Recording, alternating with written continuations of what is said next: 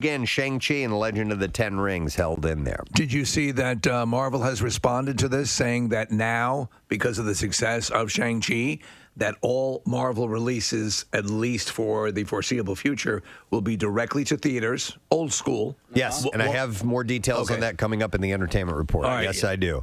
Malignant was second, followed by Free Guy. Candyman, Jungle Cruise was at number 5. Then you have Paw Patrol, Card Counter, number 8 was Don't Breathe 2. Then Show Me the Father, and After We Fell. That was it. We fell down. I thought it was After We Well. Let's do another well. We don't feel good. We come back after we well.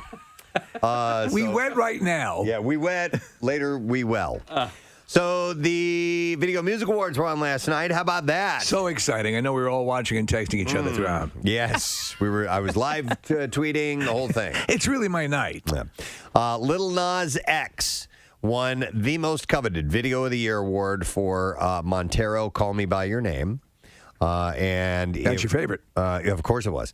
Holding the trophy, he said, I will not take this for granted. The song also won for Best Direction and Best Visual Effects. Do we have clips of We some of this? do. I went with stuff that was more within our wheelhouse. For example, do you want to go through the clips? Well, let me. I'll give you the I'll rundown. let you know what we have because a lot of it was nothing. As we go along. So I know we have something from Madonna. It was a star-studded night. It started off with Madonna. She appeared in the opening before the music even began. And we have that clip, I believe. Yes. Okay, let's go with that. Here we go.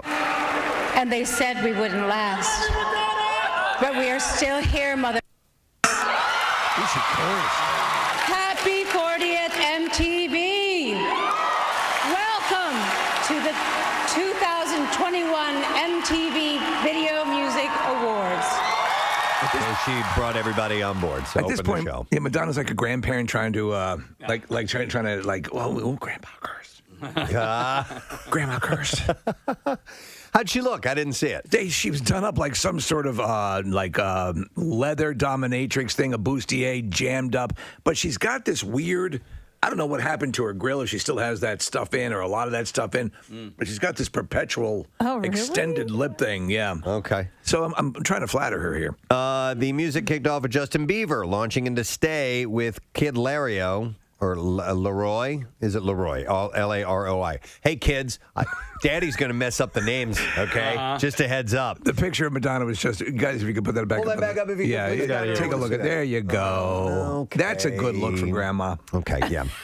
Yeah, you're right. It's a dominatrix type of outfit. Yeah. I'm as old as she is, but you don't see me wearing that. I do what an adult does. I wear superhero T-shirts. Mm-hmm. So other big winners included Olivia Rodrigo for New Artist and Song of the Year, as well as Push Performance for Driver's License. I don't know what a Push Performance is. You know what? I'll tell you this, Preston. So before you beat yourself up for not knowing some of these people, even the award show itself, MTV itself, there's a case to be made. Is its time has passed because this isn't the way most music videos are consumed these days. They're not watching YouTube. You stream them. Yeah. So other big winners. Let me see here. Best collaboration went to Doja Cat and SZA for "Kiss Me More."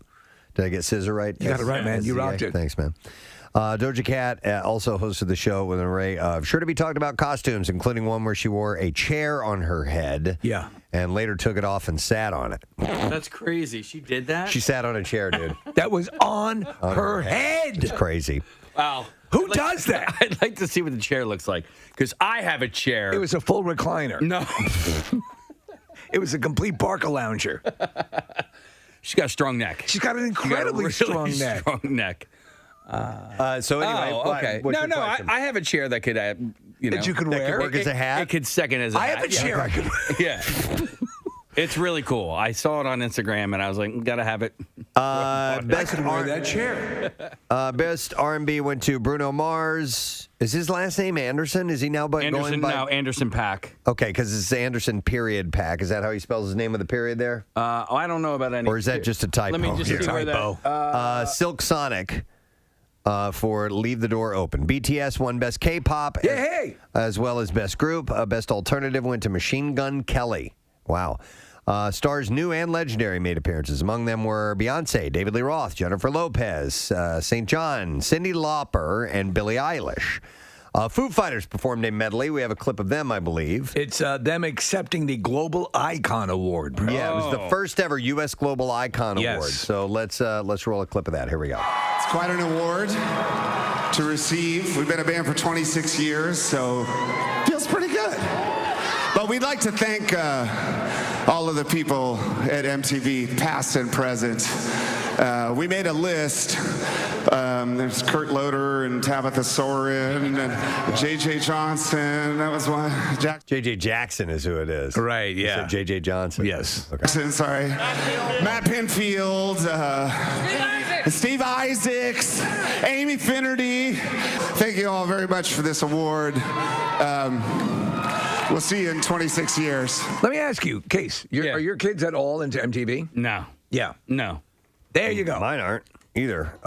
Let's go to, we have a clip of David Lee Roth announcing Video of the Year. David Lee Roth being David Lee Roth announcing the Video of the Year. Here we go. Ladies and gentlemen, it's time for the big noise, the big sound, and the big town. It's the big choice, the big prize. This is the Video of the Year, the hook upon which we hang our memory of the whole year. And there's some serious money in this mother. Oh, yeah. Now Grandpa cursed. Grandma did earlier. Now Grandpa did. Oh, well, God, Grandpa, you're so bad. Amazing lineup of contestants. Mind's working, butt's twerking. Everybody's a little bit nervous here. Ladies and gentlemen, explode when you hear the name. Give them a win to remember. Video of the Year goes to Lil Nas X. There you go. Dave made the announcement. We know somebody that won an award last night. Yeah, you know what, Nick? I'm glad you pulled that up. I had no idea. But apparently there was a it's Best mashup for Video Music Award, and it's our buddy DJ Cummerbund. Oh, he deserves it, man. Yeah. That guy's unbelievable. When we do Mashup Madness, most of those are DJ Cummerbund, and he actually did a little jingle. He made a jingle for the Preston and Steve Show, and he's a Video Music Award winner. I follow him on YouTube. I follow his YouTube channel, and he does new ones once a week, once every 2 weeks. They're great. He's really, really talented, and I end up, Steve, I know you've said this many times, but I often end up liking his mashups almost as much, if not more, than the originals. It's true. He's really good. Here's our intro that he made for us. DJ Cumberbund. It's Mashup Madness with Preston and Steve. Can I play madness to wonder if I'm free? Can I play madness to know I can be me? Stomp your feet. Can I play madness? Spin back in that face. Ooh, yeah. Can I play madness? Break down the walls. Break out of this bad place. How about that? Our own custom jingle from DJ Cummerbund, who won an award. A VMA winner. I love it. One last clip, and a band that we really don't play, but he announced his wife was pregnant, Tyler Joseph of 21 Pilots. I grabbed it for your daughter. Thank you. I appreciate that. So here's that clip here.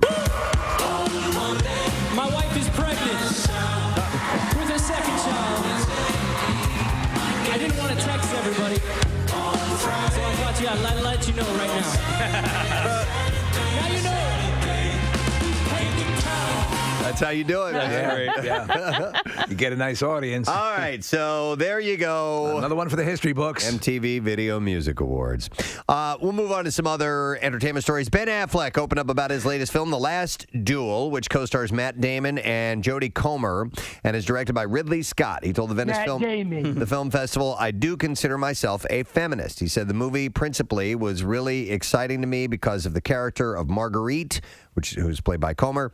He said her extraordinary strength and bravery seemed very obvious when I read the book.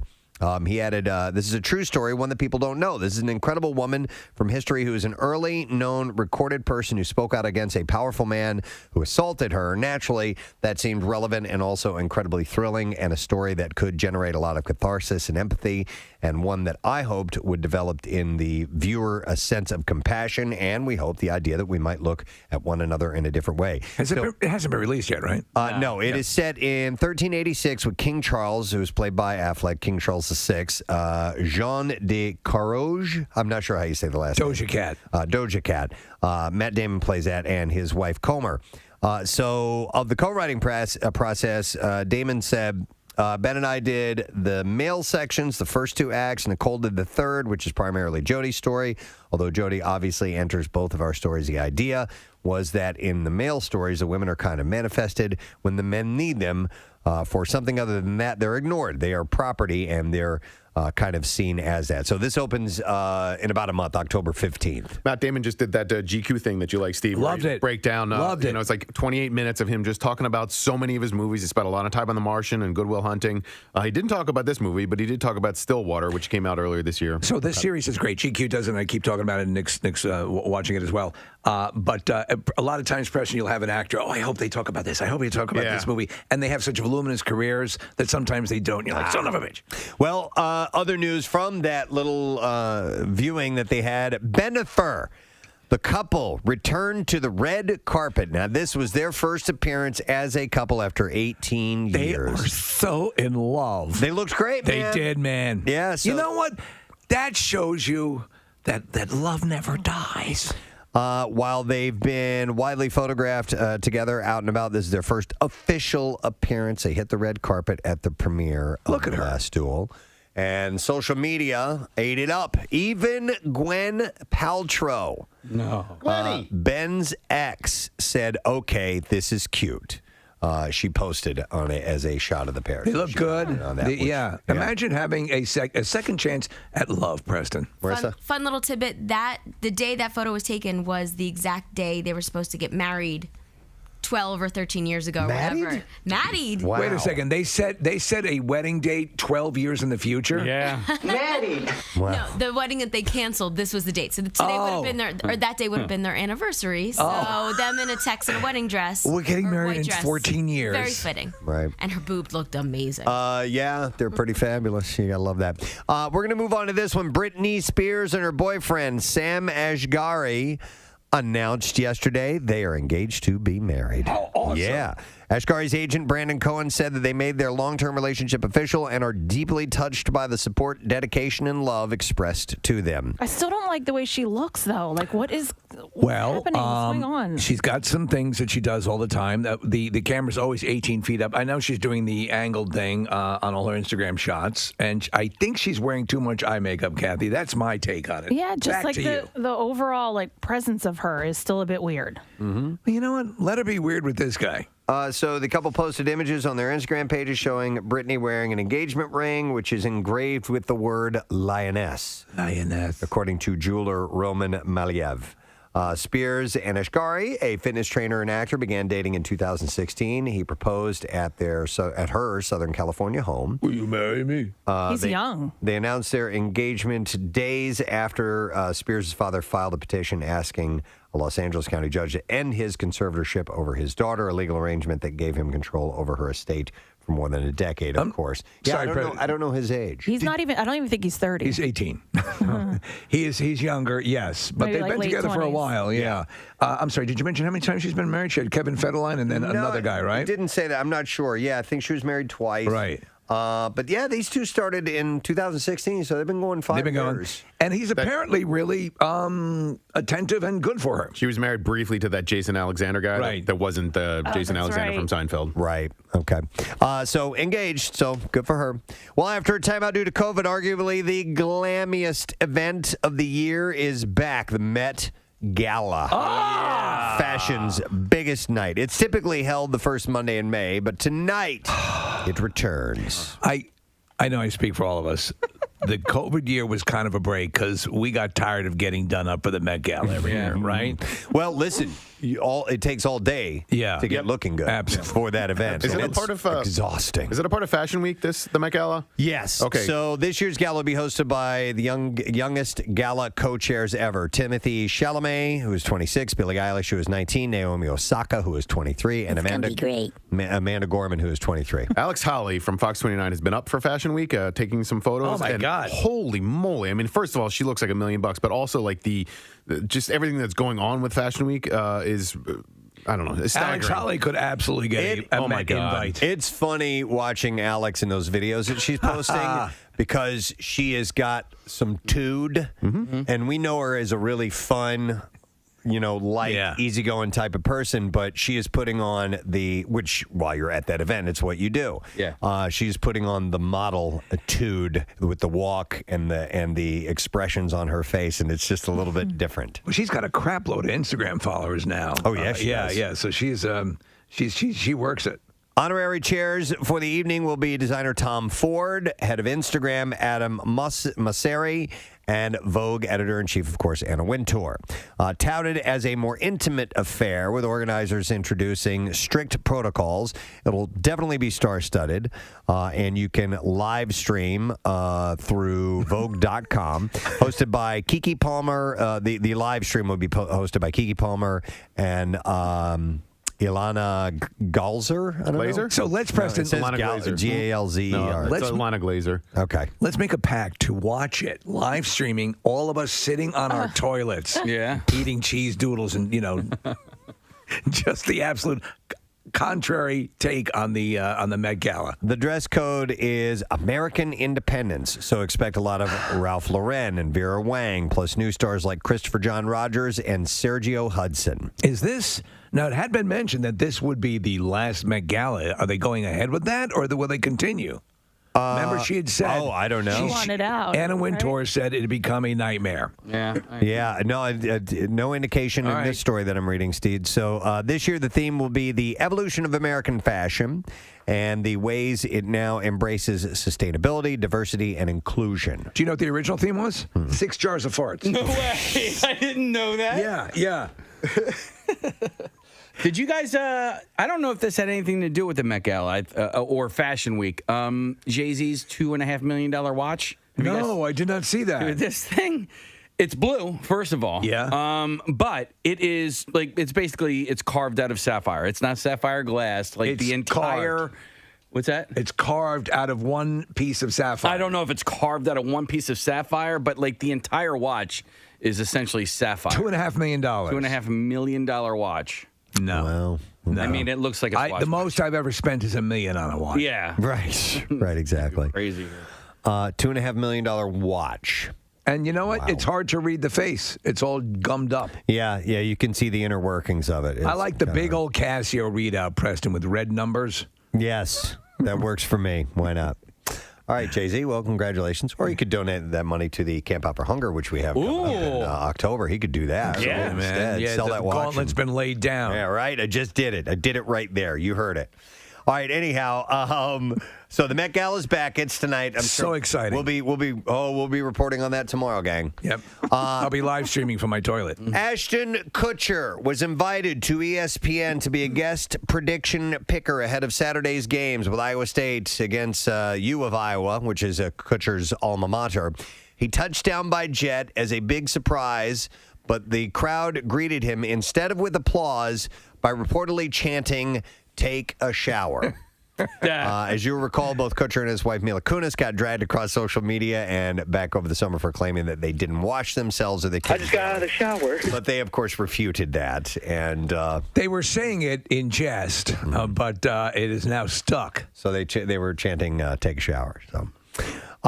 So weeks after getting busted smooching his long-rumored girlfriend Zendaya at a stoplight, Tom Holland openly flirted with her on social media. Oh my God! What did he do? Social. Put his hand on it. Posted 3 fire emojis. Stop it. After seeing the shot she posted of herself walking the red carpet at Venice. How about that? Was she ever okay? So they've been going ever since the first movie, right? Since the first Spider-Man. Yeah, I don't know when, if it started while they were filming or after the movie was completed. I'm not sure of that, Steve. And they kept it really, really quiet. They did, but I think on-set romances are a standard. Yeah, right? Yeah, they happen. That's how Kathy fell in love with us. It was an on-set romance. It took a little while with me, but it still hasn't happened with you. Wow, it's taking a while. Work in progress. It's sluggish. So Jennifer Garner, who may be the greatest woman in the world, visited the Afghan refugee center outside of D.C. this week to meet with families who were recently evacuated from the country. She said in a press release following the visit, Afghan children have known nothing but conflict their entire lives. She said, I got to see their beautiful art, sing songs, and receive some really big hugs. And she has been a board member of Save the Children since 2014. So it's her She walks the cause. walk. Yeah, she does. She's a pretty amazing person.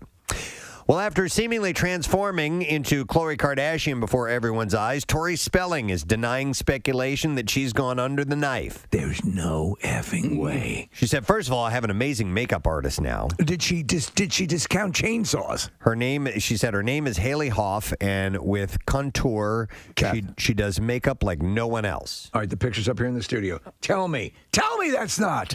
That's Tori Spelling? That's Tori Spelling. Oh, my God. Yeah, she's got an amazing makeup artist. Oh, my God. Listen, she's got an amazing makeup artist. She's got a wig. She's got... That looks nothing like her. That looks nothing like Tori Spelling. You could ask me who that was. You would not letting know. me. I could not pinpoint that is Tori Spelling in any way. Do you believe that there was no real surgery there? God, no. Of course there was surgery. Well, I don't know, though. There was because her some face- demolition. Well, her face, she had too much going on. So she may have let it go a little You bit know who and works just on her put some face? makeup on. Kathy, the Property Brothers. Jeez. You know, you're right. There's no... They should start have love it or list it for your face. Right. They have a show for that. No, I take back what I said. I'm gonna list that. She looks like who is the character where just their mouth would open? Clutch Cargo? Oh wait, no, Terrence and Phillip. Yeah, from South Park. She looks like that. So I take back what I said. You're right. There's a discernible line. split, a line. Oh, yeah, no, that's surgery. Mid-mouth. Wendy Williams has that. Yes. Yeah. Yes. We should put her and Wendy Williams together and make a new South Park. So there's no longer a throat connected, Wendy right? and Tori. It just goes back to a crease in the back of the mouth. Yeah, and it just opens and closes. Wow. So air doesn't come in that part of the body. She said, so she talks about her amazing makeup artist. She said, I look completely different. She said, I look like I've had a nose job. She said, like it's straight now. Oh. What? Okay. What are you talking about? Wow. Okay. Wow. Okay. That's somebody who's thought about their nose for their whole life. Their whole life. And everyone around her is like, what? There's like a we video, are, what? Kathy, where they're sitting around in the interview. They have some cucumber finger sandwiches there, and her jaw slides out and grabs one and pulls it back into her mouth. All right, let's see. Buffy the Vampire Slayer alum Nicholas Brendan has pulled out of promotional events, citing medical issues he's having after being jailed for felony prescription fraud. His manager, listen to this, says he is experiencing paralysis in his genitals and legs and will require major back surgery. I can't feel my penis. He suffers from what's called quada equina syndrome, in which nerve roots in the spine are compressed. That sounds painful. Yeah. It does. Wow. So are they saying that is what led him to this, or that is a I don't product know. of this? Yeah, I don't know, Because he has Steve. been, he's been. By the way, he's a twin, an identical twin. And he's been fighting this stuff for ever since the show left the air. Is his twin in the business, or is he? I forgot. Okay. Let's see what else I have here for you. Halloween Kills is set to land on Peacock the same day that it hits movie theaters, October 15th. The horror sequel starring Jamie Lee Curtis as Laurie Strode will focus on the takedown of Michael Myers. Did you watch the last one? I did not. You're not a, no. All right, so the series, the first one is a masterpiece. The subsequent ones, and even the Rob Zombie ones, are just, I mean, he did a solid attempt at it. But they came back, I think, with the last one, which kind of had her, Laurie Strode is older and really trying to be proactive and take this on, and it made a little bit more sense. I wonder where they're going to take this one now, because that was like a perfect coda to the whole thing, and they're going to the well again. Speaking of movies in theaters, Disney is committing to release all 6 of the remaining films on its 2021 film slate theatrically. with all but one getting a minimum of a 40-day exclusive theatrical window. So you have Marvel's The Eternals, as well as 20th century titles, The Last Duel, which we were just talking about, West Side Story, Ron's Gone Wrong, and The Kingsman will all be released with a 45-day window, while the animated musical film Encanto will be released with a 30-day window on November 24th before coming to Disney+. Encanto will then open on Disney+ on Christmas Eve in time for the holidays. I'm not going to lie. I think that there are some of these things I'm very happy that I was able to directly watch them at home. And that still is the case for a lot of the movies that are second tier, third tier. And then I thought it was, we used to talk about how quick it was to turn around from the major theatrical release to getting it on home, streaming and video. So, you get jaded, though, when you get something the day of. I've seen 2 movies in the theaters over the last year and a half. They're both Marvel movies, it's Black Widow and Shang-Chi. I'm curious, though, as to whether or not this decision was based a little bit on the lawsuit that Scarlett Johansson brought against Disney, because, it's going to cost them a lot of money in the long run, and so they're probably sending these to the theaters as a result. I'm betting a lot of it has to do, though, they could absorb any lawsuit that anyone threw at them. I mean, that's how big they are. So I think this test that they described it at, which got some blowback with Shang-Chi, proves that you can do it. People will go to the theaters, and we're going in that direction. So, but you know what? I still haven't seen a conclusive breakdown, Preston, on the streaming deal and day of release as opposed to a movie that is solely a theater release first, and that's what it's based on. Yeah, I don't know I have no idea the details of that either. All right, and we should, we'll go to the clips now. Clips? In order to avoid past relationship experiences, 2 millennials create a friends with benefits contract after an electric one-night stand in dating in New York. In this clip, Francesca Real draws a connection between her character and real life. Here we go. What I dig most... Sorry, I hit the wrong button.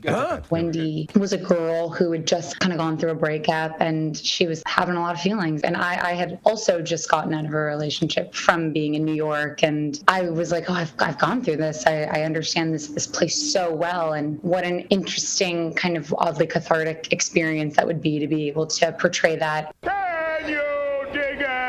Dating in New York is in theaters now. Next clip.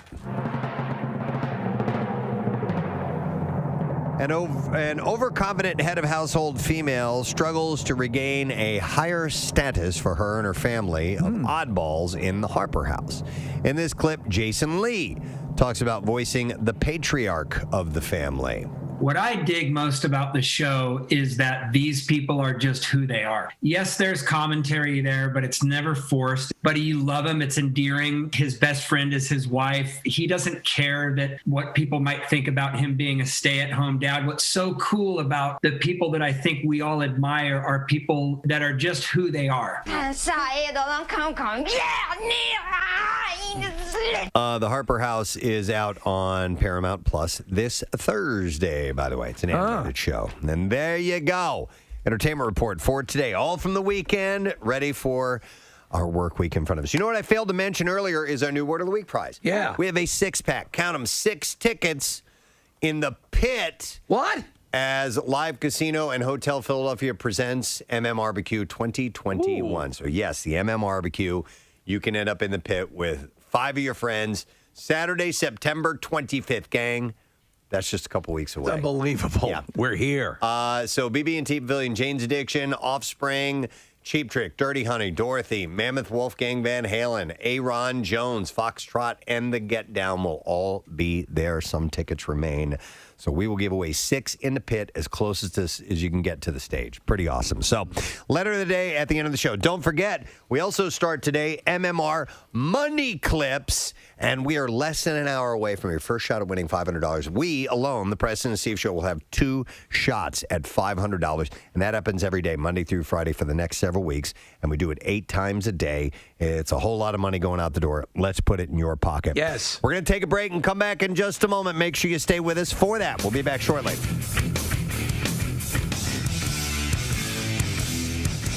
Preston and Steve on 93.3 WMMR. You've waited all summer. All right, you guys ready? So, Dancing with the Stars host Tyra Banks had a major wardrobe malfunction that may have escaped viewers' notice. Nice beaver. Are we sure that's what it was? The 46-year-old told E.T. I can see a beaver. I think it was the third or fourth episode. I walk out, my hand is on my back, and I was holding my dress together. It was not zipped up. And I did not have on any of my jewelry. OMG. Yeah, What is that, a Muppet between your legs? Actually, she does look kind of bare without jewelry. Yeah, you're right, because they usually bling them up on that show. Well, she's been a complete success during this whole run with the screwing up stuff right and left. And She must have been rushed for whatever reason. Remember my wardrobe malfunction when my knocker fell out? No. Excuse me? Was But salsa dancing. It was a halter top, so it clipped behind my neck, and I was in the middle of a performance, and it snapped off, and it literally it fell down.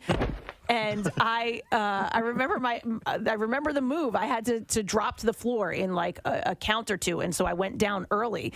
And like I remember my partner looking at me like, "What are you doing?" And I had probably 1 or 2 seconds to put the snap back together, and sure enough, it happened, and I put it together, and I was ready to go right after. I don't know how that happened. Were you at Parks or something like that? No, I was at the dance studio La Luna in Ben Salem, and it was on video, and we did have the video, but I made the guy who had the video kind of blur out my nips. Nips didn't show, So did you'll they? never know if they're pink or brown. Damn it, we were so close. No case, my nips didn't show. I was at a friend's wedding one time, and there was a couple out on the dance floor, and this woman's boob was there just dancing along. Her boob's just hanging out. She had no idea. No idea. Dude, those things Somebody eventually said something to her. They're so tight, and like sometimes it just like pops out the top, and you don't even know. Well, my wife's old roommate she was wearing a top that was so loose that we were.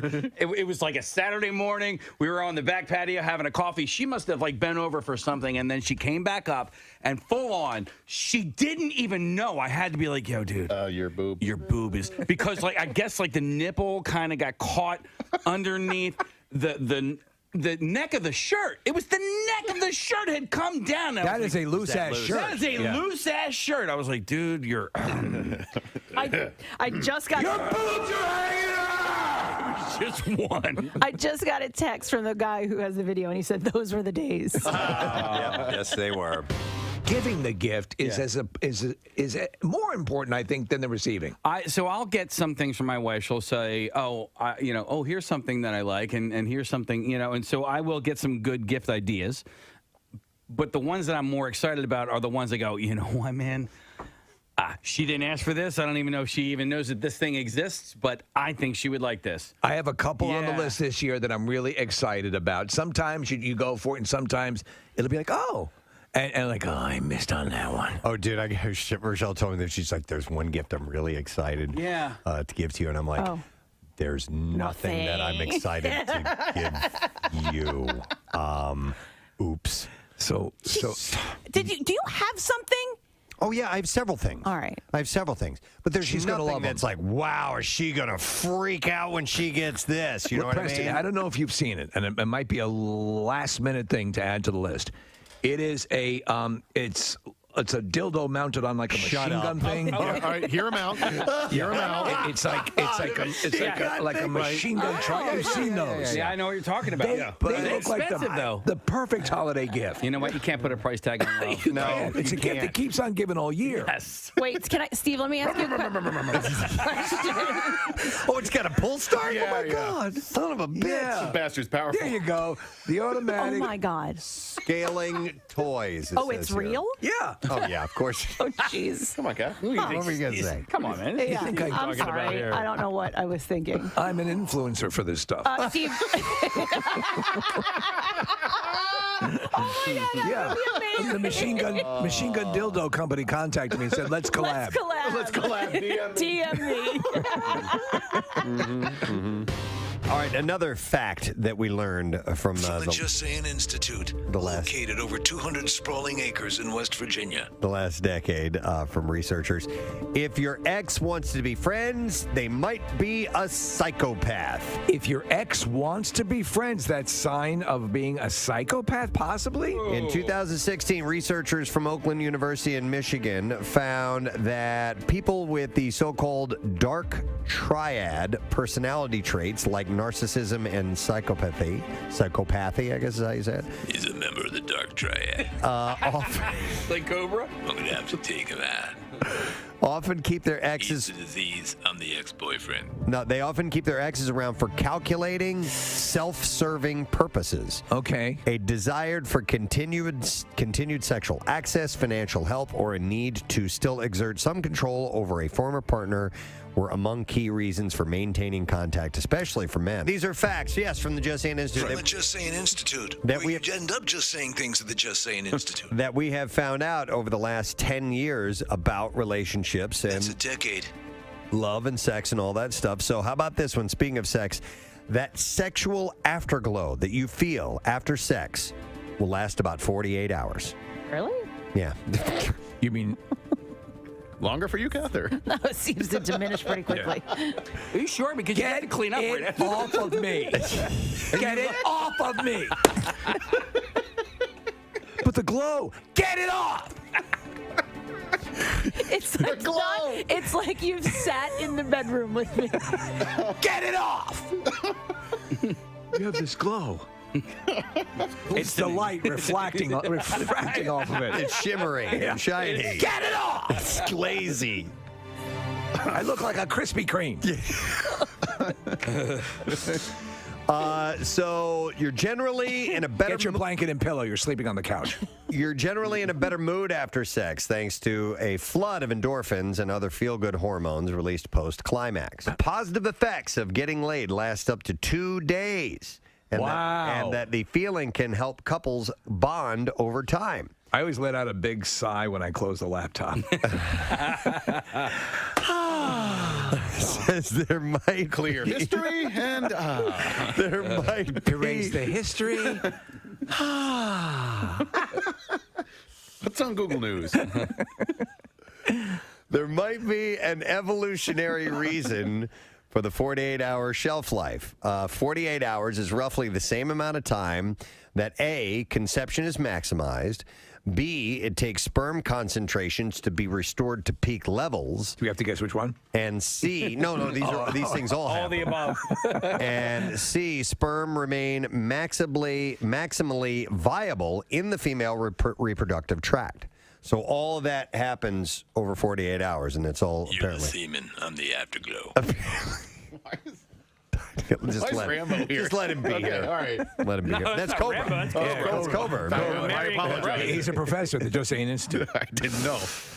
Oh, my God. All right. Just Saying Institute. I'm a professor teaching classes daily. Let's take a look at the NJM Insurance Group traffic. What's going on, Kath? So we have looks like an accident on 95 northbound. So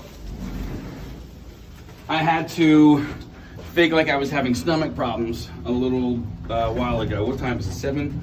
Yeah, so a little less than an hour ago, I acted like I had some stomach problems so that this time around it would be more believable. So these guys have no clue what's going on. The right lane is blocked with an accident. We're also slowing from the Boulevard out to Belmont, and then from the Blue Road to 202 eastbound side, slowing from the Blue Road into Belmont, and then Montgomery to South Street 422. So what's going to happen now is I'm going to end up outside, above the 4th floor, outside the windows of the Preston and Steve show. And they have no clue what I'm doing. They think I'm taking a dump. And then in New Jersey, 42 north backs up from the Black Horse Pike to 295, 55 northbound jams Deptford to 42. And that's your traffic on 93.3 WMMR. Preston, may I ask you, take a gander out the window there? Uh-huh. Oh, Hey, my man. God. Oh, my God. Jesus Christ. Oh, my God. What the That's hell? good. What the hell? No, that's Casey. I thought it was just a dude working out there. He's got a helmet on. Hang on, let me explain. We have construction going on in our building, and it happens to be outside of our window here that these guys are out on scaffolding. And Casey's out there. He's outside of the studio. And I just looked over and I saw a guy's bare ass up by the window. And apparently that's Casey. And he's calling the hotline right now. Hang on a second. I love that the other construction worker out there is really not phased at all. And He's is going about his continuing to business. work. What the hell are you doing? Oh, I don't know. I was presented an opportunity to be on the other side of the glass, and I just jumped on it. Sorry. I'm mooning you, and they gave you the finger, and you flipped me off before you realized who I was. Well, you were flipping me off. I know. You're like, I'm just going to give this guy the finger back. Yeah. And you're like, oh, my God, that's Casey. Yeah. So, hi, guys. Do we get a picture of the actual mooning? Because it was amazing, especially with the skyline behind you. No, we missed it. Oh, damn it. We can recreate it. I'm sure Casey doesn't mind dropping his pants again. Case? Yeah, I don't know how to mime. Is that what you were saying? You know what's great on the radio? No, we had nothing to do with miming. I was wondering if you could drop your pants again because we missed that. We didn't get a picture of it. There we go. All right, so he's miming on the radio. Would Casey mind, I think is what you said, not mind. My mind, it's the same thing. He started doing the fake pane of glass thing. Is that what he thought I said? I guess That's so. adorable. This other worker, I just love it. Casey mooned us again. He looked at him and he didn't crack a smile, nothing. The first time, Kath, when I did it, you were still doing your traffic. He was the only one who saw me, and you just hear him go, "Are you serious?" Yeah. Casey, is it cold out there at all, or is it protected? What's that? Is it cold out there at all, or is it protected by the glass at this point? I'm totally fine. Yeah, no, we're completely enclosed in glass. So the outer glass is it's cut off from the elements outside. Okay. Yeah, so they have this atrium that they're adding to the building here. Ask this construction worker what his name is. Oh, jeez. Oh, man, I don't want to do this. Hey, what's your name, by the way? Robert. That's Robert over here, guys. Hey, Robert. We've been looking at Robert's ass for the better part of the morning, so yeah. Hey, guys, I hate you. I'm trying to do my goddamn job. Seriously. Okay, how did you get out there, by the way? So you got to go down the third floor. Well, first I had to sign a giant waiver, and then I find a parking spot in Manayunk. Oh yeah. How fun that can be. And it's going to get more complicated. So ABC had a story this morning that Adam Sandler is the new project, which is called Hustle, that he's been working on for a while now, is going to be filming in the Manayunk area.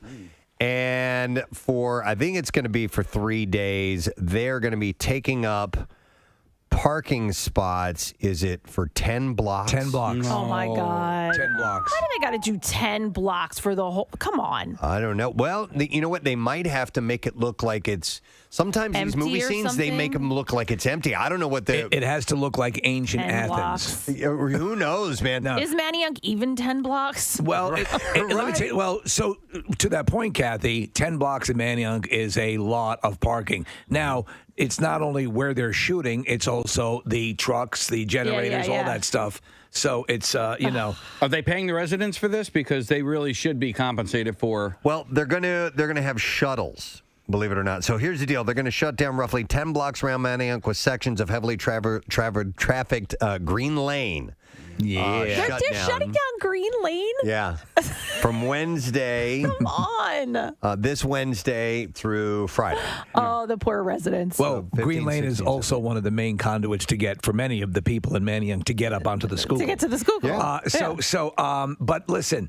There are a lot of people who are upset, and there are also a lot of people who are happy because that's an influx of business too. Well, and not only that, it's just exciting. They're going to be filming in your neighborhood. So. I don't care. When it comes down to it and the stuff is set up, people are going to be excited. So when we drive down, I drive down Belmont to leave here every day and to come up, and then I cross and then get on the Schuylkill to go home. Will that be affected at all? Like that bridge, the Green Lane Bridge? I assume that it'll probably be look at closed in one direction, right? I don't think so, Nick. Okay, all right. No, because you'll probably still be able to access Main Street. I see. So I'm wondering if people are going to park on this side of the Schuylkill Expressway, like near where the Wawa is, and then walk over to watch, just to see. Oh, just to go see? Yeah. Maybe. Well, so if you look at this map, I think this is further up towards Ridge than it is down by us. Okay. No, okay. No. Here, see Main Street? There's Main Street right here. Oh, that's me. Wait, where? Oh. Yeah. Yeah, along the river. Oh, God. Remember when we put you in a helicopter and you thought you were in Germany? You were like, where? Yes. I'm over Berlin right now. Well, I bet you right where we get on the Schuylkill then, if it's right there, it'll be a mess. I think it's going to affect that too. So they're gonna they're gonna have a lot at 3720 Main Street. I'm not sure exactly where that is on Main Street in Manioc, and they're gonna have a shuttle that is gonna run people to their houses and whatnot. So hang on a second. I'm gonna go to Sharon, who's got a little bit of info on this. Hi, Sharon. Good morning. Hi, guys. You guys rock. Thank you, Sharon. What's going on? So as a former filmmaker, they have to do this because the extras get paid, and they can't have anybody at any point in time walking through the set. Okay, so they want... Wait. So everyone on that set is being... It's not like you couldn't just walk by a camera and end up in the movie. Right. No, you cannot unless you are a paid extra because they know who is there, and they have the script supervisor should have a list of all the cast. So let me ask you this then, Sharon. You're talking about 10 blocks of a neighborhood, okay? Yeah.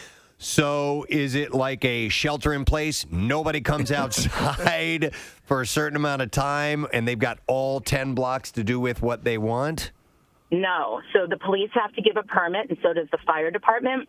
They're allowed to leave their house as long as they are away a certain radius away from the filming, and they have to go the other direction. And so here's the deal, and I think that's all well and good, but I really do feel like these people need to be compensated for their time. For their time, I don't want to call it suffering, but like inconvenience. A lot of times they do. I think if you're shooting on a block. So for that block, they're not going to be shooting on all 10 blocks at the same time. Right. So when they're shooting in front of a certain chunk of homes, my guess is there will be some sort of financial.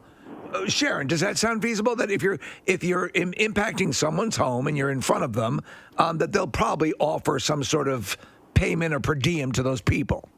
That's correct, and it's also the same if they're going to use the front of their house, which they will, so they'll be compensated for that as well. But usually there are scouts that find locations, and they have to get permission from the people around. So I'm assuming these 10 blocks know it's happening and are either being compensated or they agreed and signed the form. Okay. They're allowed to leave. They're allowed to leave as well and be put up in a hotel. At least that's how it was when I was on board. Okay. By the way, 3720 Main Street is the movie theater. Oh, okay. Well, that's a whole bunch of parking. All right, Sharon, thank you very much.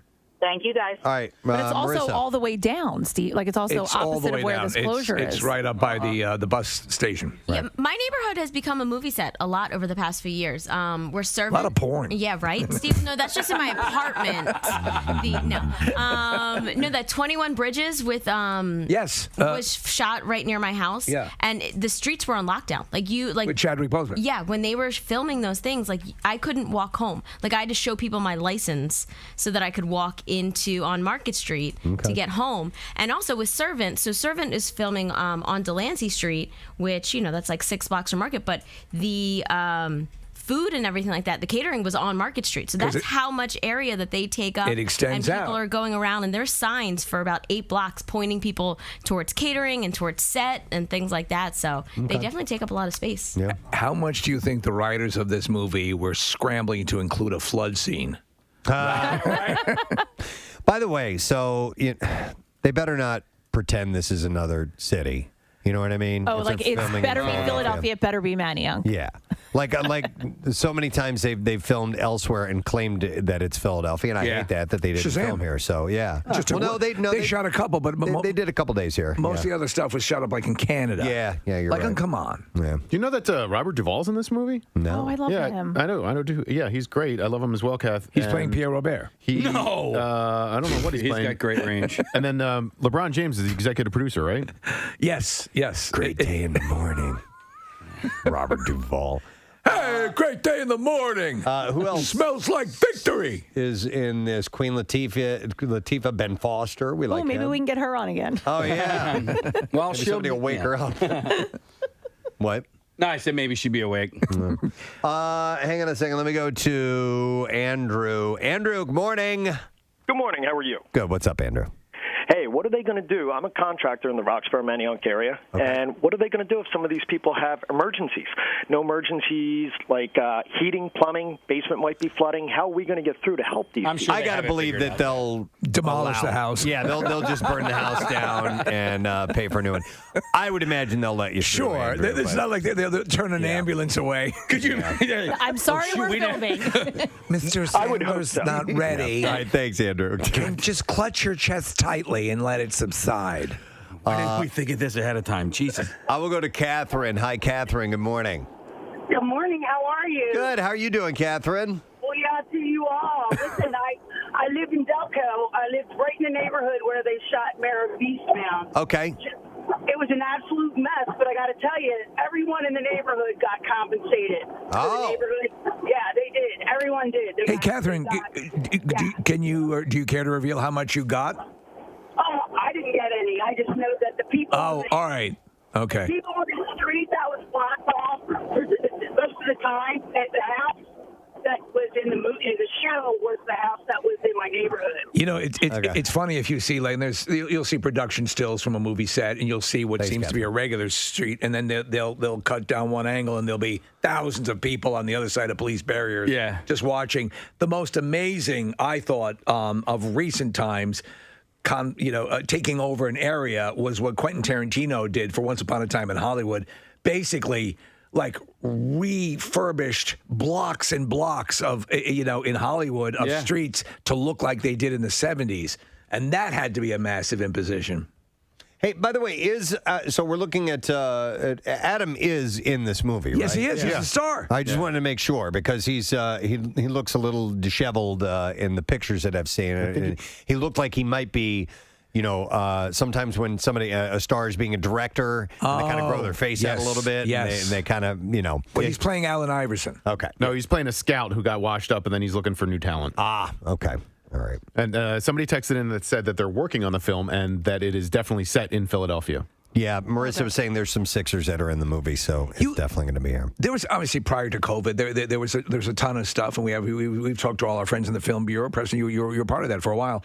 About the amount of movies and things that are being produced in the area. And I hope it's going to get back to being as robust as it was before because it is fun. It is cool when this stuff is happening around the area. Most definitely. I so want to get Adam on the show. But they usually, when they're working on a project in the town, it's not the time that they do interviews or anything like that. I think he'll probably demand to come on our show. You think so? I think that's probably been, we worked together years ago at Pips open mic night, and I introduced him. I'm sure he remembers that from decades ago. He's been going to that Savona restaurant in West Conchie quite a bit. Maybe if we get him a gift certificate to Savona, Yes. Ooh, okay. So what about this, Preston and Steve? Yeah. Maybe we each take a night and we go to Savona And just hang for out? dinner and Okay. hang out. And What wait would you for do? him. What would you do if you saw him? I wouldn't do anything. I wouldn't do anything. You would want to be respectful, so I would wet myself. Although I think apparently, who told us this? Somebody was at a pool with him at a hotel and said like he was very nice. He's and the nicest. Whoever it was like staring at him and wanted to go over and then kind of just like passed in passing, like walked by and said hi and whatever, and said it was very cordial, very nice to them. You remember the milkshake store, the place he'd gone to the restaurant, and the girl didn't recognize him because he had a mask on. And it was an IHOP, IHOP, and he was not. He didn't throw a star routine or anything like that. Remember calendar girl Alicia? She just had a baby. Yeah. She was, when they were here earlier, she was on set as one of the nurses. Okay. And she said, she gave me contacts for him. We contacted them. Somebody on their set listens to our show, I guess, who is local. Maybe it was the DP or something like that. It's got to be. Is local. And Time for your hernia check, Mr. Sandler. but like she connected me with them, and they said, look, we'll work on it. Not while he's here, but we'll work to get him on the show. So we'll see. Come on, man. Come on, Adam. on, man. I just want to say hi and let you speak to the heartbeat of Philadelphia here at WMMR. That's it. How long is he going to be here? How long is he going to be in town? Do we know? I assume this. Preston pointed out this film has been in production for quite a while in the area. The only reason we talked to somebody who was a driver for him, who drove him to a house they had secured for him. It's probably where he still is. The only reason I ask is because in 1.5 months, the Camp Out for Hunger is going to be here. Maybe that would that be awesome? Is how we get He's a very Robert charitable Duvall guy. on our show. Oh wait, Robert Duvall and Adam Sandler, and Love we how have a we- huge panel, We dream every year. right? And then the Pope. They're going to start bringing in the production trucks today into Manayunk, and then they're going to begin filming on Thursday. So they're going to shut it down on Wednesday, and then the filming starts on Thursday. So that's kind of the plan. I wonder if they're going to hit up Pizza John, Preston. Down on Main Street. Pizza John? Why not, dude? I'm going to go to Beth, who worked on this. I believe it's this film. Hi, Beth. Good morning. Hey, good morning, guys. Sorry to bother you at work. No, no such thing. Hey, so did you work on this particular film? Yes. Okay. I have worked on Hustle. I'm not going to be working on the Manayunk shoot. I just wanted to. One of you guys had said, like, I wonder if they keep it Philly or if they're just going to, like, film here and call it something else. But I can confirm, without giving specifics, that Philadelphia is absolutely, like, they are definitely in Philly. Awesome. Yay. Awesome. I love that. Yeah. Yeah. Beth, did you work Yeah. closely with Adam? So, like, there's like a rule on set as a background actor that you don't really talk to the celebrities unless Sure. they talk to you, and because they're at work, just like you guys. So. Yep, exactly. So I'm always respectful when I'm there. I did have interactions with Adam. I think, like, I went into this, like, I'm so scared that one of my icons is going to be ruined because sometimes you meet a celebrity and it's, like, a very distasteful experience. No, yeah. But Adam is exactly how you would anticipate him to be. He is super humble. He's gracious. He's hilarious. He plays music in between sets, cuts, which is usually a very quiet time. But he plays music on his like little Bose speaker and like keeps everybody happy and going. Nice. He's just a really good dude. I love to hear that. Yeah, that's awesome. So, do you have any plans? Do you know how? Let me ask you. Did they give you any indication when this movie would end up wrapping up here in Philadelphia? I'm not sure they did, but if they did, tell us. No, they don't tell us exactly. I know that I'm shooting again Thursday and Friday, but it is not in Manayunk, so that I don't think they'll be there for very long in Manayunk. Will you be with Mr. Bob Duvall? I don't know. I don't know who's on the set before we get there. It's kind of a surprise every time. Okay.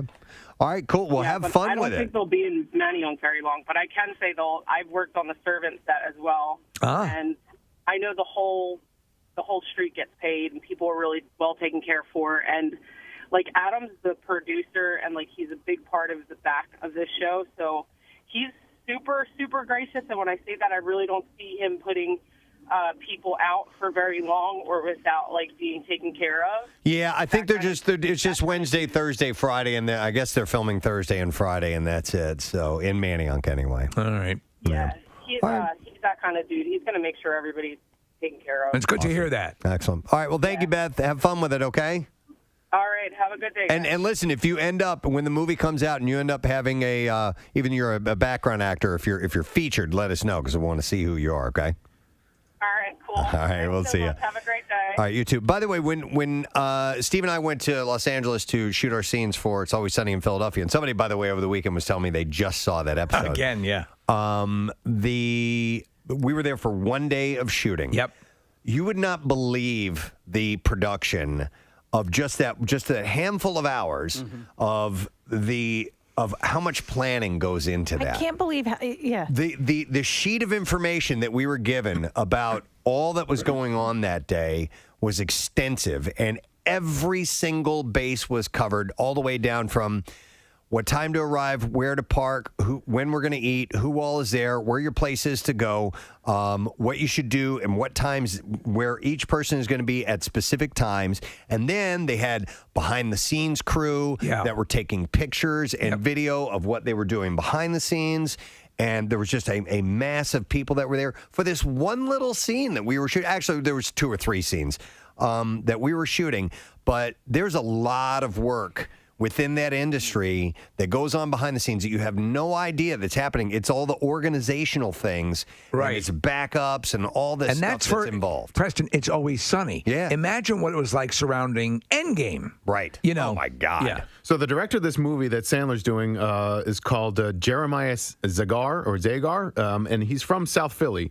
He used to work at a TLA store in South Philadelphia, and it's his first directorial debut for a major feature. Oh, awesome. Yeah, which is pretty cool. This is a Netflix film, isn't it? It is a Netflix film. Yeah, so I'm wondering Let's get him on. Well, that's what I'm saying. Like, somebody must be listening to the show right now that knows Jeremiah. Look at Jeremiah! And he's from South Philly, so we can, maybe point us in the right direction to get to him. Well, even I'd like to talk to him. He's a local guy that's directing an A-list performer in our city. He's got to be delighted that he's going to be featuring. What's he doing? He's going to be featuring Philadelphia in this movie. So I'd like to talk to Jeremiah Zagar. Yeah. Wow. I mean, I know they shoot early, but whatever. I think, you know what? We talked to Zack Snyder from the set of Army of the Dead. I wonder if Zach knows Adam.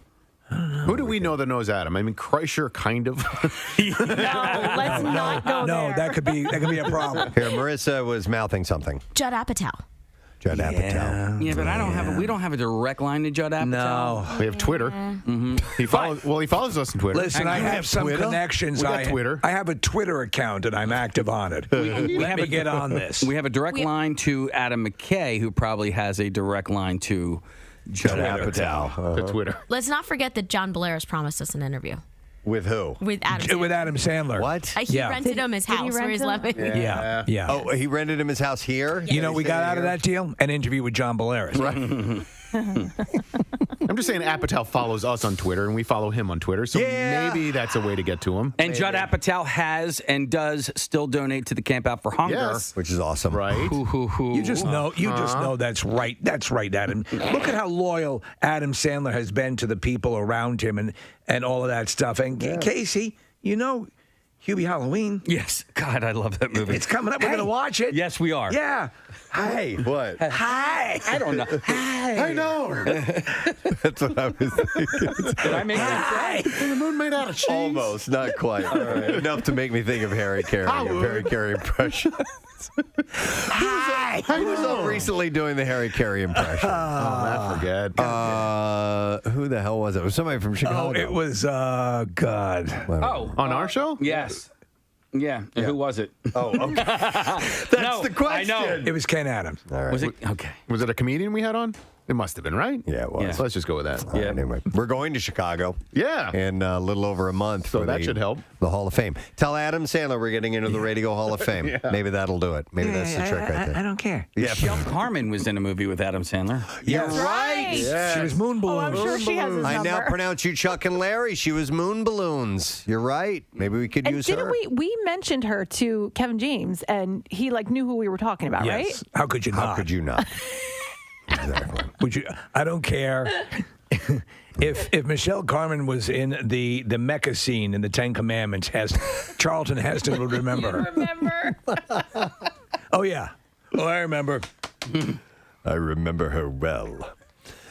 So anyhow, the production in Manayunk, in case you're just tuning in, for the latest movie that Adam Sandler's been filming in our area, is going to be. It's called Hustle, by the way. Is going to be. They're moving in today, and they're shutting down 10 blocks on Green Lane.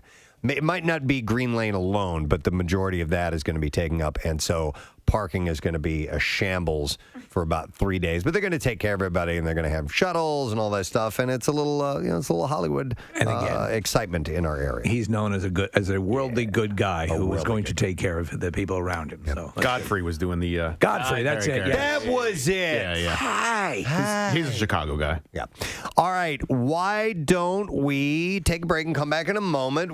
So day number 1 of MMR's Money Clips, and we want to try to stay on time. So 8 o'clock, as close to it as we can get, will be your first clip and also keyword to win $500. And this sets off the avalanche of money that we have to give away because it happens like 8 times a day, Monday through Friday. We alone have 2 shots for you to win. In fact, each day part has 2 shots for you to win.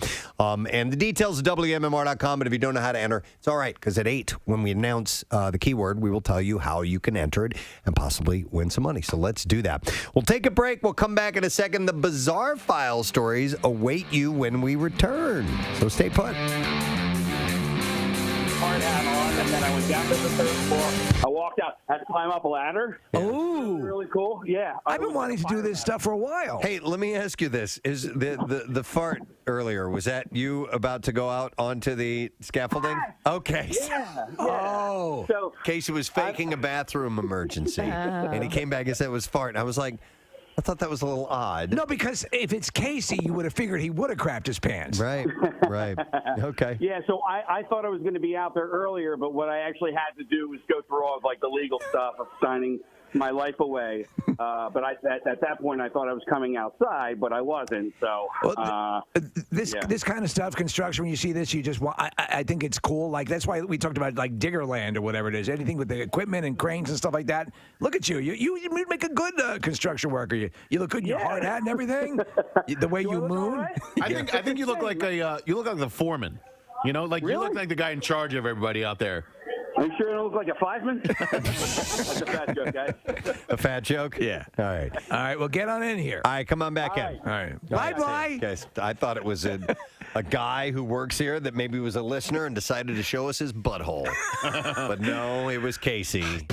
It's Shirley Bassey's birthday today. Yeah. Love her. Pretty girl, beware of his heart of gold. His heart is cold. He loves only gold. He loves only gold. Only gold. Only gold. He loves gold. He loves gold. It's the only reason I bring the birthday up every year. That and actually, we had mentioned that she was on the Oscars and they had her come out and sing that song, and her voice was outstanding. Hasn't lost a bit. She's 83 years old. She's still a gorgeous woman, too, Yeah. at 83. She also sang the other Bond song for the movie Diamonds Are Forever. Okay. Diamonds are forever. I don't know how it goes. Sparkling round my little finger, unlike men, the diamonds linger. Wow. Men are mere mortals who are not worth going to your grave for. So she's 83 today. We have that as well. Oh, wow. Diamonds are forever. They are all I need to please me. They can stimulate and tease me. They won't leave in the night. I've no fear that they might desert me. Nice. I could have done those parts. I could have sung those songs. Easily. All right, and then we have Rachel Nichols, who is in... Rachel Nichols, jingling in your pockets. Nichols. And another bass player, Rick Savage of Def Leppard. He turns 60 years old today. And an odd thing, he's got extra appendages. Wow, really? He's got 3 legs. He picked... Yeah.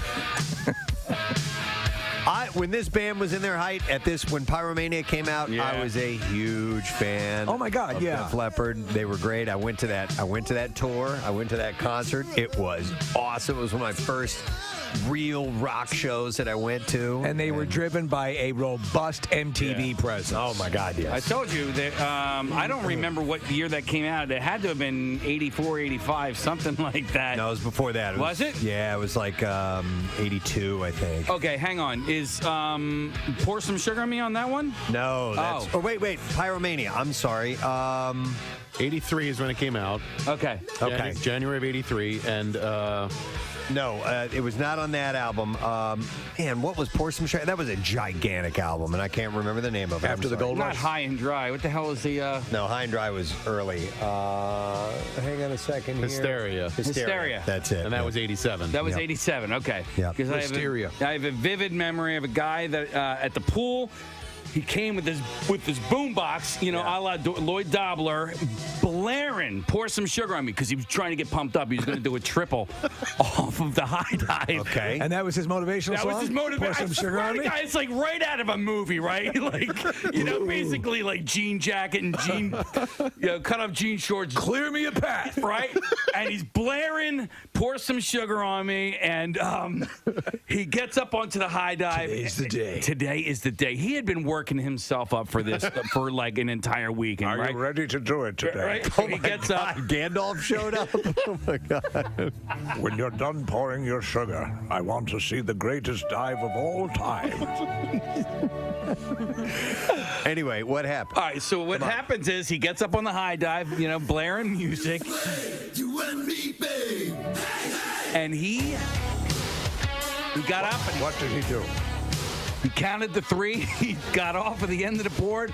He did 1 flip, 2 flips, 2.5 flips, and then landed flat on his back.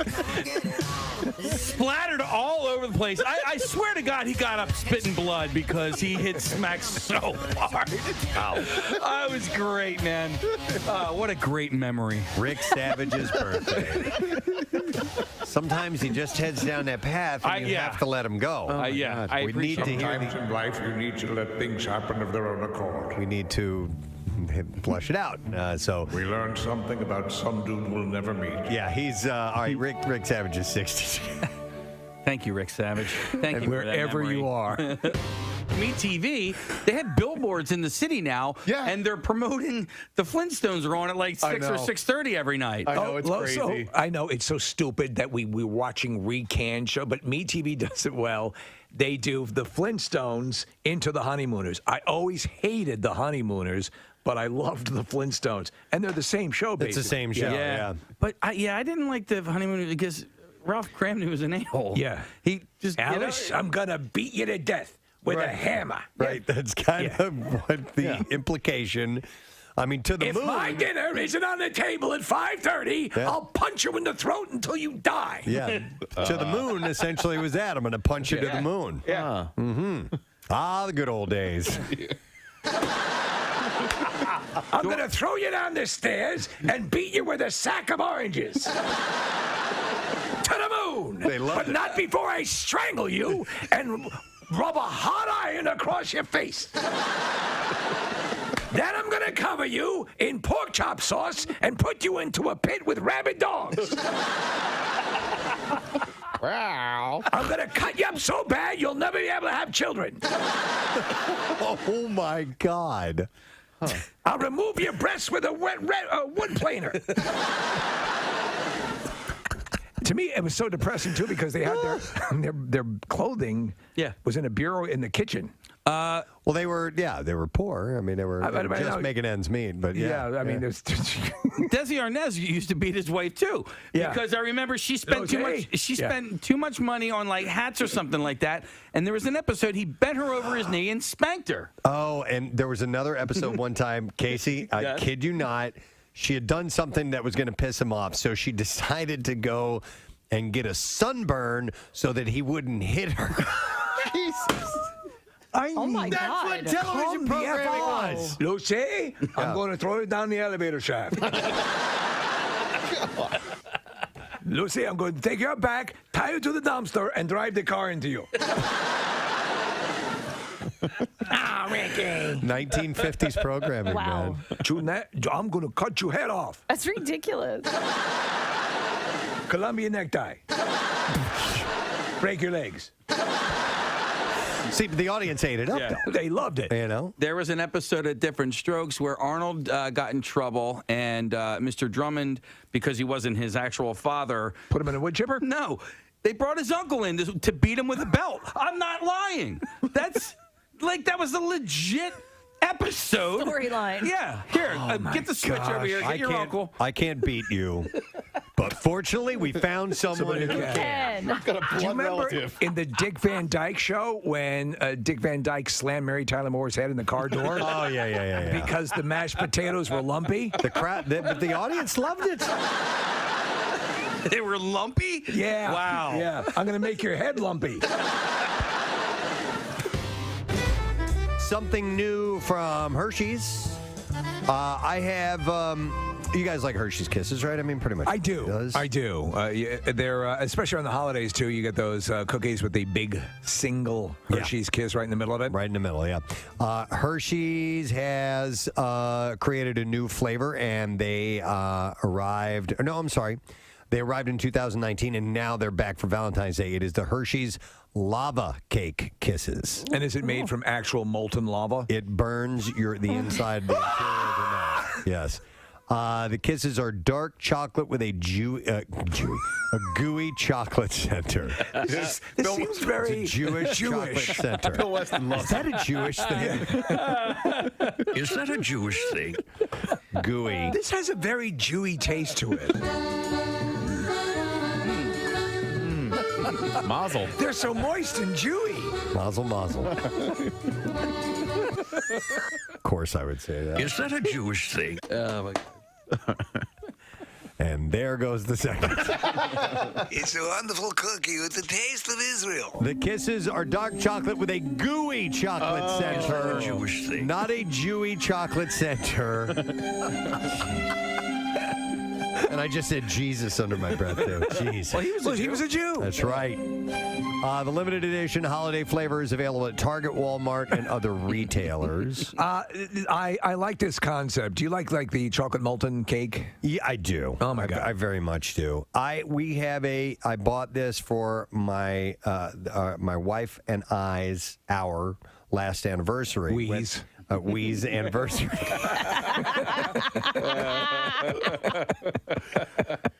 And by the way, if chocolate has a discolored look to it, does not necessarily mean that it's bad. Yeah. Yeah, I did read that a while back. That doesn't mean that. So what does it mean? It's bad. Somebody look even it up. Jewier. I don't. It's. Oh. It's kosher. Okay, all right, that's what it means. Yeah. So Preston, just a quick thing on these candies, the ones that have the molten, is that a soft center? It's a gooey, center. Chocolate I center. like that idea. Yeah, I do too. Here we go. It says, when you see white or grayish film on the surface of your food, it normally means product has gone bad, but it's different with chocolate. When the cocoa butter fats in chocolate separate from the cocoa mass and rise to the surface, it results in something called fat bloom. You gonna eat your fat bloom? Are you gonna eat that fat bloom? Listen, if you're not going to eat your fat bloom till I have it, it looks really good. Did I have So if it's white, Could I please have your fat bloom? It looks extra delicious.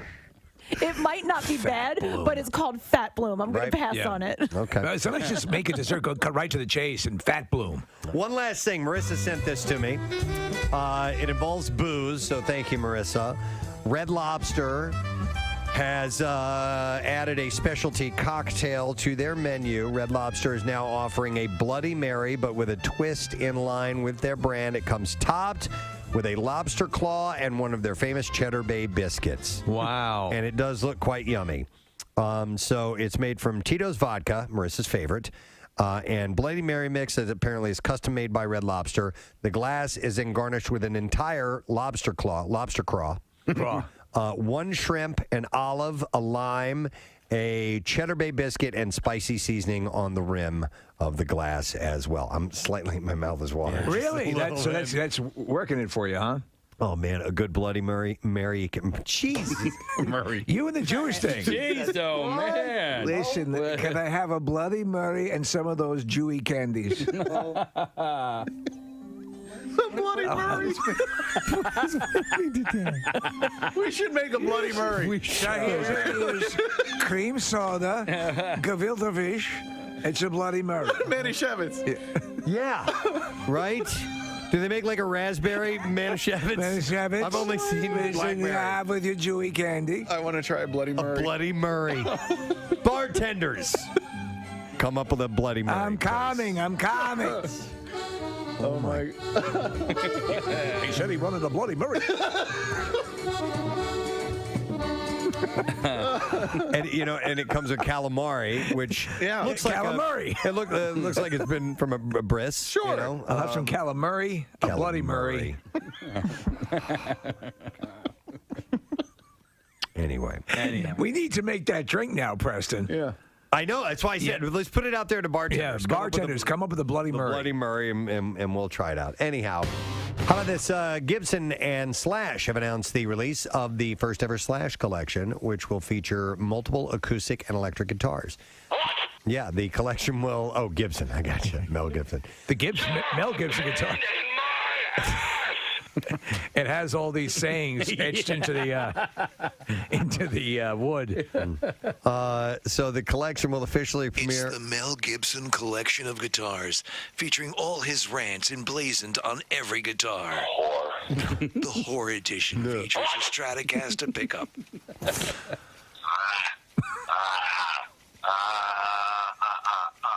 The collection will officially. What the hell was that? That's Braveheart. Why is he doing that? Imagine if that's the speech he delivered when he was on the horse. Hit it again, Case. Before we play our first money clip for this run on our cash giveaways here, and I want to make sure we get it in on time. I agree wholeheartedly. So we got some time to talk about a couple of other things real quick. I do want to remind you that we do have a new big friggin' deal, which those are always cool to keep an eye out for. And this one's right in my backyard. So we have up for this week 2 general admission tickets to the Skipback 2021 Fall Wine Fest for just $25. Yeah. Oh, you know what's in Skipback? Well, yes, of course. Floral and Hardy. Floral and Hardy. Yeah.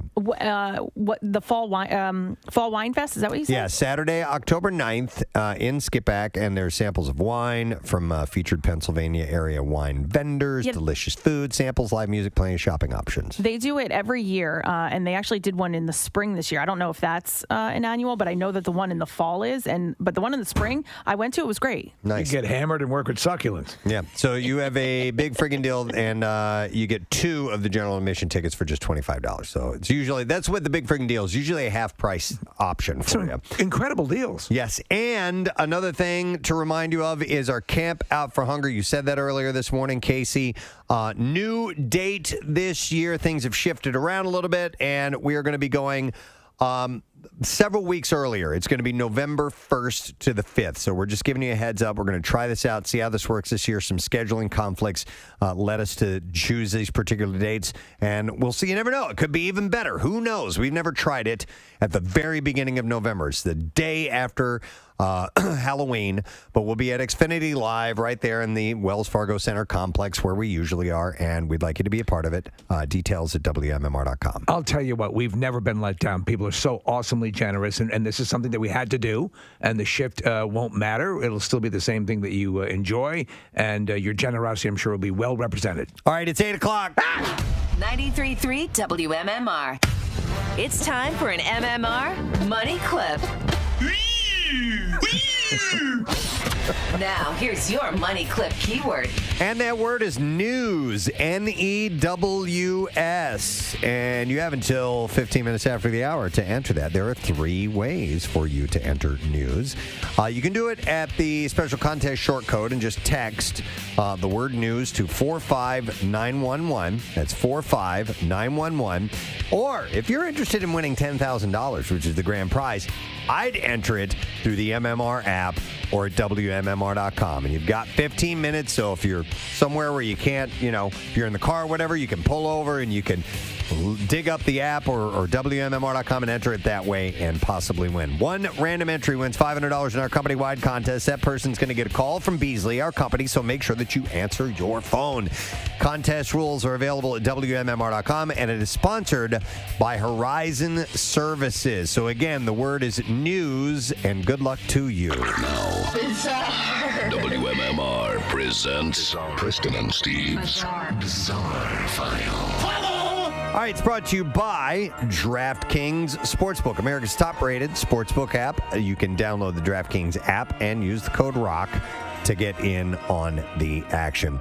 We're going to start with this story. Sure, you guys saw the video of it, but I got to put it here in the bizarre file. A Florida cat has put some Miami football fans' gym class parachute skills to the test when it fell from the upper decks of a stadium this weekend and was saved by an American flag.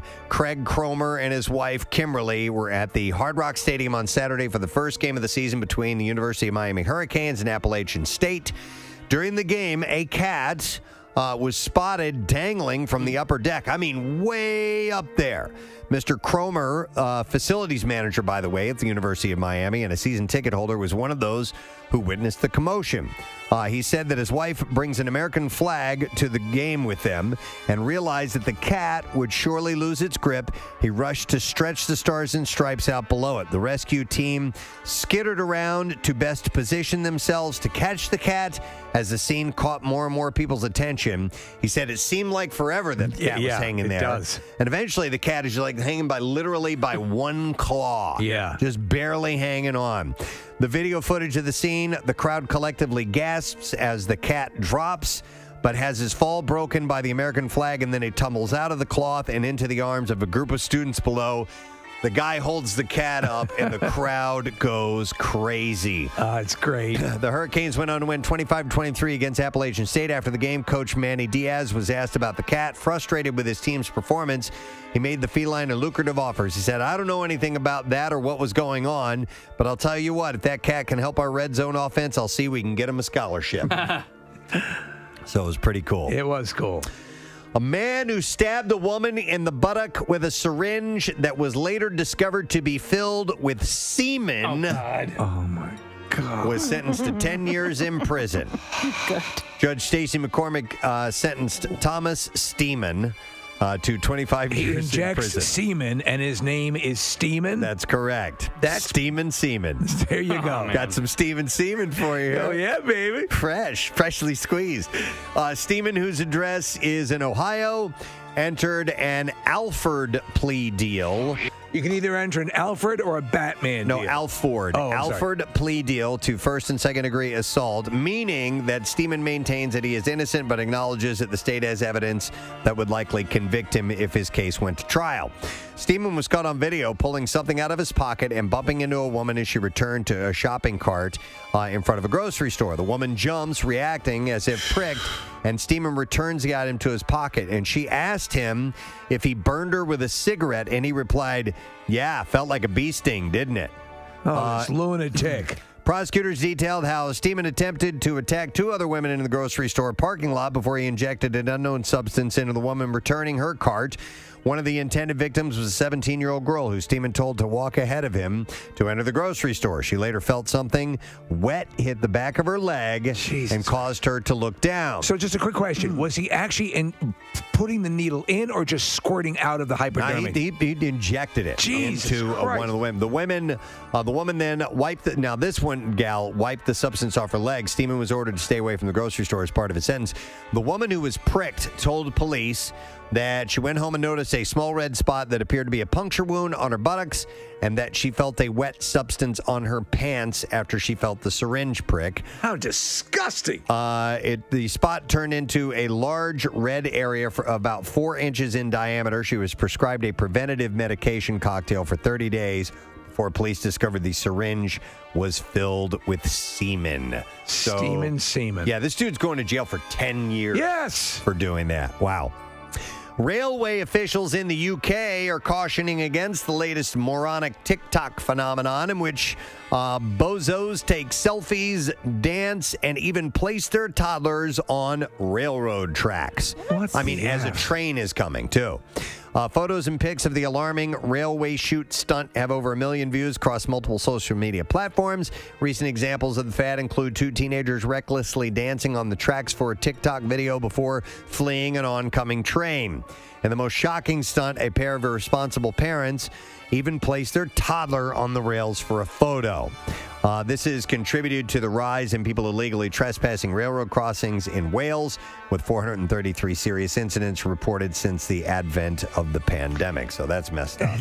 I mean, it keeps getting dumber and more dangerous. And yet there are takers all the time. Speaking of messed up, a Maryland judge killed himself on Friday morning just as the feds showed up at his home to arrest him in a child sex abuse case. Caroline County Circuit Judge Jonathan Newell, 50 years old, had been on leave of absence since July after becoming ensnared in an investigation over allegations that he had hidden a camera that captured naked images of boys in his bathroom. When FBI agents showed up at his door on Friday morning to arrest him on federal criminal complaint, they found him suffering from an apparent self-inflicted gunshot wound. The state police will lead an investigation into the apparent suicide. So according to a copy of the criminal complaint, police investigators in July had responded to a call about a minor who found a video camera in the bathroom of Newell's cabin in Fishing Creek, Maryland. Investigators interviewed two boys, both minors, who said that they had spent the night with Newell on July 22nd when they allegedly discovered a hidden camera. One of the boys told investigators that after undressing in the bathroom, he found a camera that was facing the shower inside a small black crate on a shelf in the corner of the bathroom. After telling the other boy about the camera that he discovered, the two boys went on Newell's boat and both told their parents about the camera in the bathroom. The parents subsequently contacted law enforcement.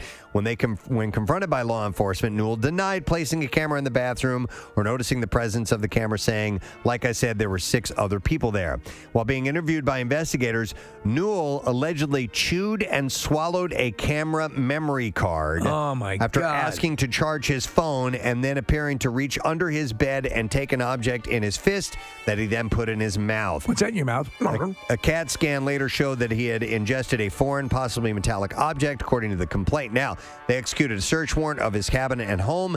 They discovered a hard drive containing multiple videos of young men showering. Newell is also captured on some of the footage arranging the camera. So he did it without question. Yeah. And he ended up taking his own life. All right, and then finally, one last story. The August 29th subway power outage in New York City that stranded hundreds of people underground was a result of human error. The governor's office said on Friday, someone apparently pressed a power switch that should have had a protective cover on it, but didn't. Like, this is the shut everything down button. Just a button sitting there. What does this button do? That and the cascading series of failures that followed took out the MTA's numbered subway lines. Was the subway starting and stopping and starting? As well as the L train, and led to a large-scale rescue in the Bronx. Oh, my God. The state immediately identified a system failure that contributed to the problem, but the new report, prepared by 2 outside engineering firms, make clear it started with human error and spiraled from there. A manually activated power off switch on one of the building's power distribution units was the culprit, and the emergency push button might have been accidentally pressed since a plastic guard that would prevent accidental activation was missing. Did you think a little piece of masking tape with "Don't touch"? Yeah, might have been appropriate. Yeah, maybe that, but the piece was broken. Yeah. And I'm going to push it. There you go. So, all right, that is what I have in the bizarre file for you. All right, you have about 5 minutes left to get the word over. The very first one for MMR's Money Clips. News is the word, N-E-W-S. So you need to text that to our special contest short code number, which is 45911. Or if you want to be entered for the $10,000 grand prize, and why wouldn't you enter the word news via the MMR app or at WMMR.com. You got just a few minutes left. Good luck to you, my friend. If you don't get it this time, we do it again at 10 a.m. And then on and on throughout the rest of the day. Don't miss your opportunity because it'll happen at noon, 2, 4, 6, and 8 as well. We'll be back in a moment. Preston and Steve on 93.3 WMMR. The Preston and Steve Small Business Love You, Help You line. He was he was at the end of his rope with her. Okay. And then he was just kind of like somebody would go, yeah, like that. And then he did an evil laugh. So Slash and Gibson, luthiers. Luthiers? Yeah, what's a luthier? As in Lex Luthier? Luthier. Is that a guitar maker? I'm not familiar. I've never heard that brand. Worked in close collaboration on the collection at Gibson's headquarters in Nashville, Tennessee. The line features 4 Les Paul standard electric guitars and 2 J45 standard acoustic guitars. It's a music store. Oh. Kind of like a George's. Are you a... Sorry. I'm trying to help, Mel. Are you a Martin guitar guy, or what's your... I own a Martin acoustic guitar, absolutely. Do you play it anymore, or you're back to the drums, right? I have neglected it because I've been focusing and practicing really, really hard at playing the drums. I've decided I want to be a really good drummer. But when he passes by the guitar, he says, "Oh, you're there." Yeah, I do acknowledge the guitar's existence. That's a Mel Gibson guitar. Yeah. So, "Oh, you're there." It actually yells at you if you don't take lessons. What? I want to pursue drumming. but Mel Gibson guitar, I really do. I like drumming more. You just showed me what you are. Oh. It's the guitar. It'll make you a virtuoso in a weekend. Do you think I'm a decent guitar player? Oh, my God. You have one more chance. Wow. You thought Whiplash was bad. Giving me one last right? chance. Yeah. Forget Whiplash. I just want to be a drummer.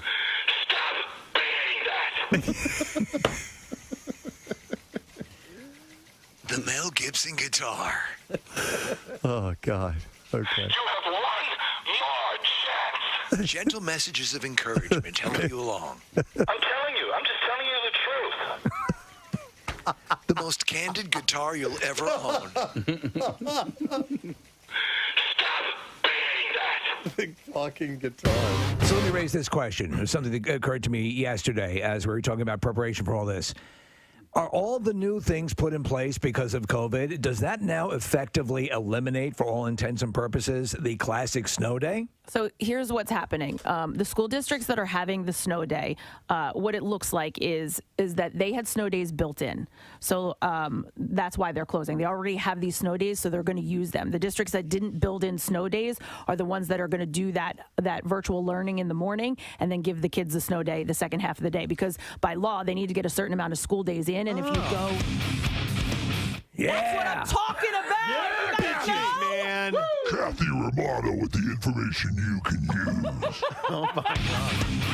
Now we go to Kathy with her observations on snow days. This bitch is cranking it up to 10. This bitch. Oh, my God. Snow! Slayer! Snow and Slayer! Snower!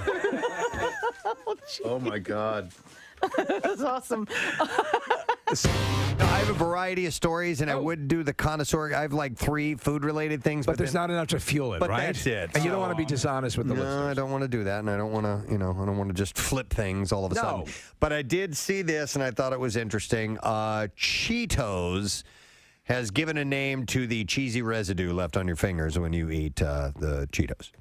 So they have a name for it now. And it is? Cheetle. Cheetle? Like Don Cheadle. Huh. Yeah. Yeah, the official term is called Cheetle. I'd call it Chisholm. Right, Preston? Yeah. Much better. Yeah, what's that on your face? Chisholm. From eating cheese doodles. I'm sorry, I misheard you.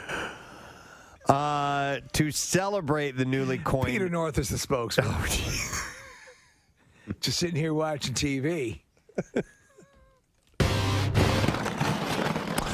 In celebration of its 125th anniversary, the New York Public Library, which is the second largest in the U.S. after the Library of Congress, has throwing out the books? No, they released its list of the top 10 checked out books of all time. And in Is first one of them Goldfinger? place, no. Mr. Goldfinger!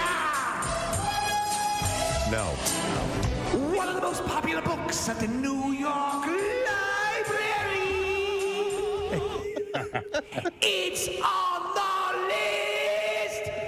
list. In first place, I'll just start right at the top here, is the children's picture book, The Snowy Day by Ezra Jack Keats. I don't even know. It's about a child enjoying his city's first snowfall. I don't know that book. Yeah. Oh, I know this book. I love this book when I was terrible. a kid. Absolutely. Get the Caldecott Award? Yeah, the Caldecott medal. I remember that. Remember the little imprint on the it's front a of it? gold sticker that would be a gold Sticker! On this scrappy book about a kid walking in the snow. Gold sticker! It's not. It is on the list? Yeah. It's on the list. It's number 1 on the list. Number 1? So, like, I think, like, you know, you'd find that on Where the Wild Things Are and maybe The Hungry Caterpillar, those classic ones. Another book, Dr. Seuss's The Cat in the Hat, was in second place. Okay. Were you a Seuss fan as a kid? Oh, yeah. Very much so. And in fact, I've been going through a cleaning out process at our house, and Great purge. I found we found way too many books that we need to get rid of, and so I did, and I donated them to the Laurel House thrift shop that raises money for the Laurel House. But we kept all of our Dr. Seuss books.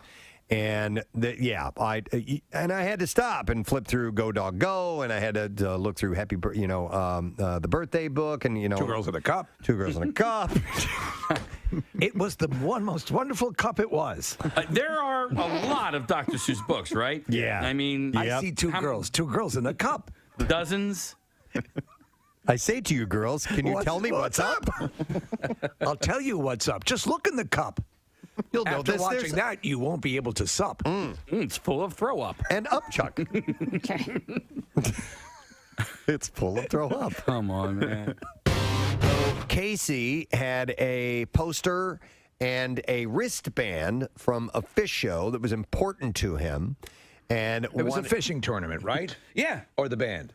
Well, both. Okay. The wristband was from the tournament, and then the poster was from the concert. Regardless, both very important to you. No, but the reality is they were both from a concert. Though. So much so that he wanted to have them framed and, you know, immortalized for at least a period of time while he's on this earth, and took it to a place that was going to frame all this for him. So you have the wristband, you have the poster. I'm sure you had a frame picked out and matted and everything the way you wanted it. Yeah. Goes back to the shop to retrieve it, and they've lost the wristband. Yeah. Oh, man. Yeah, exactly. So the right? poster is done, and you wanted the wristband in the same display. It was like a ribbon across the bottom corner of the poster. And you'd set it up that way. Yeah. What was their explanation? There is no explanation. Inside, I'm fuming. I have been to 60-plus Fish concerts. I have never purchased a poster, went and had it framed, or So this. So you want to climb over the counter and kill them? So and the wristband I had like really carefully taken off of my wrist, so there were no because it was like it was like a cloth wristband, right? Carefully preserved. Carefully preserved. This was. I was going to give it as a gift to a friend. Oh, no. And then the more I thought about it, I'm like, I think I want this for myself. Okay. Yeah. Okay. Yeah. So now I'm like fuming. So I had gone from this place. Right. I didn't blow up, but I had gone to this place and I went to a drive-through, a quarter of a mile down the road. And I got my money back, and I'm pulling out, and I noticed that one of the quarters is a Canadian quarter. I stopped my car. I put it in park. I went into the store. Now, I didn't raise a stink. 25 cents. For 25 cents, I go, you guys gave me a Canadian quarter here. And they're like, oh, okay. Let me ask you something. What country are we in? Do we have provinces like, I don't know, Ottawa? What is this? Yeah. Is this legal tender? I in my life have never returned a foreign coin before. I've never even You just kind of considered that. What did I order? Poutine? What did I come in here on a moose? What am I, a Mountie? Where the hell are we? Does it say Tim Hortons outside Come this on, for establishment? Christ's sake! What am I, Trudeau? Did I drive here 35 kilometers per hour? Jesus Christ! I didn't make a big stink about it, but I go, hey, this is a Canadian quarter. I couldn't help but notice that there was a ridged potato chip in my bag of regular potato chips. Oh my God! Parlez-vous English? I would be raging. You're better than me. I would be raging out of control at those people. And why not give me the right change? Eh? Eh? We talked about Cameo before. Yes. And, you can do birthday wishes and hellos and stuff like that. Hi, But this is Liam Neeson. I understand, Jimmy, that it's your 8th birthday. I want you to know it's a hard world out there. Well, apparently now the trend is to get the celebrity to break up your relationship for you. Wow. And some people have been doing a lot of them. Sugar Ray singer Mark McGrath has been a popular choice for Cameo users looking to pass their breakup responsibilities on to him. Well, he had one that had been requested and it went viral and a lot of people were talking about it. So I guess he immediately earned that status. Yep. By the way, he's had a lot of work done on his face. Has he? A lot He was of a work. good-looking guy. Very good-looking guy, which is probably why he's had a lot of work. See, Yeah. with me, it's like, who cares? So he had said, I've been doing these for fun. I wouldn't want to hurt anybody's feelings. But even Matthew Perry says that he'll deliver any kind of messages, and he has done breakup videos as well. So, that's kind of sad, though. Like, then what if I the know. person likes that celebrity and now they've just ruined their life? Well, maybe it might be a little bit of a buffer if someone you like is telling you and giving you words of encouragement. But it would have to depend on what type of breakup. How bad of a breakup can it be If you're hiring a celebrity. that you're hiring a celebrity Yeah. to do it? I mean, I don't think it's You know what I something Nicole Brown Simpson would have done. So I think Well, if it's more volatile, no. But I think if it's hey, we know this is over, you could have fun with this. Yeah. Right? I don't think a divorce would be the right thing. Yeah. You know? No. Hey, and honey. kids and everything. And yeah. Maybe I would say a year and under. You've been dating for In a a year relationship, yeah. or under. Okay. Anything over, you can't hire a celebrity. Yep. So that's been the latest, and a lot of people are up for it. You guys ever do a cameo? Steve has. Hire Yeah. one. Yep. I did with Kevin Sorbo because my wife loves the show Hercules and always had a crush on him. And he did it, and he did a great job. And he talked for a while. I did one. It wasn't a cameo. It was the musical one that I did for my brother. For This is Ian McCarran. Kathy Raimondo wants to let you know she wishes you'd stop parking in her spot. It's my spot! I love that it's my spot now. She's very upset with you. Wishes you'd have a little more consideration. What did you did a musical one? Yeah, so there's a backup singer / trumpet player for Trey's band, Jennifer Harsberg. Yeah, and so she ended up singing a song for my brother, but I wanted to do one for my daughter for her birthday, but you go through and it's like, all right, well, this person's too expensive, and then this person is not as expensive, but do they, are they as important? Like, I don't know how much a Mark McGrath would cost. Yeah, you can probably get 4 Mark McGraths for a Pat Sajak. We should do our own cameos. How much would we be worth? So, $1,000. So you can have longer chats, by the way. So really? So like for example, Mark McGrath is $90 right now. I think it says. So, but if you do extend it, you can ask for. I just asked for the bare bones minimum. Yeah. I mean, because my wife has always crushed on Sorbo, so I said, and I told him that in the little description, and he couldn't have been better. And talked for a while, There's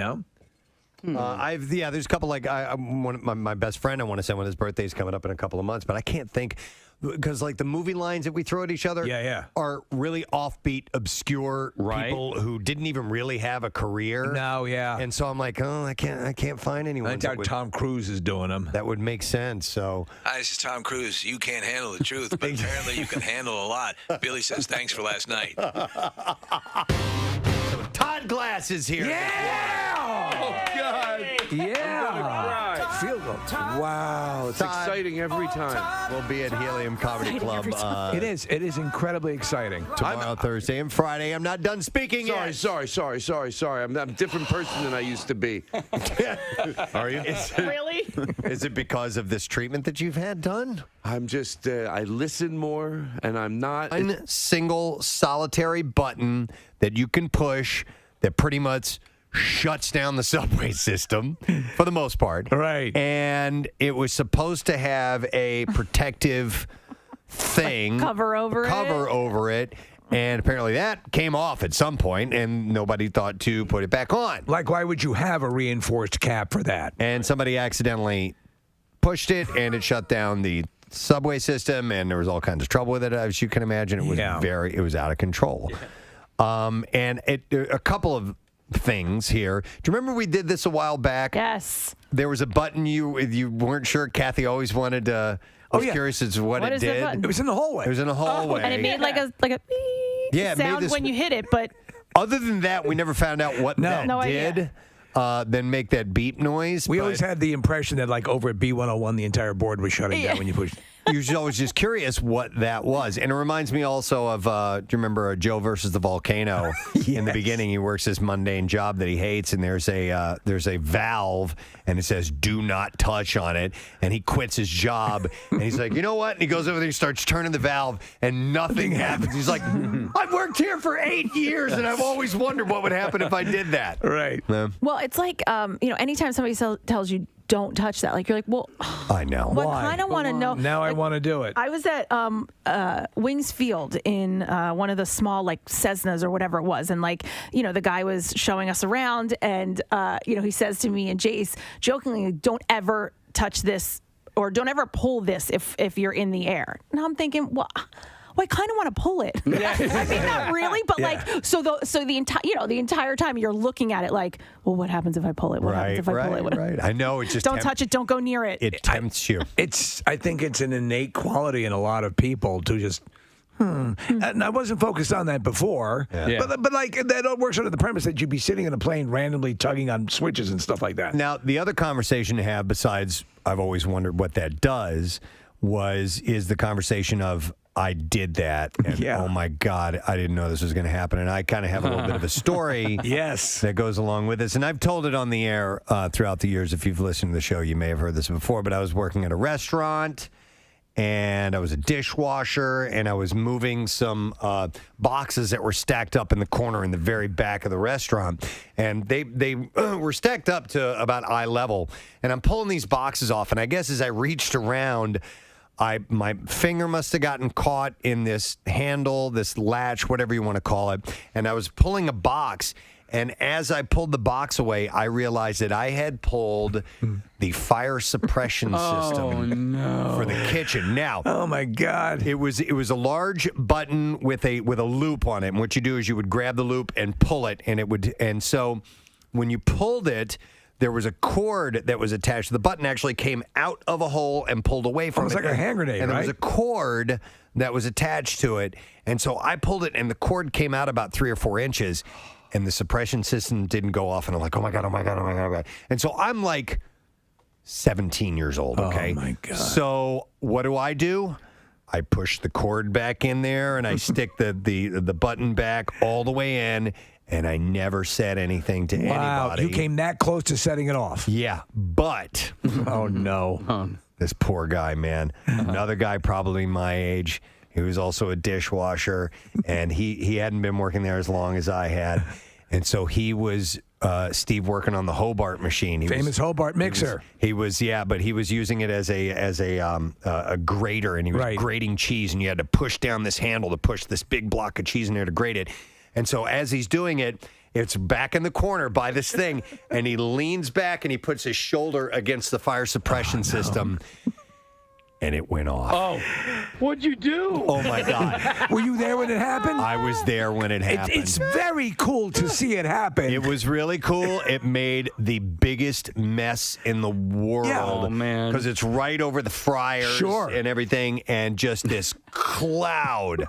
Of powder goes everywhere, and so much so, I mean, it's like this rushing avalanche of powder running through the kitchen, and I didn't say a word. I didn't say anything. It was totally my fault. I did it. Do you think? Oh, I feel horrible to this day. I should have said something to the manager at the time. Dude, I pulled this thing. It didn't set off. You may want to have somebody take a look at this. But I was 17. I was scared to death. So did you go to the manager and say, you should fire this guy? I don't know what he was doing. Clearly, is reckless. I think he was pulling a prank. Yeah. I mean, if he doesn't have respect for you and your business. Oh, man. And, dude, and even worse. Okay, so it was like an hour before the end of my shift, okay? So clearly they had to close the kitchen. They had to close the whole restaurant. Yeah, well, you can't. And then it was cleanup time, and I'm like, dude, I have to leave? Because it would have been an all-day hard clean. It was my fault, and I left. School of Hard Knocks, buddy. You did it. You clean it. I'm a terrible person. I still feel total guilt to this day for that. Is the restaurant still around? No. Is that guy still around? Oh, The guy I, who's, I don't know. He went on a killing spree over the pain that he suffered I have from. no idea. Wow. But yeah, here's a text that came in. It says, like the note in Apollo 13 that Kevin Bacon stuck on with tape. It says, "Do not touch." Do not touch. What's this for? Yeah. Oh man. But that's it. It also comes, Preston, to unplugging things. Like if you're on, my brothers-in-law are all I have a story about that, too. contractors, and you'll be on site, and they'll have like a power strip, Right. and somebody, I'm going to plug this in and unplug that, and they have countless stories of. What are you doing? Like they're in the middle of something, a piece of machinery that's very dangerous, and it suddenly stops or starts. I got another story for you. Great. Yes. I was working as the music director of WKBQ in St. Louis, and I had my own office. I had the music director's office, the music library. Sure. Keep all the CDs and all that Right. stuff at that time. And so this was pre-internet, Mm-hmm. okay? This is pre... computers as being as ubiquitous as they are. But I did have a computer. I used it to schedule the music for the day, the programming logs. It's part of my job. And so the computer was on all the time. And I'm like, you know what? I should turn this thing off, because it's running it all the time can't be good. It's on all the time. Yeah. So there was a box on the floor next to my computer screen, my monitor. And I'm like, well, I'll just turn it off. This has to be it. Okay. What'd you do? What I didn't know, it was the server for the entire sales department. That's awesome. That's great. I turn it off, thinking I'm doing a good thing. Saving some power. Yeah. People had unsaved projects and sales pitches. And, oh, yeah, Kathy, gone. Gone. And I was like, I didn't know. I didn't know. So my hands up in the air. They came in. Our engineers freaking out. I'm like, I didn't know. I thought that was just for my computer. I turned it off. In your defense, why would a switch that could do that be in my office? sitting in your office? I don't know.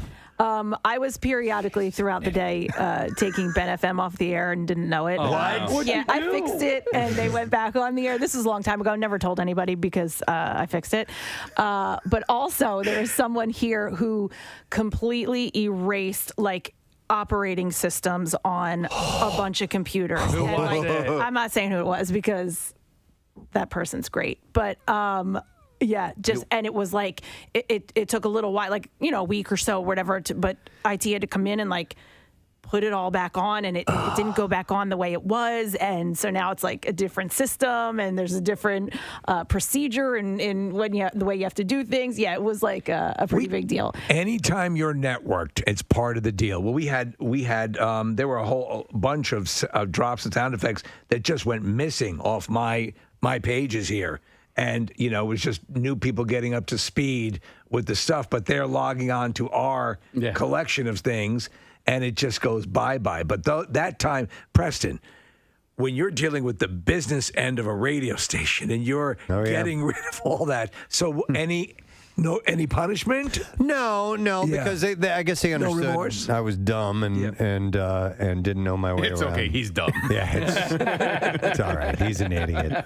He's a local idiot. Hang on, let me go to. We have some text messages and some phone calls. I'm going to go to Colin. Hey, Colin, you're on the air. Good morning. Hey, what's going on, guys? Yo, buddy, what's your story, man? Hey, so I had a client discharge a firefighting foam unit over a big containment tank, and it ended up costing them about $15,000.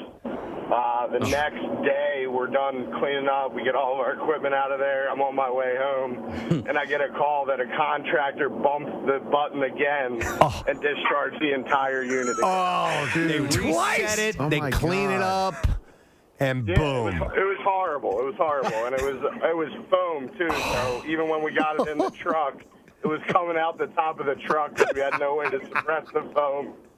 No, unbelievable. So Colin, they ended up. We're looking at $30,000 worth of cleanup. Oh yeah, easy. Jesus. And all the man hours to on their end to clean it up. It was horrible. Yeah, everybody's going to get paid to be there and clean that up, and that it takes hours and hours to do that as well. So that all costs money. Wow. All right, thanks, Colin. Appreciate it, man. Here's a couple of text messages. This one says, "My daughter pulled the fire alarm at the Camden Aquarium. No. The entire place had to be evacuated. It was the dead of winter on the Delaware, and I just went with my kids. Oh, my God. So that happens a fair amount. A lot of times, or at least they used to be, a little bit more reachable and enticing for kids. I did it in high school. Did you? By accident. Yeah. And it sounds stupid to say by accident, but it really was. I put my hand in the thing. I thought it was like 4 steps. Turns out it was 3. And so I put my hand in the thing, and then I start to pull it down. And that's all you needed to do. But I thought, well, there's got to be a 3rd or 4th step involved. They probably make this difficult. It can't be this easy. And I end up pulling the fire, and the alarm starts going off. I was like, oh, that's weird. Oh, I did that. Why would jackass? Why would you make it easy to alarm people to a fire? Right. You did something similar in college too, right? With the fire extinguisher? No, that was drunken on purpose. Okay. Yeah, that was just a dumb night with a fire extinguisher. Totally on purpose. Here's a text from intern Ben. As you could imagine. He says, when I was at Temple Radio as the chief engineer, one of the students called me freaking out that the console kept turning off and on and thought it was broken. When I went in, it turns out he just kept kicking the power switch on and off with his foot. Wait a minute. As you can imagine. You can kick the power switch with your foot? No, it may have been like a strip. It was probably plugged into a strip. Because that's a bad place for a power switch. And he's sitting there, clicking it on and off and not even realizing it. Oh, man. Oh, you feel like such a jackass. Here's another one that says, as a toddler, I pulled the fire alarm on Christmas Eve at church. On Christmas Eve. When it's packed. Not a heavy time of year. They had to evacuate the whole church, and my parents rushed me out. But here's the kicker. No one knew it was me. And I'll bet you never said anything either till now. When it's on a scale like that, we don't really know what happened on the Hindenburg. Right. Right? Yeah, but that was just a fire alarm. It must have been people against the Nazis or something. I don't know. Yeah. Wow. Yeah, because you said you were so mortified. There's no way you were going to come forward and say, I did this. Oh, yeah. Oh, my God. Turn this knob. Yeah, there was no way I was going to admit to that. No way. So you can, while it's wrong, and obviously you know it was wrong that you didn't, I can certainly understand it. Like, Nick, you with the fire alarm? Yeah. It's you're so... Oh, my God, what have I done? I remember exactly where I was in the school when it happened. It was right near an exit, and I was bored. And it was like towards the end of the school day, and I'm looking at this thing, and I was like, well, this will occupy 30 seconds of my time. And but I'm not going to pull the fire alarm because only an idiot would do that. Here's one that says, my friend's daughter pulled the fire alarm at the primate house at the Philadelphia Zoo. It was a year after the fire. Remember that fire? Yes. That killed some of the animals? Yes, it did. Oh, Jesus. Wow. Okay. This one says, I evacuated the Independence Center, but it doesn't say why or how. If you cause an evacuation. That's not good. Honestly, listen, with all these things, that's why you can go to jail for pulling a fire alarm, and it's an act of... well, people can panic and get hurt. And get killed, yes. Yep. So... that's nice. Yeah, sure. Let's open it up. Did you ever cause an evacuation? Feel free to give us a call. 215-263-WMMR. Marissa has her hand up. I didn't realize when I was at summer camp that not only pulling the fire alarm, but the little case on top of the fire alarm in like a dorm, that sets off the fire alarm. Oh, you just take that case off? Yeah, so I thought if I just kind of how there's like a fire alarm, but there's a plastic case on top of it. Sure, yeah, and it's usually so someone doesn't accidentally pull. It's a cover, like this story from the subway. Well, wherever I was at field hockey camp, maybe it was like Gettysburg College, I thought I could just kind of open that and pretend to hit the fire alarm, but the moment I barely opened it, the fire alarm went off. Oh my God. I didn't realize that. We had to evacuate the whole Did you get in dorm. trouble? No, I never told anybody. Nobody I never told ever. anybody. Not even your closest friends there. No. Oh, that's great. I love it. Did you ever tell your mom and dad? No, I'm sure Is this the first? now. Is this the first time you're speaking of it? Yes. All right, good. I'm happy to hear that. I have in my I got a new car this year. And it has, and I finally read what it was, but I've hit the button accidentally a couple times. It's got a cover on it, and if you push it, the cover pops open, and there's a red button there that says SOS. Oh, okay.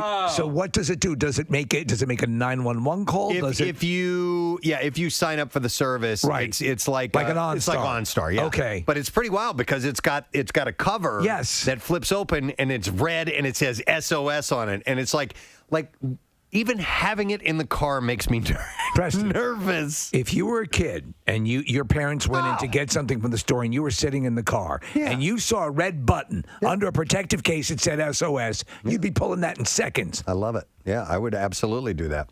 Let me see. I'm going to go to Kenny. Hey, Kenny.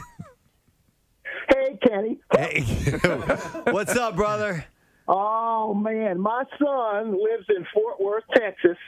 So I went down to visit, and me, him, my grandson, and my granddaughter, we decided to go into Dallas. He says, let's go to Dealey Plaza. Okay. All right. So we go to Dealey Plaza. We're walking around and looking, walking around. Okay, here's where JFK was shot. There's the building. There's, So we go in. They have tours in the book depository building.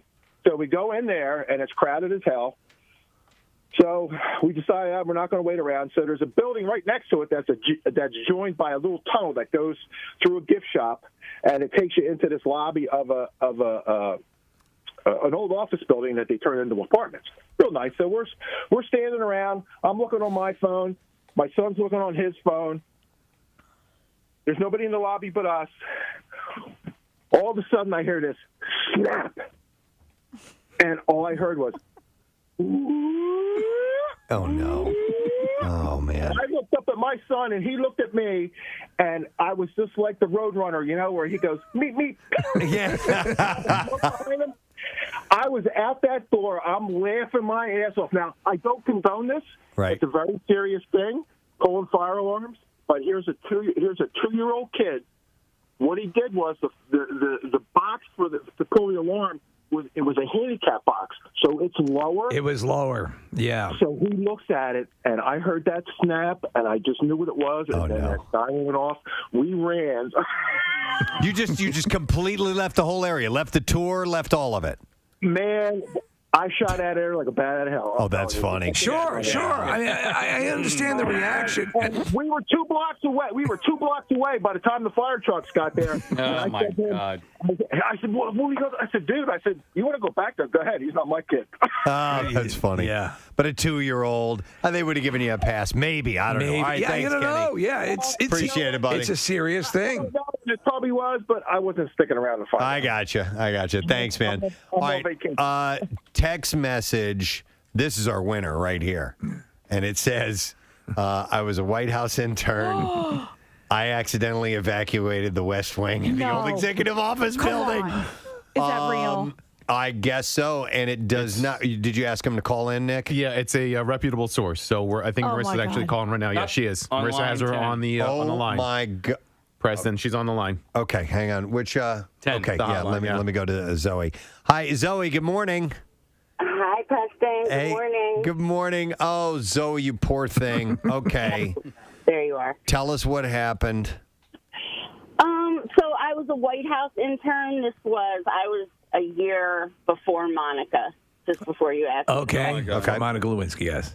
Yeah. So I was a student at GW, and I was a White House intern, and I had a blue pass, so I was able to get into the West Wing. Yeah, basically, so I was a stupid freshman, and I was dating this guy, and all of the phone lines are basically monitored in the area for suspicious phone calls and activity, and my boyfriend at the time called 411 to get the phone number for Domino's because it was like late at night and we had the munchies.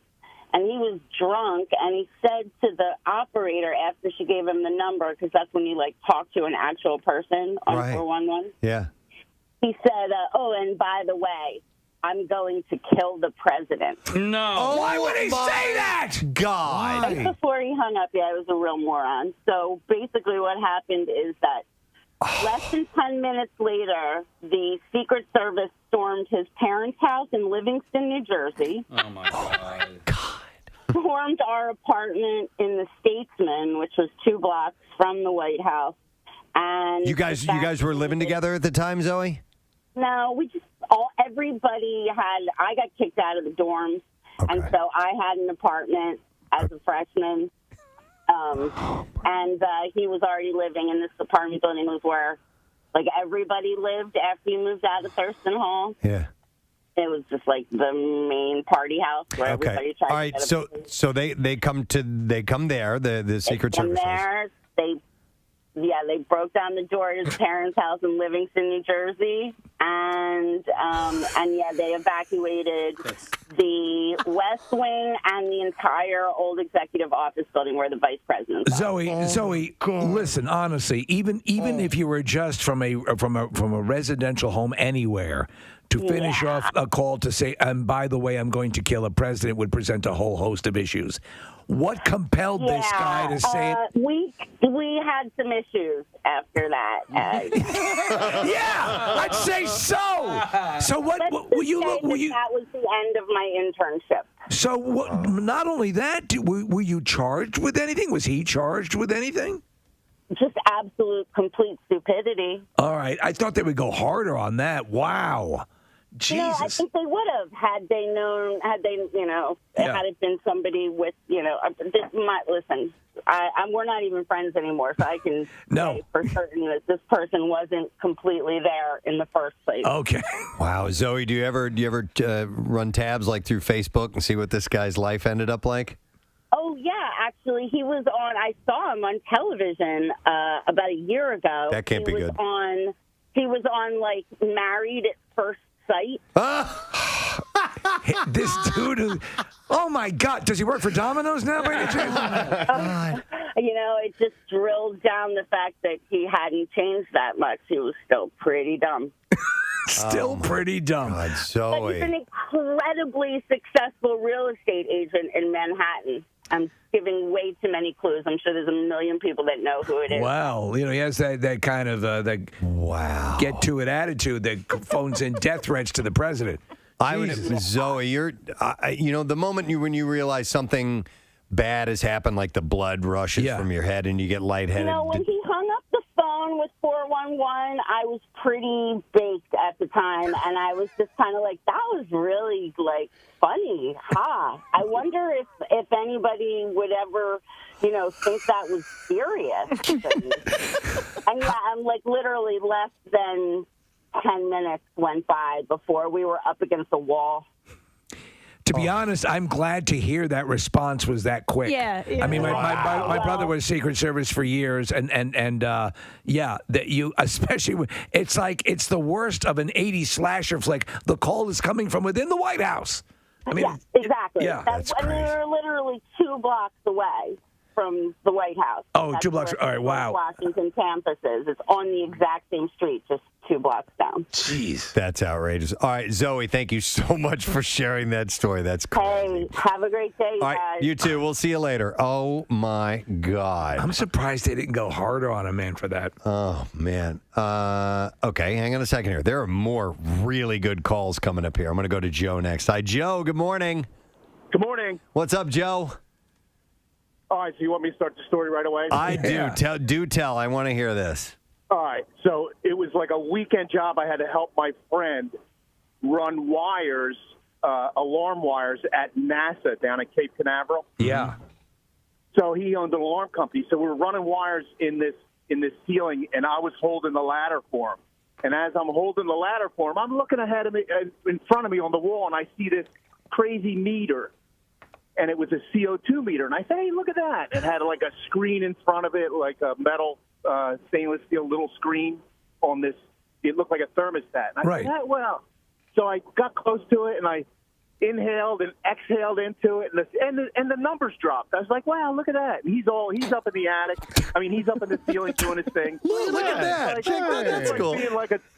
I'm being like a dummy down there, and I'm just like, hey, look at that. I made it move a little bit.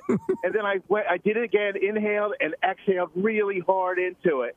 And the alarms went off, and all the lights went on. And I was like, oh, my God, did I just do that? And I was like, And he comes down, he's like, what the hell is that? And I said, oh, my God, I was just breathing into this thing. And all the security people ended up coming into the building, and I was like, oh, my God. Oh, man. So, obviously, it was a carbon monoxide detector, correct? Yes. Yeah. So I guess it was almost maybe lack of oxygen it had noted. Set it off. And therefore set off an alarm because... Jesus. Yep. Oh, my God. So, and it was in the cryogenics lab at NASA. It was cryogenics lab. This was back in 1992, and I was just, I'm like a science freak, and I'm like in this lab thinking like, I love this place. This is awesome. And what did I do? I just messed the entire thing up. Oh, my God. Dude. But I guess they just figured it was like a glitch. They evacuated the building, and I didn't admit to it. I was just like, I mean that's incredible. Hilarious. Yeah. All right, thanks, Joe. I NASA. appreciate it. All right, so we've evacuated NASA. We've evacuated the White House. There's no way we're going to beat those stories. Vatican? That maybe that'd be up there for sure. Let me go. Now, this isn't as bad as that, but this is certainly an inconvenience to a lot of people. I'm going to go to Mike. Hey, Mike, good morning. Hey, guys, what's up? Yo, buddy, just hearing about people who've accidentally, or maybe on purpose, evacuated a building. Would that be you? Yeah, the old Marriott Hotel right at Route 73 and 295. Yeah. At 6:30 in the morning, I was doing hot work in the employee kitchen, which is basically soldering a pipe. And I cleared it with the chief engineer to tag out the alarm system and everything so it wouldn't set anything off. Oh, you're good to go. Don't worry about it. So I start heating this pipe up. The smoke starts going up, goes right into the smoke detector. Next thing I know, the alarms start going off. I'm freaking out. I'm running to find the engineer. He's nowhere to be found. I have to go outside. The fire department has to respond to hotels and hospitals anytime there's a fire alarm. Sure. So I go out sitting in my van thinking, oh, my God, I'm going to be fired. I'm in such shit. Oh, excuse me. Yeah, sorry. You're going to catch crap. I'm in deep doo for this. Right. Yeah. And the fire truck pulls up, and I get up, talk to the fire chief, and explain to him as I see all these people coming out the exterior fire escape, walking down in robes, still in their pajamas. Yep. And I felt like such a heel. But I had done my part and notified the chief engineer, so it actually fell on him. Yeah. I think the hotel got charged. Well, listen. Once you told the firefighters what had happened and they were able to verify it, you were off the hook. Yeah. Yeah, I was cleared. They wanted to talk to the chief engineer, who just so happened to be not on site at that time. You were cleared. Cleared me. You were like me, man. I'm sorry, I got to go. I can't clean this up. Santa's got to go. I got my truck and I was gone. Yeah, I don't blame you. Man, I got band practice. Thanks, Mike. Right? Oh, man. All right, let me go. Oh, no. This is so much more intense than I ever thought. Look at this one, Matt. Hey, Matt, good morning. Good morning. How are you guys this morning? Great, man. All right, so you caused an evacuation? I did. What happened? So it could have been worse. So think of it that way. All right. So I was working for a company that does weed suppression. And to give you an idea how big the company is, we use trucks with 300-gallon tanks on them. Wow. Okay, I've stuff to spray weeds with. In industrial areas. Okay. So I was at Oyster Creek Nuclear Power Plant. Oh, no. Okay. Not going to go well. So I had brought my tank already full that morning. So we sprayed all morning. It was around lunchtime, and the tank emptied. So I said to the guys, hey, I needed to fill up my tank while we're eating lunch. And the guy says, oh, go over there by the maintenance building. There's a hose over there. I'm like, guy, if I use a garden hose, we're going to be here for like 2 hours waiting to fill the tank. I need a fire hydrant. Okay. And he was like, oh, okay, use that one over there. And I was like, okay. Now think about it. This guy was part of the maintenance staff. And along with him, I had 2 armed guards who followed me the entire time I was there. Okay. So I start filling up the tank off of the fire hydrant.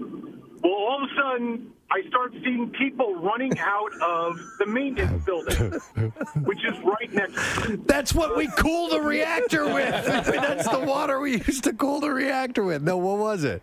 So what happened was the fire suppression system is based on water pressure. Oh. So I had dropped the water pressure within 5 psi in the nuclear power plant of setting off the fire suppression system in the nuclear power plant. Oh, my God.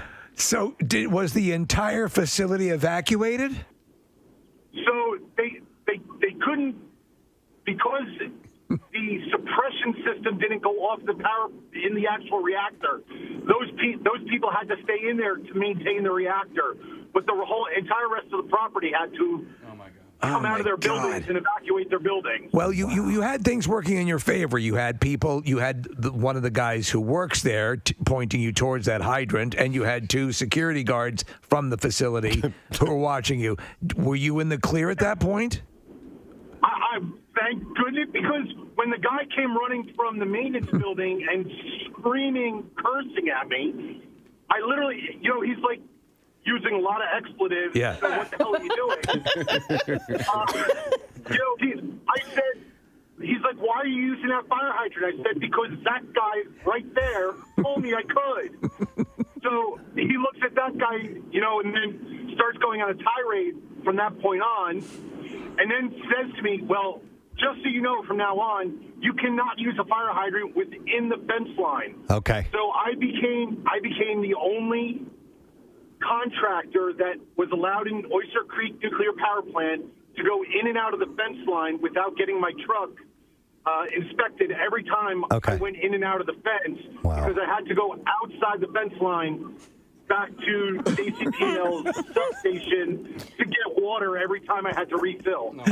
Could you imagine, though, if after this, the people are running out, all of a sudden, like, the tornado sirens in the entire country, county start going off and evacuations all around a 15-mile radius or something. Yeah.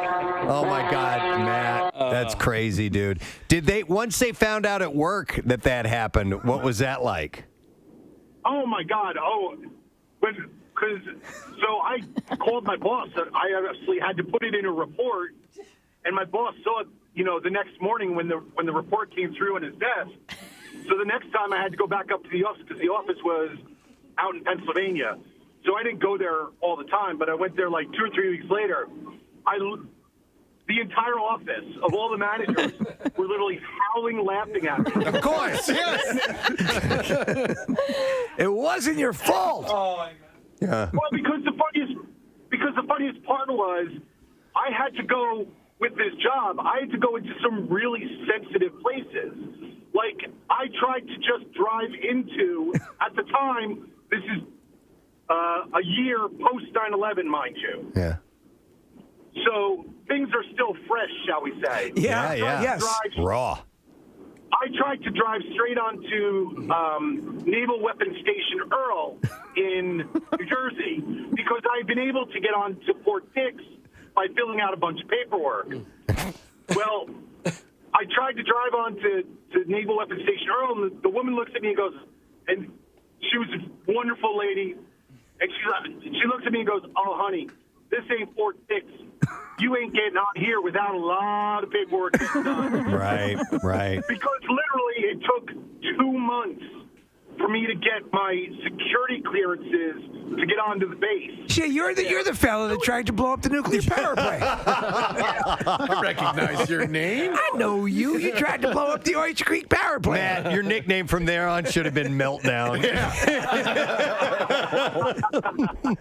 So it became like this running joke with the company that I had all these issues trying to get into places because I screwed up nuclear Oh my power. gosh. But again, it wasn't your fault. Right. Yeah. Oh, my God. Absolutely not. God, it wasn't even close to being my fault. That's a great story. All right, Matt. Thanks, man. We appreciate it. Well, that's 3. We'll see you. That's Wow. NASA, the White House, and a nuclear power plant.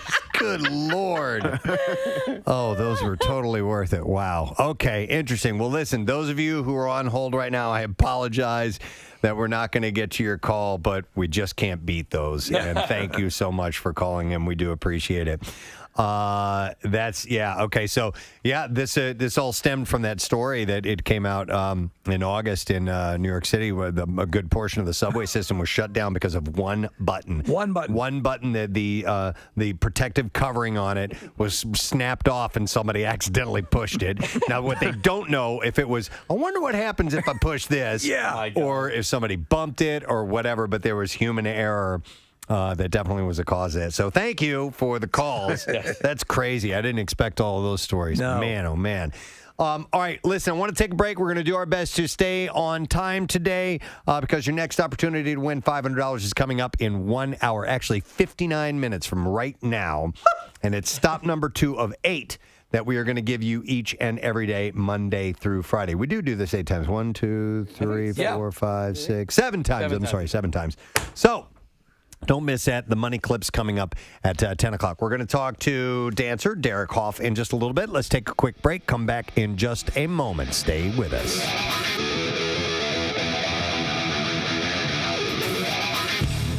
Preston and Steve on 93.3 WMMR. No, I feel crazy right now. Wow. Yeah. But I'm happy to be here. You told me in the green room that you're now a full Hasidic rabbi. And he knew because of the things on the side. And I didn't want to. I should have let you announce. That's my improv skills. All right, well, let's things on the side. Let's bring everybody in on this, on what we're talking about. So Todd requested that we have a certain treatment done.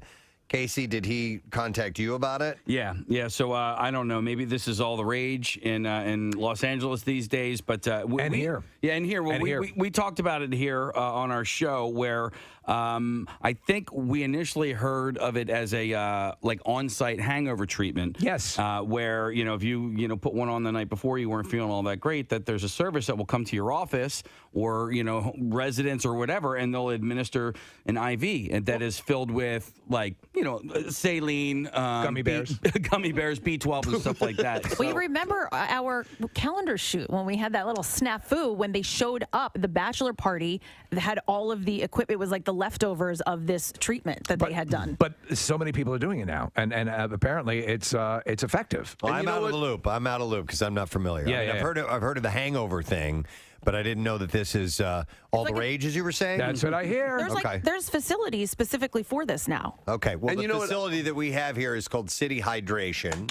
And Christy is here from City Hydration. Hi, Christy. Hi, how are nice you? to see you. I'm wonderful. But what were you going to say, Todd? No, I was going to say something. I go, I bet that she could probably explain it better than me. So then I was like, well, probably you were right to go her way. But now that I have your attention, yes, I real quick, I have friends that have done it over the years. And even 15 years ago, I would hear about it. But it was just to me someone did on the set or that had money. I always thought. And it was for the wealthy. It was only for the wealthy. Only for the wealthy, the 1%ers. And so it's not a new thing. It's just new that you're able to do it. But my friend said at first you do it like maybe you're under the weather, but then you realize how good you feel. You're like, you know what? I just want to feel real good for my wedding or for something you're doing one day that you just want to feel great. You're going to a concert at night. So like in the day, you're just at your best. Yeah, Todd, I saw a special on it. It was a local. It might have been you, City Hydration Services. And they were talking about it's now become a ritual for a lot of people because I just normally associate it with a hangover thing. Okay, but there are apparently just wellness aspects to it. So, what's in your bag, Todd? What are you? Because you're going right now. Mine now. I don't want you to laugh at me. To an IV right now. Right now, he has an IV needle into his arm. And by the way, my palms are sweating. Yeah, Kathy hates needles. Looking at that IV in your arm.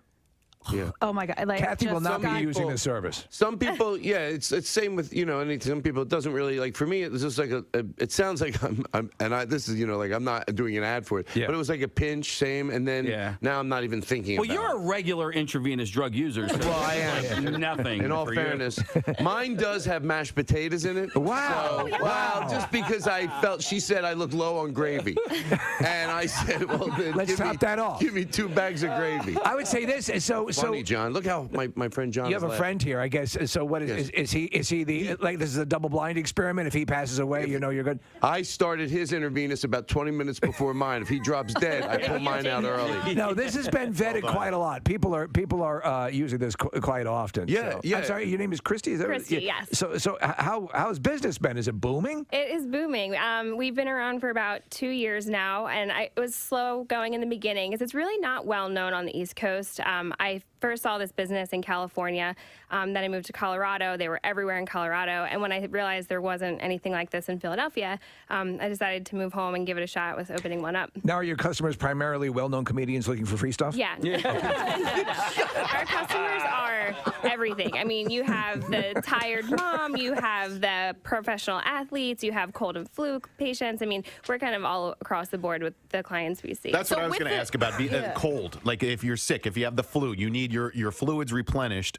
People come to you just if they're not feeling so hot. They'll come in for that. Yeah, so our cold and flu infusion has been incredibly popular this year. It seems to be hitting everybody and pretty hard at that. So we see people come in when symptoms are starting. We'll have people come in because their wife and their kids are sick. We'll have people come in when it's just been dragging on and they can't really get over the hump of the cold.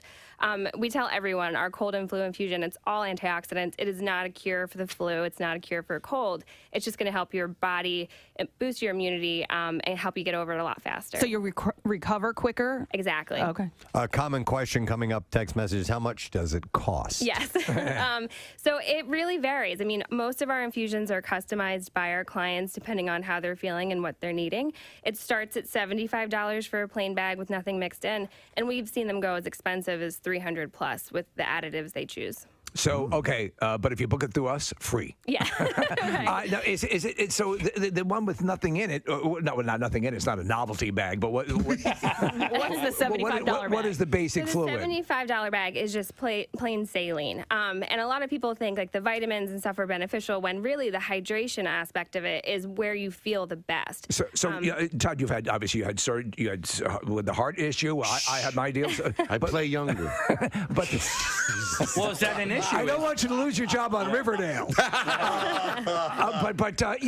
The saline thing is always what they give you, and it kind of it gets you back Yeah, up it and running. really makes you feel like you're revived. for Yeah. sure. All right, how is this different than just drinking a lot of liquids or electrolytes? I mean, so that's a great question. So absorption via the GI tract is variable, and it's susceptible to first pass metabolism, which is really just a fancy way of saying that a portion of what's taken in by mouth is filtered through the gut and the liver, and it's not really hitting your bloodstream. You're going right in. Yeah, exactly. All So right. this is 100% absorption. It bypasses your GI tract. It's not filtered as much. It's going right into the blood cells. Okay. So how are you feeling?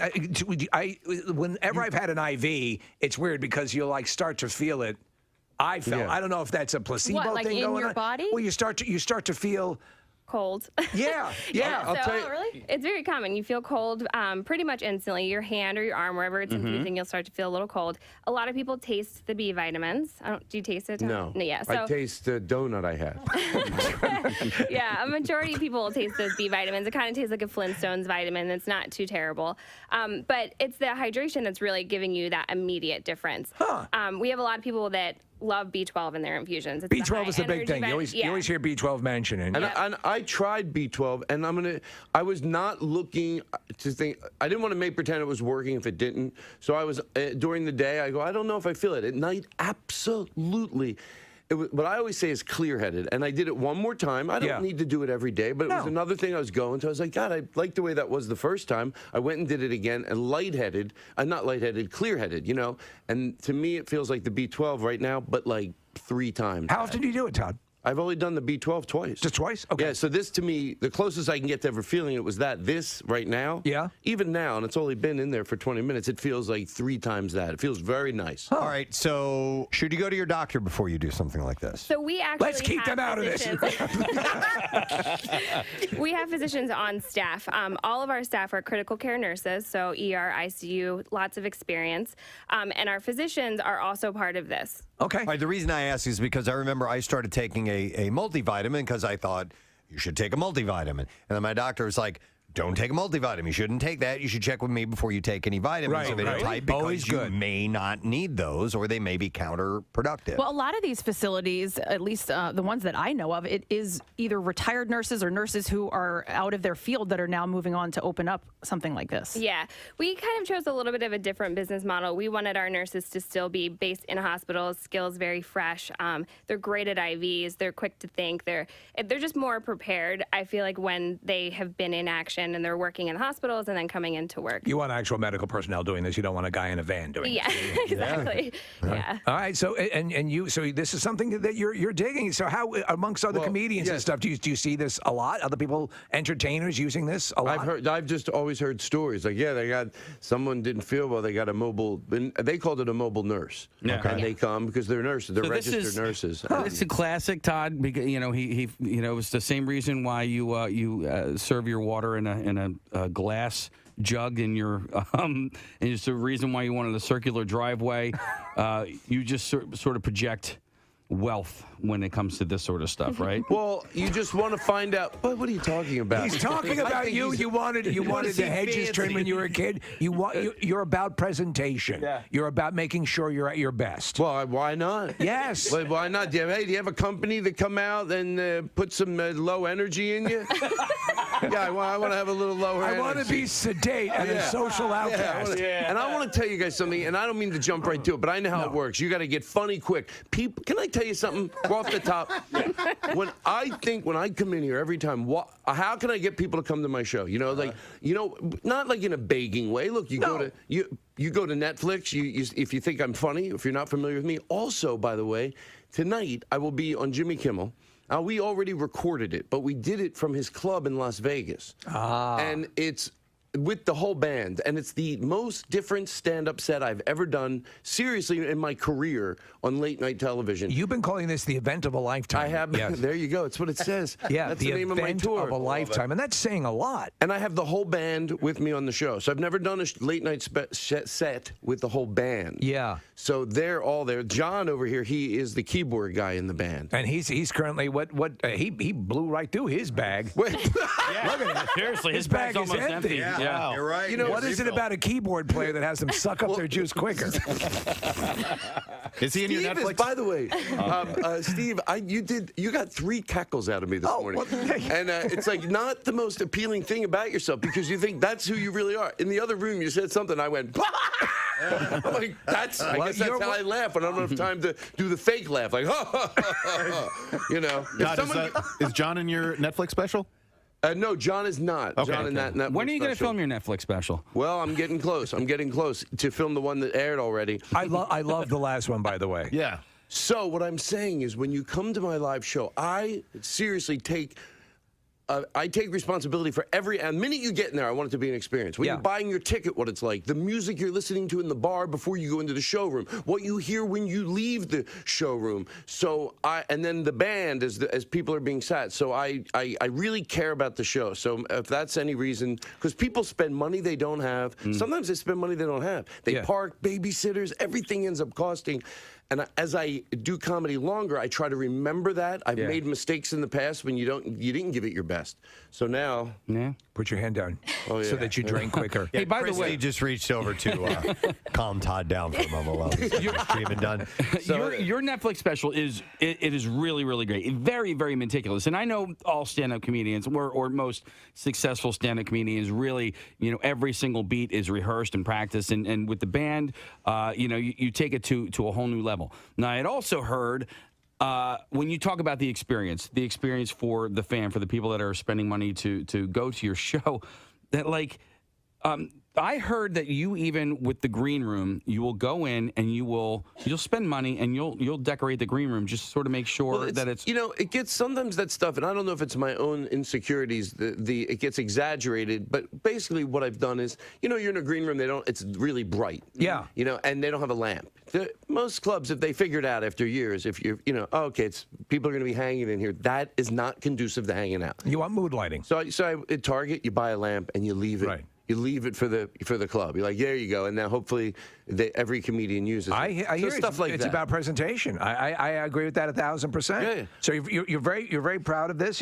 I have to ask you because on your Twitter page you have all these animations, all these cartoons to promoting the show. Mm-hmm. Is there the chance that we're going to see a Todd Glass animated series or no? But it's fun. They Josh would take these. They were called mashups. They would take literally you talking about a sketch and turn it into a sketch. It was really a cool way to do it. They're well done. Yeah, because you're just talking it. Like sometimes you'll talk a sketch. You'll be like, yeah, what if this?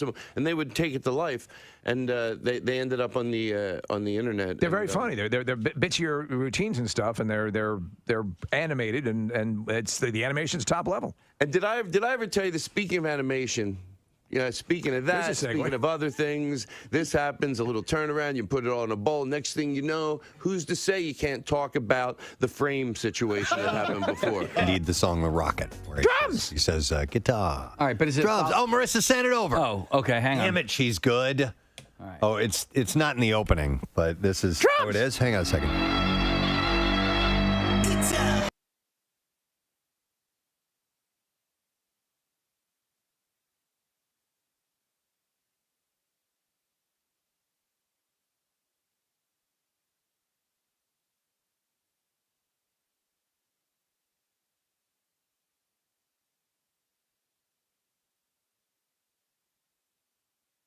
Do not know. It's got to be followed by a solo. Right, you got to hear the drums kick in. Yeah. CC, pick up that guitar and talk to me. Oh, my God.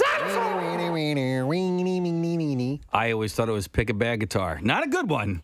Pick a bad guitar and talk to me. Until this very moment? No. Pick a bad guitar? Pick a bad guitar. Oh, but pick a bad guitar and talk to me. So it wasn't today that I found that album, but it was in the last year or two when you had said something. I'm like, oh my gosh, he says pick up that guitar. Pick up that guitar and talk to me. So, okay. Well, anyhow, we got that all cleared up. Isn't that good? nice? I have a butt plug email to read. Kathy sent this to me, and it's got a very sad note to it, but one of hope as well. This email is from Megan Ambrose, and she says, hey, I'm on the board of a local nonprofit, Hope for Hallie. Or is it Hallie? Hallie. It might be Hallie. Oh, yeah, no, you're probably so I apologize if I get the pronunciation incorrect. It says Hope for Hallie was established after a 16-year-old decorated student athlete, Hallie Jackson, left this earth by suicide.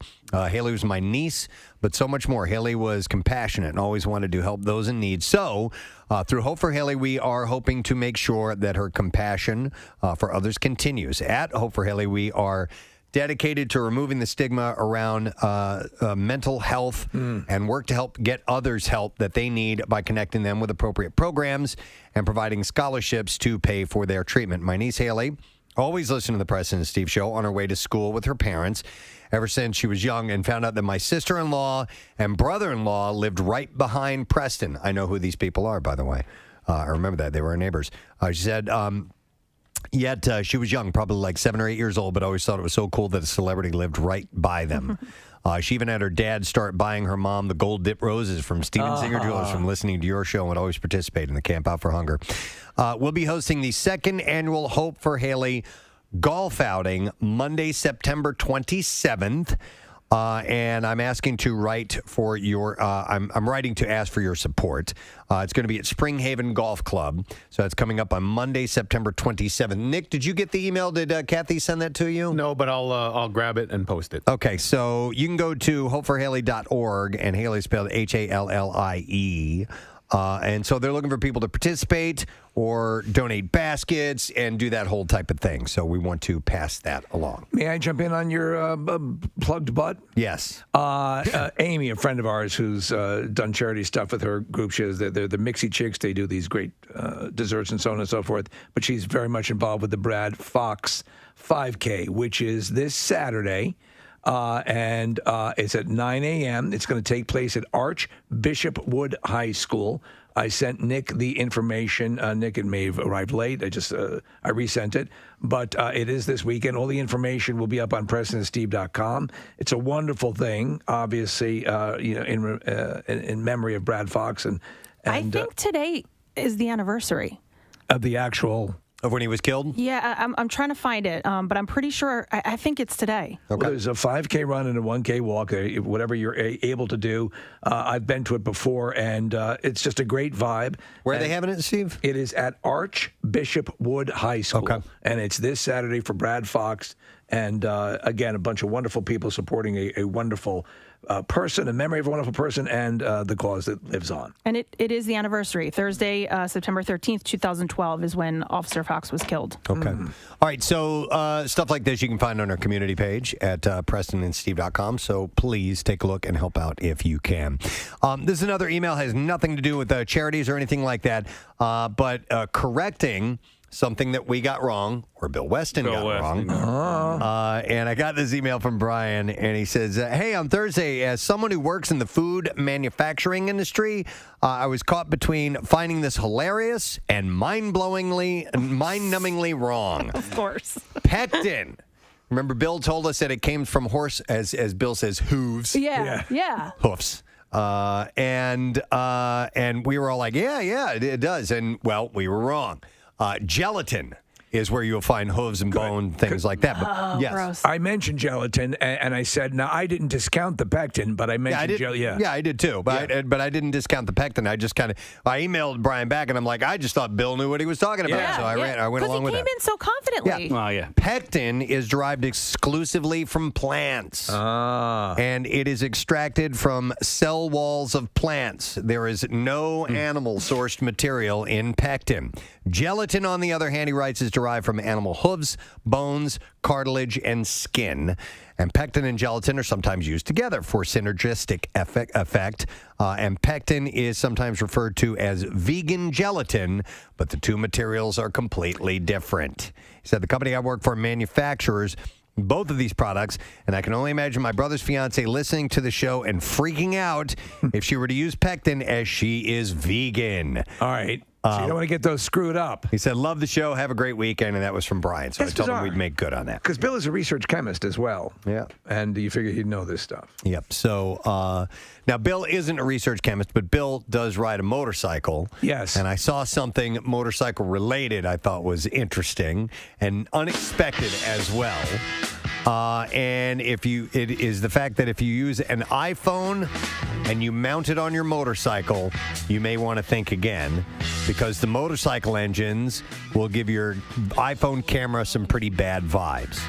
This is according to the company. They said in a post, exposing your iPhone to high amplitude vibrations with certain frequency ranges, specifically those generated by high powerful motorcycle engines, can degrade the performance of the camera system. Can F up the camera on your phone. Interesting, because a lot of people will use the camera mounted on their motorcycles to get front-facing video and back-facing video. Well, I wonder if this has, I wonder if it affects it on a bicycle as well, because I'm mounting my phone on my bike. You animal. And I know. And I don't really need to anymore, because I use the Strava app on my watch, so I don't have to. I rarely use my phone while it's mounted on my bike. But you do have those. Listen, it's not vibrating like a motorcycle engine, but you are getting those vibrations from the pavement that you're riding on. May I ask something that might be tangential to this, Preston, that I was thinking about over the weekend? With the electric motorcycles, all right, like the Harley has an electric line and so on and so forth. Since the same idea that motorcycles need to be moving in traffic, or else overheat. Because of the engine, they get an accommodation. Yeah, this wouldn't count at all for this that. Wouldn't count. So would electric motorcycles be more beholding to highway rules. I would think so. Right? Yeah, because the motorcycles that are air cooled have an air cooling engine. They're allowed to keep moving during traffic. Right. I would think yes. Now listen, this is just me guessing. We're just guessing. That there's no need for you to keep moving. Right. To keep the engine running. It's a battery. If you sit there too long, your battery's I think you'll be all right. I would guess so, Steve, but I do not know. I'm thinking. But I'm thinking the motorcycle people, whether it's electric or not, are going to do it. Gonna keep anyway. doing it, yeah. I mean, so it's so easy to ride either down the in between the lanes or on the shoulder.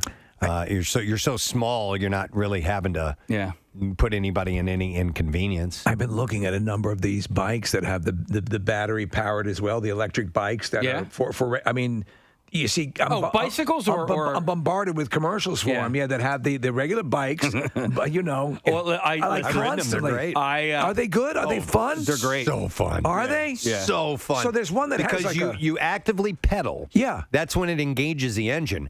But you can calibrate it to go a certain amount. You can calibrate whether you will work hard while pedaling or not. Right. It can be super duper easy where you're just kind of like you're just gliding along and you're doing 25 miles an hour. Yeah. It's badass. And you can do it so you are getting out and you are exercising. Right. But I got to say, though, as somebody who cycles without an engine, without a motor, I had this guy, I was riding on the Schuylkill River Trail 2 weeks ago, and I was going at a nice clip, and I was putting in work. Yeah. And this dude's like, bring, bring, and just blows by me. But then he's not even trying. I was like, you a-hole. On an electric bike? On an electric bike. So, Case, what does this do to the bend to the shore as far as? Listen, if you want to do it on an electric bike, you can, but majority it doesn't. I'm not going to say it counts or doesn't count. I used to be a totally anti-electric bike, and then I hopped on one, and I'm like, okay, you are working. You know, it's just when you get to some of when you're going against the wind or you're going up a hill, you get that assistance.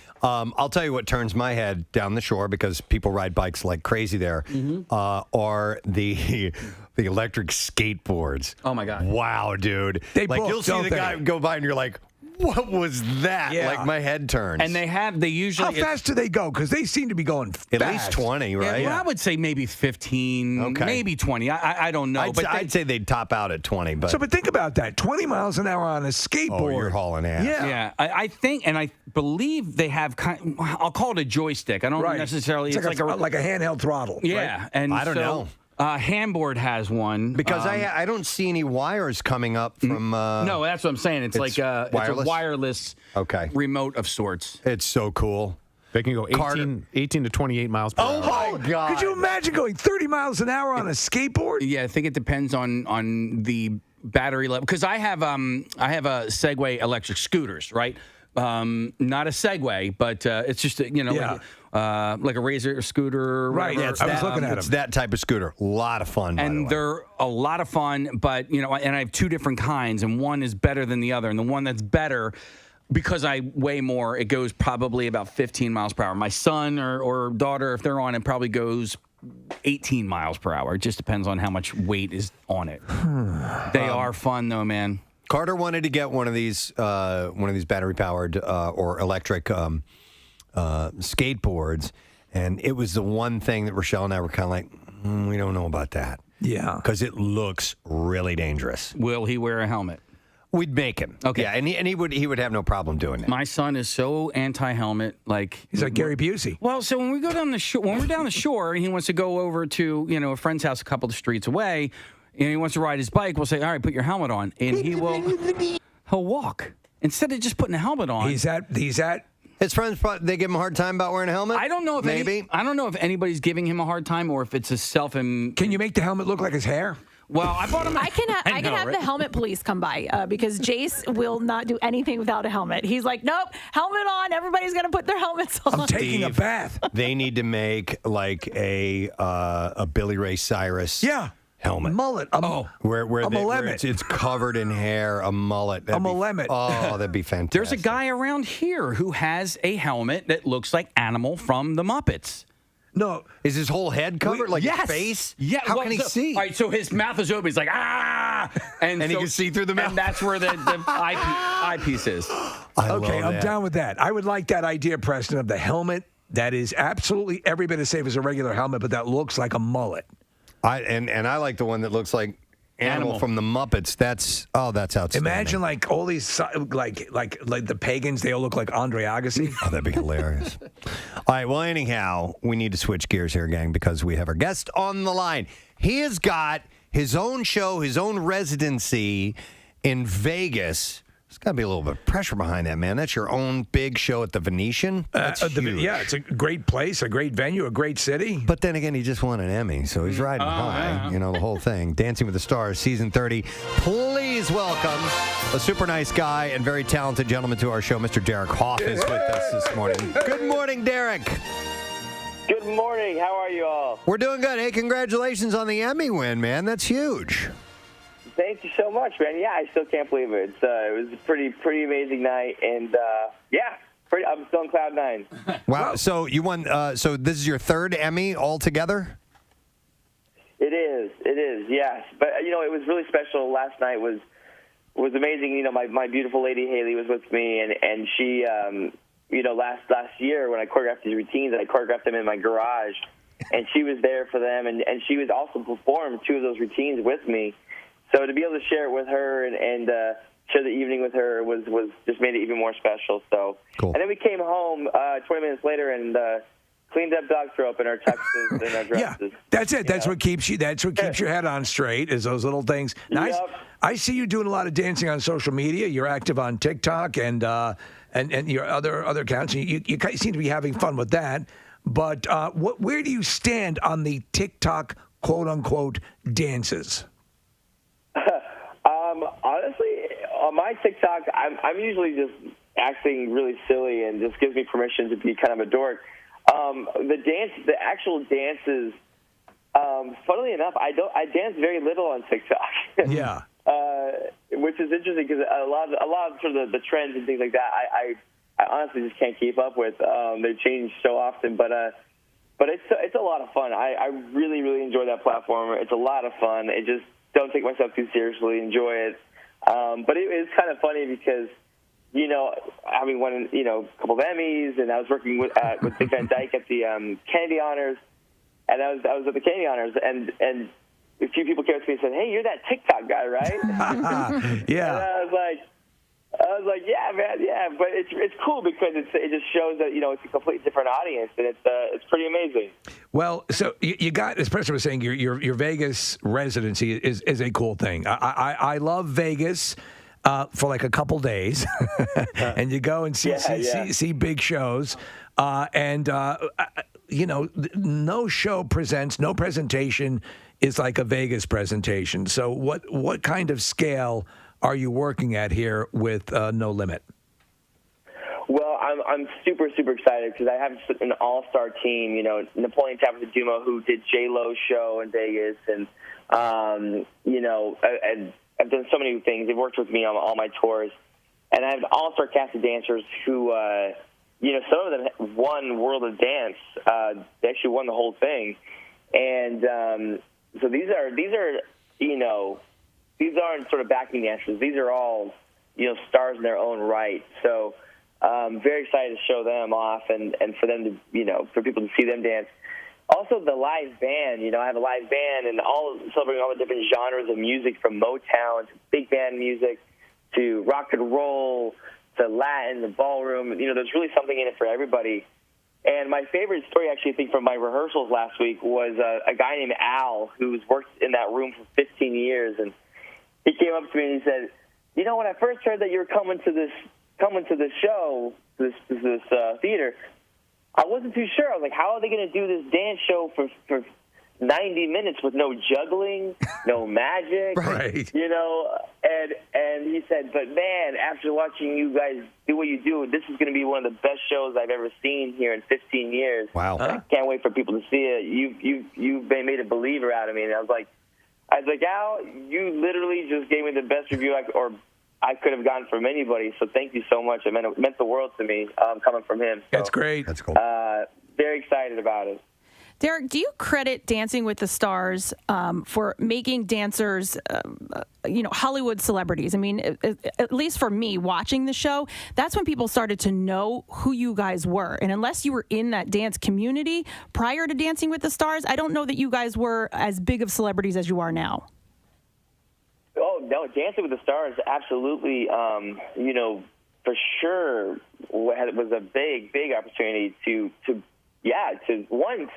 spread the sort of appreciation, love of dance, I think, as well. I think I've just seen dance grow so much because of Dancing with the Stars and So You Think You Can Dance, the World of Dance, and it's amazing to see that. But, yeah, I owe a lot. I'm forever in debt and gratitude for being a part of Dancing with the Stars. I've been on it for almost 15 years now. It's crazy. And it's amazing, and it's interesting to hear people's stories about where they were during a season and what it meant to them and how they shared that with their family, and so it's pretty awesome. It's pretty awesome to be part of that show. It's wild because I when I was I was in my early 20s or something like that. I remember it was almost like people who realized, they thought they were the only ones that were watching Bob Ross. They were kind of like watching that. And there would be ballroom dancing on like PBS on the channel you never went on to. And I'd be sitting there watching. I'm like, my God, these women are so gorgeous and talented. And I was kind of quietly and secretly watching some of this stuff. But I never knew who any of them were until, like Kathy was saying, Dancing with the Stars came on, and I'm like, ooh, I know who Cheryl Burke is now, so it had opened up a whole new world for that industry. Everybody was working, they were doing stuff, but you didn't know who they were. So it's got to be a great thing. And speaking of that, now with season 30, which is hard to believe that it's just had these legs, pardon the pun, but now being a judge, and you've got this new cast coming in for this season, what are some standouts to you? What are some, I don't necessarily want any predictions from you, but what do you see when you look at this cast of people, Derek? From what I've heard, the grapevine, because you kind of hear murmurings during rehearsals, and everybody's really good, apparently. There's a lot of good, capable people this season as far as just being good dancers, so I'm really excited to see what they're going to bring. But I think it's a fun cast. When I first heard Mel C, I was like, you can't go wrong with a Spice Girl. That's super exciting. And Martin Cove from Cobra Kai that was really cool to see. Yeah, when I hear that he's really energized, really excited about it. Suni Lee from the Olympics. Jojo Siwa. She's going to be dancing. It's going to be the same-sex, couple. Yeah. First time ever in Dancing Stars history, which is really exciting. I think, for me, it's not crazy because I think growing up in the UK, competing there, they even to this day, they still have all-girl competitions dancing. So that's a very common thing over there. So I'm excited to see that. And then I think I'm excited to see... Man, there's a lot of people I'm excited to see, actually. It's going to be fun. It's going to be a fun season. Well, the funny thing is, and it's the argument that always happens. You have some people who are actual dancers, who are career dancers against people who have never danced before, and then you also have the popularity contest element of it. So, I think, do you agree that sort of every criticism is also sort of a check and balance to the show? That no one is just going to be a runaway out of the gate. Yes, I absolutely do. I think that there are different things, there's different elements about the show that make, the dancing, the packages, the talking live, all those play into a part. I remember there being, celebrities in the past, who by far would get the lowest scores and weren't the best. But boy, did you just love them. You just fell in love with them, and they just kept making it through, and sometimes they went all the way. And so I think that I think it's a good balance. I think you need people who have, a little bit of experience, to be able to maintain a certain level. But by no means does that mean that it's completely unfair, because it really is just about connecting, right? It's really about connecting with the audience, connecting with, your partner, and just enjoying the experience and getting the most out of it. And I think that when you do that, I think that people at home and us as the judges and we feel that, and then you can go all the way.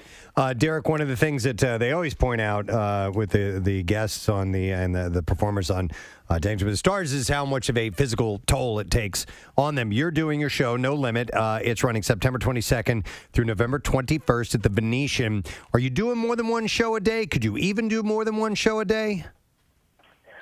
No, one show a day. Okay. I'll be doing it 5 days a week, Wednesday through Sunday, and then I'll be doing Dance with the Stars on Mondays, and then I'll have a Tuesday off, which I'll probably be prepping for some of my performances this season. So That's insane. That's insane. You're in like mint shape. I'm going to be honest about this. I'm going to love the first time you come over hunched over with your back going, oh my God, because you're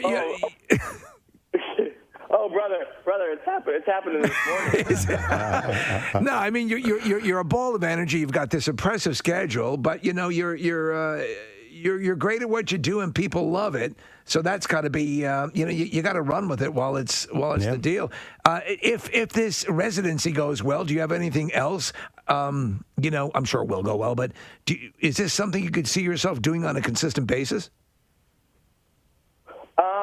Yeah. There's a few ideas I have that I'm really excited about, actually. And I think a few show ideas, actually, that next year. Oh, I'm sorry. You said on a regular basis. Yeah. Right? Yeah. Because those things are, they come and go.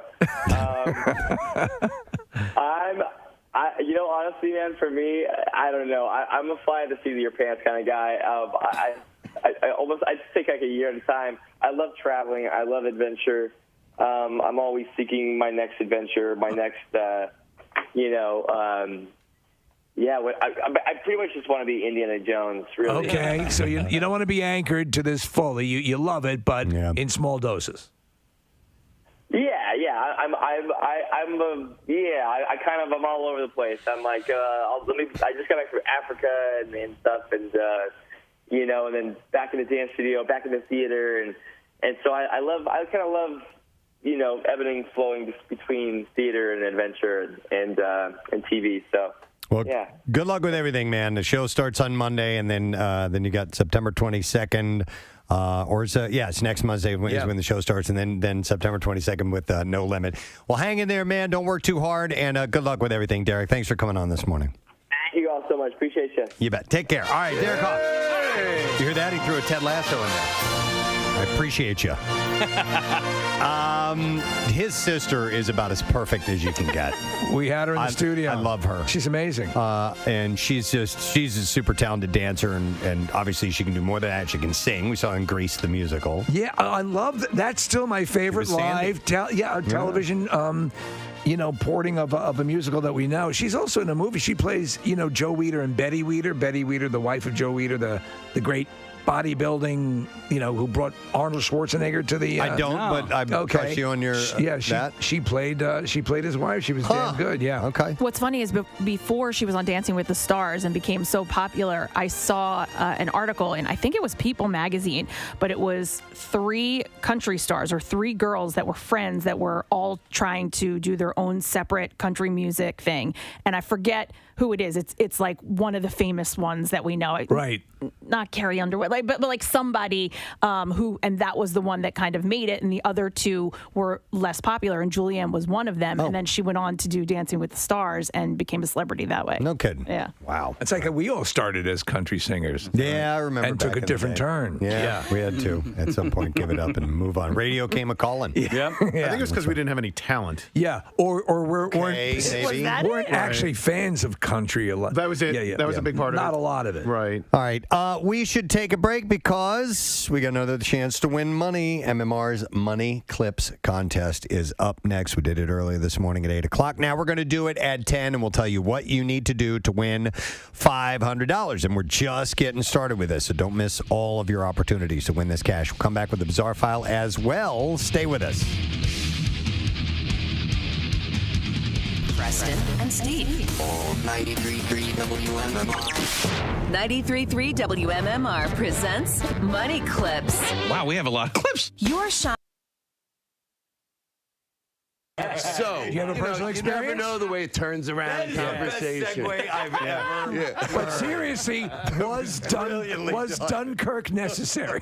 Put it in a bowl, spin it around. I brought my dad. I don't mean to, but by the way, you know my dad did pass away. That is the truth. Yes, I'm but sorry. I brought him to after he passed away. I dragged him to a frame shop, and I told them this is a true story. That's why I was wanting to get in here. Yeah. How important it was to me.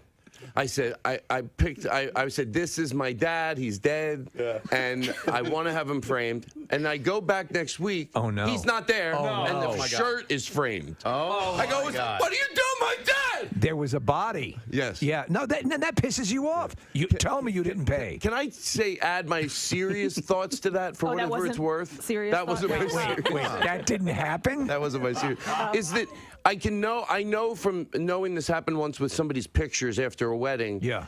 Not all of them, but the most empathy that it is met with, the easier it makes for you to try to go. Like if it's like I think what happens. Let's say it's a picture of your grandmother, whatever it is. Yeah.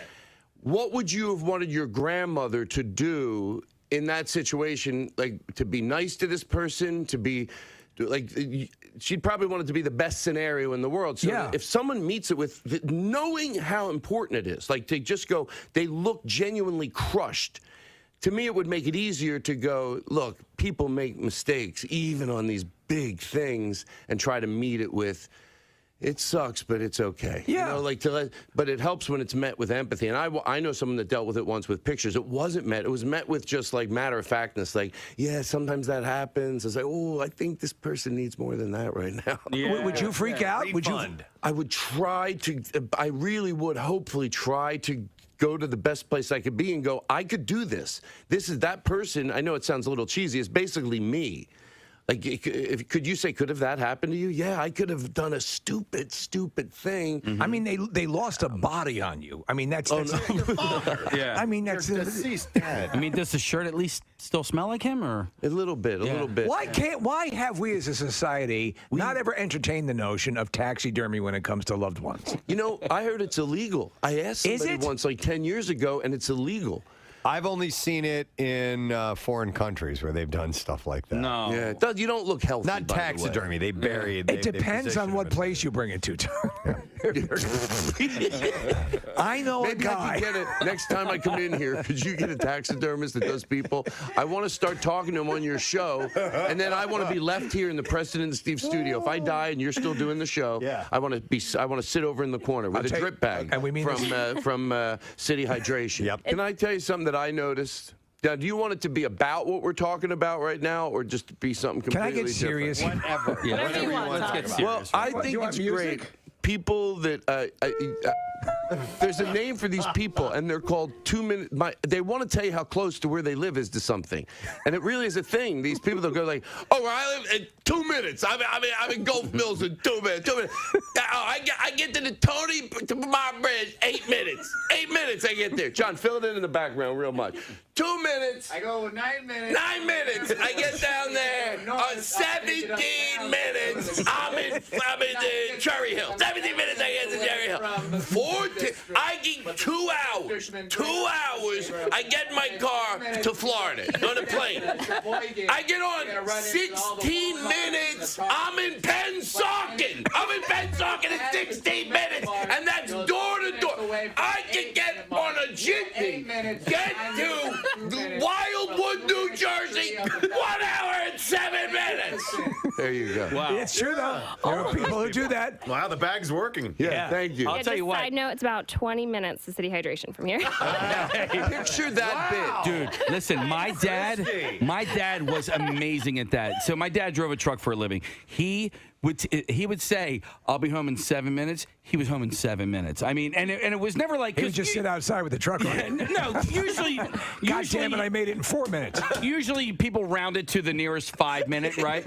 So it's like, oh, I'll be there in a half hour. I'll be there in 25 minutes. My dad would be like, all right, I'll be there in 16 minutes, and it was always. And they drive reckless back then. If your dad wanted to be right on time, he'd kill the whole family. No, it's 8 minutes away. Turning hard corners. But I do want to say this. Please. Okay. I got nothing. No. Hey, how's the podcast going? My podcast got canceled. Thank you. I asked you not to bring it up for when I saw you in the hallway. The podcast is going great. I'm a fan. Is going great. Thank you very much. I'll tell you, you're all right. I'll tell you. I'm getting my B12 bag. See the bit you just 2 minutes, 4 minutes, just John filling in. Imagine that, but with 5 band members doing that. It's overwhelming. You have a 5-piece band? I have 3. I'll have 3 instruments and sometimes 2 fillers, like just bongos and a tambourine, because for the bits. Like he has 3 guys, but some of the guys have 2 instruments, Preston. Thank you, bro. Who lives the closest to you? How many minutes away? What are you talking about? Well, I don't know. He's doing a recall. Todd, with the band, and I mean this is a total compliment, it's obviously rehearsed, but it seems like it's improv. Do you know what? Can I tell you something? Please. I hope this is interesting to talk about on the radio, but people will know when they go see it. A lot of it isn't. Especially with John Brand Wagner, when he's with me, if he knows how to do it. Like you can ad lib more than you think. That's great. And they off the cuff, it's whenever I call on them, they're always there for whatever bit. It is a lot of fun having the band on the road. I feel like it's getting to do the best sketch. Is this what you've always sort of dreamed about? Yes, having this it's vibe great. where you have sort of a traveling review or like a troupe of just stand up with a band. It's like you get to play and it's fun. But anyway, how much more expensive is this? You got these guys got to stay somewhere. They got to eat. You got to pay them. You use a local. What I've learned, if John there is are just hostels one person, all over the country. He'll round up other musicians. Use a local drummer.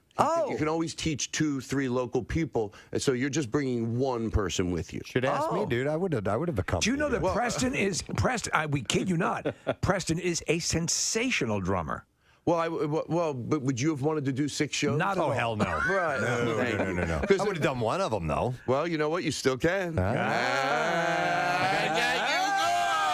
got a gig on Friday night already, but yeah, maybe we can fit that in. We'll talk. Well, listen, here's what I'd like to do. You'll do the Saturday. Oh, Freddie, I locked you.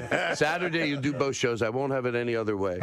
I'm 2 minutes from there, 6 minutes from there, sure. How is Kimmel's? Are you doing it on the Kimmel set? You said you're at his club in Vegas. Yeah, we shot it already. And Jimmy is from Vegas and has always wanted to have a comedy club, and we hear nothing but great things about it. Yeah, they did it. They did it really nice. Mostly what the showroom is very important, but also what is even more important is the green room. And he did the green room on his comedy club like it's at his show. Like his show is, there's nothing else like it. Like and I've been to like not perform. I haven't performed on the Tonight Show with Johnny, but I went to see someone that went and was there when Jay was there, and been to a lot of green rooms over the years. But Kimmel's is just this like own thing, and it's gigantic, and there's like food everywhere, and there's pool tables, and it's just a really fun green room. Water served in glass pitchers. Exactly. Yeah. Well, he loves comedians. He loves you. How long have you known him?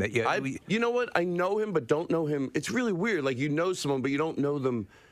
You don't see him that often, but you feel. Did you find out he was a fan or what? No, I knew. I when Sarah dated him, she would tell him, "You got to have Todd on the show, but let him do bits. Yeah, like let him do different things." And that's sort of how I got to do it. Just to do different bits. And you've been friends with Sarah for a long time, Silverman. Yeah. Sarah used to sleep on our sofa. I used to live with a guy named Dave Rath. He's a manager, and then Sarah would come in from New York, and she would sleep on our sofa. And I always thought she was so cool. I don't know why. But she's been great, and we know that she's part of the reason you're here on this planet today. Right? Yeah, right. Yeah. Well, really, she's probably the reason I almost died, because she was the one telling people I was okay. She was going, "No, he's just high. He's fine." Jeff Ross is the reason. Jeff Ross. Okay. By the way, along the lines of the people who always say how far away they live from things, how many minutes, there are also people who say who slept on their sofa too. Oh, I knew it. I knew it. Mm-hmm. Preston, about 5 years ago, can I tell the story? Please. I'm okay with it. I bumped into him in the hallway. I was going around the corner, and I bumped into him in the hallway. And that was it. I said, "I'm sorry." I thought I was very, I wasn't like a jerk. He goes, "One day," he goes, "I don't care if it's 5 years. You're gonna say something, then I'm gonna call it back, and I'm gonna put it right in your face." And that's exactly, I guess and I thought he forgot about it. He never forgets. I thought that he never forgets. Do you think I'm performing good today? Do you think the people listening? Because I said I'm going with my A game. What's it say at the top of those notes? 2 minutes from 8 minutes. Oh, no, wait. Preston and Steve. Frame Dad's Body. Oh, Well, Preston and Preston Steve. and I'm Steve. sorry. A friend of mine, he told his wife he saw how affectionate his wife was with the dog. Okay. So he just said, maybe half kidding, he goes, why don't you treat me more like the dog? So, and now every time he poops in the house, his wife squirts him with a water pistol. Which, by the way, is a humane way.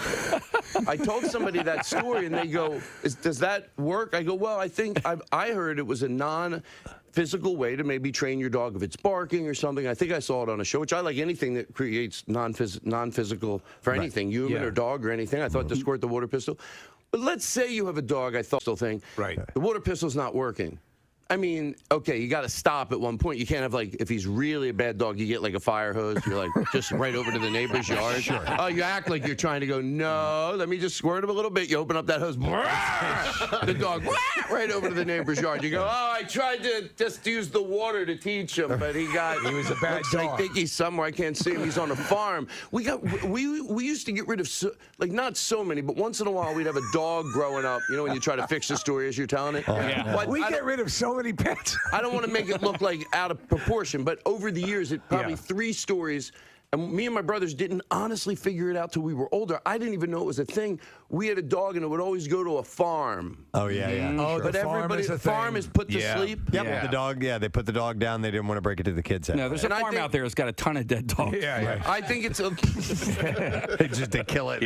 I think a lot of times it's not always a parent that was doing anything wrong. The dog, they could have realized the dog was aggressive and not able to be. Or for a kid, or the dog just gets sick and it's in pain or whatever, it has to be put down. It's easier to lie to your child. Right. Yeah. He's, because when I first saw these 2 dogs in the park, I remember. I just realized I can't tell this joke. You did? And you're. Well, I'll tell you what it is. Try it. When we get to the part that is the part I can't do, you're going to go, why would you even have thought you could ever? Well, we egged you on, so we'll take the blame for it. Thank you. Go ahead. That when I saw these, but this is a true story. It's a true story. Why would I make it up? True story. When I was younger, I saw 2 dogs in the park, and they were going at it, humping each other. Yeah, right. And I asked my dad what they were doing, and he said, because he didn't know how to deal with stuff, and he just said, he goes, I remember, he said, they're playing a game. Yeah. So I was like, I just asked him, I go, I took a beat, like a little kid will, and I go, what's the game, And he said, it's effing. It's called, and he said it. Yeah. Did you watch the Golden Globes by any chance? No, I did not. Oh, because Ricky Gervais, he did a little bit of a monologue, and he had gotten to a joke where, we'll get you a water. And he had gotten to a joke where... Just top off his bag. That's so weird that you need water, but you've got the saline going through your body there. Did you hear what they said from No, City I wasn't paying Hydration? attention. So cleanly and brilliantly, she explained the difference between water that would make you thirsty and the hydration that would make you feel... like I do right now. I feel like, can I tell you right now? I could bend steel. And I'm not thinking just, I'm not just thinking maybe thank you very much. All right, thank you, Marissa. Have you ever been on stage and you thought better of a joke that you were about to tell and had to hang a 180 away from it? Yes, yeah. Okay. You know what, sometimes, you know what it will be? I'll be doing an old joke that I didn't realize, just don't. I have a different relationship with what I say that comes out of my mouth. So I'll be like, I'll think of an old joke, but then halfway through I go, oh, that's not nice. Right. And I just want to stop. I'll just go, you know what? I don't need that joke anymore. I had a series called, if you see a sign that says don't do it, it means somebody did it. Yes. Okay. It's true. Because, they don't just put, if it says, I don't have to repeat the bit, but I will do one example from the old pile of part of this joke. For instance, if you see a sign that says no diving in the jacuzzi. Yeah, somebody dove into a jacuzzi, which think about that. That's crazy. Yeah. A moron. Yeah. A moron. And I don't like to call people morons because if I'm so smart, why shouldn't I be so smart to just talk about people kinder? But I don't know the word for it. And by the way, I hope this guy probably had a dad. You have children. You have people that love you. Yeah. Who are you to go, I'm going to go dive into that jacuzzi? Yeah. So maybe you're better off. Did you work at Dairy Queen. And, I was did it work Plymouth at a Dairy Meeting? Queen, not to brag. But so when you talk about signs that, if there's a sign, I'm going to make full circle. Everyone's going to be proud of me. It's okay to get a loss, but you got to deliver. No. So here's the point. Yeah. Right. So the ice cream place, it says 3 sample limit. It doesn't say 4. Right. 3 sample limit. And I told him that something. Yeah. That's crazy. It is. And to have it in the fall, which hasn't been done in a long time, is going to make it a unique and a cool experience. I've over the weekend, I put on a pair of jeans for the first time. Whoa! Did you? In a long time. We went out for dinner, and it was really breezy out, and we were going to eat outside, and everybody else was putting long pants on, so I put on jeans, which was an odd sensation because, listen, we're fortunate. We can wear shorts to work. It's We're great. required to wear shorts. There's no dress code where we work, and we are fortunate that we can wear shorts to work. And so you get used to that, and then the first time you put those on, it's a whole new experience. And so I haven't looked. It's a ways off to get a look at the forecast for the 25th. But it may be, especially when it gets later in the evening, jeans weather. I'm going to try to rock shorts, but I'm going to listen. I want to be comfortable. Maybe I'll wear something. Maybe I'll wear something off the shoulders. Yeah, and I then think you should. we'll bring a pullover. It's a special occasion. Yeah. I actually am looking forward to putting my Adidas pants back on. Adidas pants. I wore a You don't wear tuxedo jeans, last do you? weekend. Yeah. You don't wear jeans, do you? I don't. I mean, my son doesn't either. Ever hates them. Dude, I think me and your son, we are like close twins. Yeah, because he is exclusively sweatpants. Yeah. I can see that. Whatever you want to call They're it. comfortable. I like them. I like that the pockets zip. So Pocket zip. yeah, because so that nothing falls out. Right. Oh, Your gum or your whistle. I've hated jeans my entire life. You've hated them? Yes, I wear them occasionally, but I hate it when I have to wear them. Oh, okay. But I mean, it's the easiest outfit to put on. Yeah. They're just, to me, are so uncomfortable. And Speaking of outfits, you know what you're going to wear yet at the MM barbecue? You and Marissa always get gussied up. No, this will be like the first time I have to get dressed since like 2019. Right. All right. No, I have no Wait. idea. I'll start planning now. Marissa will figure it out on the 24th. Yeah. no, on the 25th. Yeah. On the 24th. On the 25th. No, she'll Yeah. go the 2 hours 24th. She'll before. rush Yeah. somewhere and buy something new. All right. It's 10 o'clock. We got to do this. 93.3 WMMR. It's time for an MMR Money Clip. 1, 2, 3. Now, here's your Money Clip keyword. One of our favorites. All right, the word is learn. Learn. Learn. And you have until 15 minutes after the hour to enter that. 3 ways that you can do it. 2 of them come with an extra potential to win money, mind you. Now, you can text the word learn to our special contest short code number, which is 45911. Or if you'd like to be entered for the $10,000 grand prize, enter it via the MMR app or at WMMR.com. And one random entry wins $500 in our company-wide contest. That person will get a call from Beasley. Maybe it'll be you. So make sure that you answer your phone. Contest rules are available at WMMR.com and is sponsored by Horizon Services. So the word again is learn. L-E-A-R-N. Good luck to you. WMMR presents Preston and Steve's Bizarre File. All right, it is brought to you by Dermatology Associates of Plymouth Meeting, recruiting for alopecia clinical trial. And men and women 18 to 65 with current episodes of scalp hair loss lasting 6 months can sign up at PlymouthMeetingDermatology.com. This is an unfortunate story, but a cautionary tale. A man waiting in the breakfast line at a McDonald's drive-thru was crushed to death in a heartbreaking freak accident, according to Vancouver police. Surveillance footage showed the driver dropping an object out of his vehicle while paying for items. When he went to pick them up, the vehicle rolled forward. It collided into a structural piece of the restaurant, and then the driver wasn't able to free himself from the vehicle. He was pinned between the vehicle door and the frame. That's horrible. And pretty much suffocated. Yeah. So we've seen that before. You know, your door's open and you pull forward and it hits something and you're in a certain position and it can pin you and then there's nothing you can do. So just terrible story. So if you drop something, just leave it there. Yeah. Pull forward. And get then out, go back and get it. Get out and go get it. It's an inconvenience, but it's much better than that horrible accident that can happen. A Florida woman who had to be pulled from the cab of a fire engine that she tried to steal denied being under the influence of the usual street potions, but did say that she had taken the elixir of life. The elixir of life? Before trying to boost the emergency vehicle. Oh, I'd like to try that. Responding to a call about a woman acting erratically on the beach in St. Augustine, beach cops and fire rescue workers late last month discovered Kalani Joe Kroll in distress. Kroll, who lives 2 blocks from the beach, said that she needed CPR and other treatment, but while being escorted to an ambulance, she began running back and forth. Officer Brandon Hand said, due to no crime being committed at this point, I had no reason to chase her. But as police and firemen began entering their vehicles to depart the scene, someone yelled, "She's stealing the truck!" Kroll Kroll, investigators allege, had opened the door of an unsecured fire engine and gotten in the driver's seat. I'll take this. Fire rescue personnel responded by pulling her from the cab. Witness Jessica Benton told police, "I thought she was fixing to drive off." Mm-hmm. After reportedly struggling with cops who tried to handcuff her, Kroll offered an apology. According to a police report detailing the incident, she said, "I'm sorry for trying to take the truck. I lost my marbles." When Officer Hand asked if she was under the influence of anything, she said she was not, but had taken the elixir of life. Feeling the fruits of life. The potion is not further described in court filings, but the mythical mixture is supposed to grant the drinker immortality. Oh, my God, that's awesome. In the world of Harry Potter, the elixir is produced by the Philosopher's Stone. It is unclear whether such alchemy was at work in St. Augustine Beach or not. Yeah. I'll have an elixir, please. Yeah, of life. I'd like to be immortal.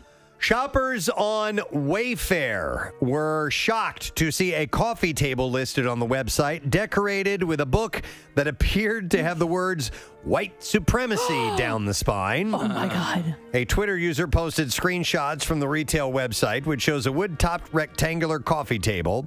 On the table's surface rest a decorative bowl and a white and gray book, which has the words "white supremacy." In the second photo, the cover of the book is visible, and it appears to match that of the 2011 book State of White Supremacy, Racism, Governance, and the United States. By Friday morning, the table with the offending decor was no longer listed on Wayfair's website. Clicking the original link to the item redirects search results to for coffee table. Reactions on Twitter range from baffled to furious, and a Wayfair rep said that they are investigating the matter with the supplier. Wayfair made headlines last summer for a series of rumors circulating on Twitter and Reddit, which claimed the company used its WFX utility collection as a front for human trafficking. The furniture retailer denied the rumors and renamed those products, also creating updated product descriptions to clarify the pricing and functionality. It's like the end table with Mein Kampf on it. Yeah. A Jersey City man returned to his apartment after a week-long vacation. He had $20,000 in cash and $10,000 in sneakers that were stolen. He stole $10,000? Someone stole them from him. Oh, from him? Yeah, $10,000 in sneakers Oh, my alone. God.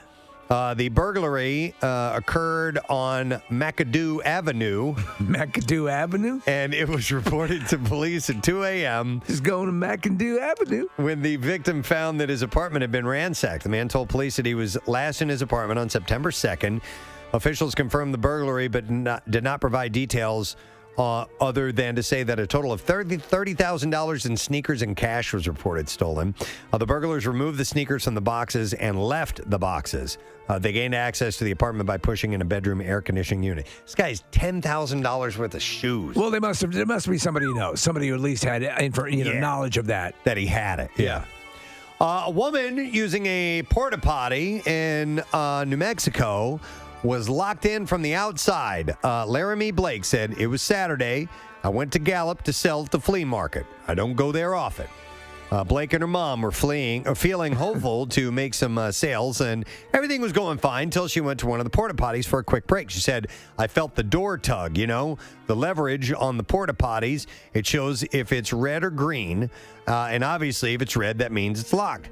She immediately tried to open the door but couldn't. At first, she thought the door was just jammed, but then she panicked and started yelling for help. A man came by to help, telling her that there was a lock on the door, like somebody put a padlock on there. On the outside. And she was freed using a bolt cutter. Blake said new stuff are coming out with sex trafficking and kidnapping.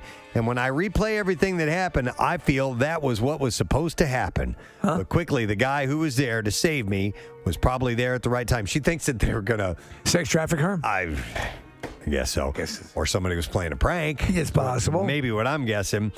Blake is hoping that someone might have seen what happened and will come forward and report it. And that's all I have now for the Bizarre File. Got more great stories. Going to share those with you tomorrow. Not before I remind you that you have a little over 5 minutes to get over our money clip word. The word is learn. All right, we're just getting started on this today. And yet again, chances for you to win $500 7 times a day here on MMR, Monday through Friday. And what you do is take the word learn and you text it to us if you like to the number 45911. But if you'd also like to be entered in the $10,000 grand prize, enter the word learn via our MMR app or at WMMR.com. So the word is learn, L-E-A-R-N. It's sponsored by Horizon Services. Good luck to you. We'll come back in a second.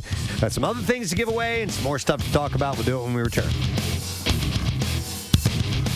Preston and Steve on 93.3 WMMR. He says. But it was his dentist. No, but that's rather common. And if something like that could be taken care of, you know what? Would you feel? Let me ask you. You're in the privacy of your own home. Would you feel even more comfortable in the confines of your own home?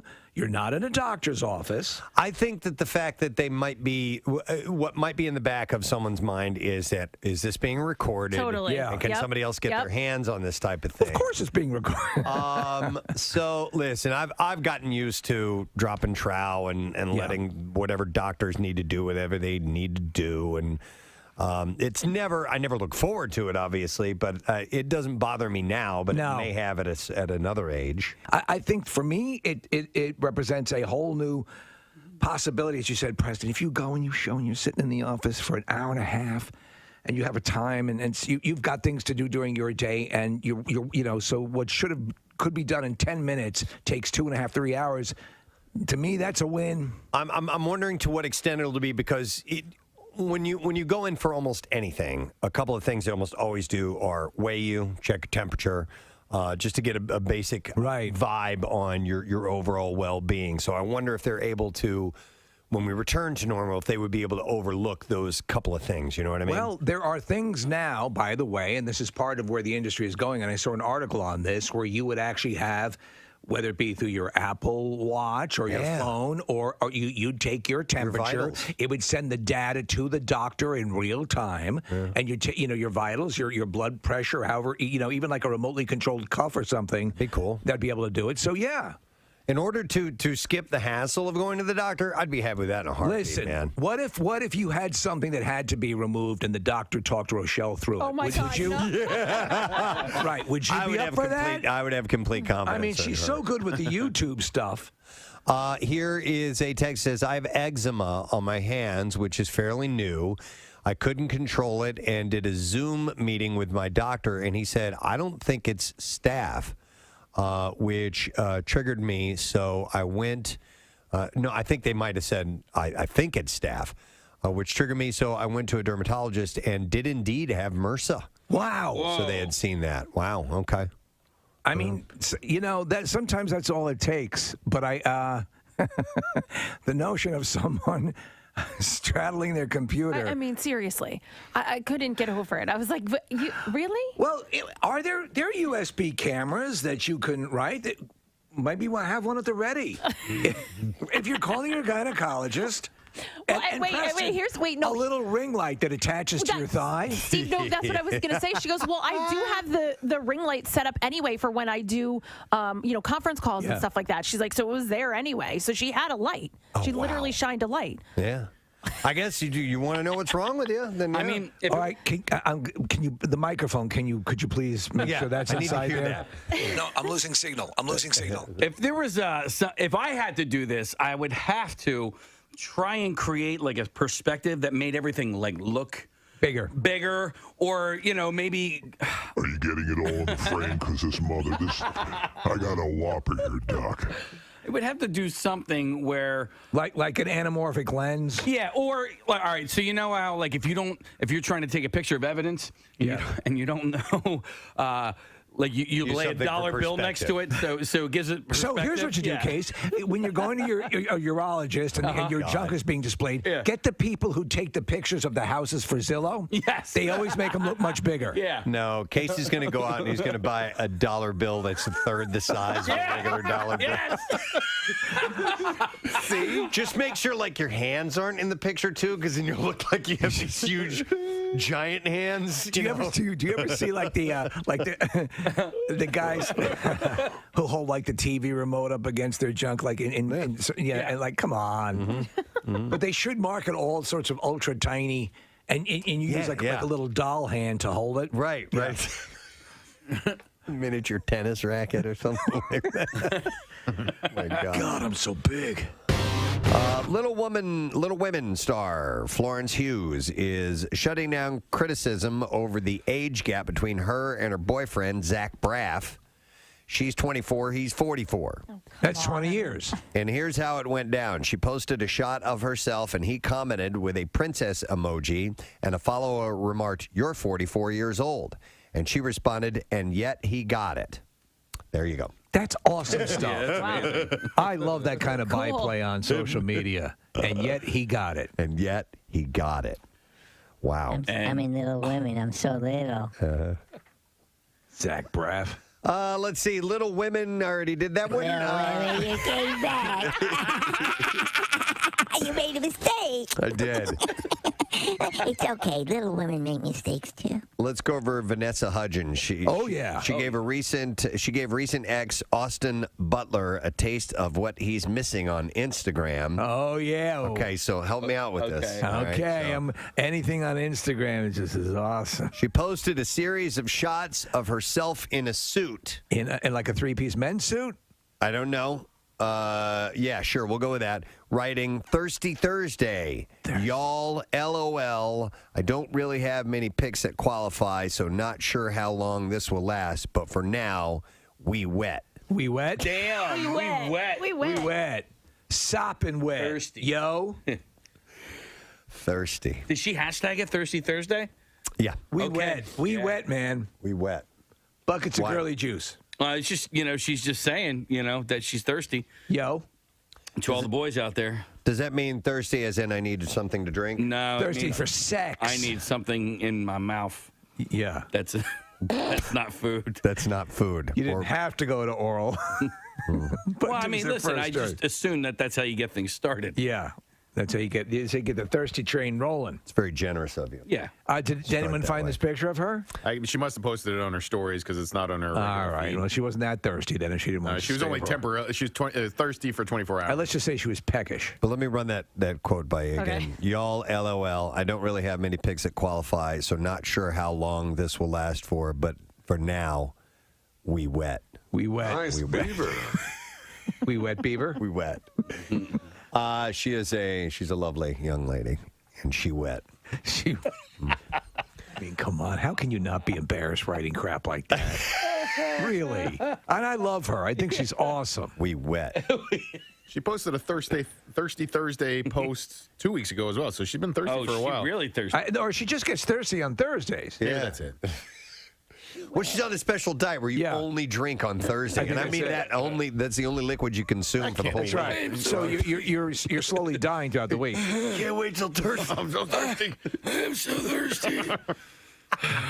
What day is it? This is only Tuesday. God damn. Oh, I'm never gonna make it. I can't wait for 4 almonds Friday. You just eat 4 almonds on Friday? On Friday. I'm an actress. We wet. Not anymore. Not anymore. I queefed and dust came out. It looks like when you're blowing one of those candy cigarettes. The powdered sugar. We dry. We dry.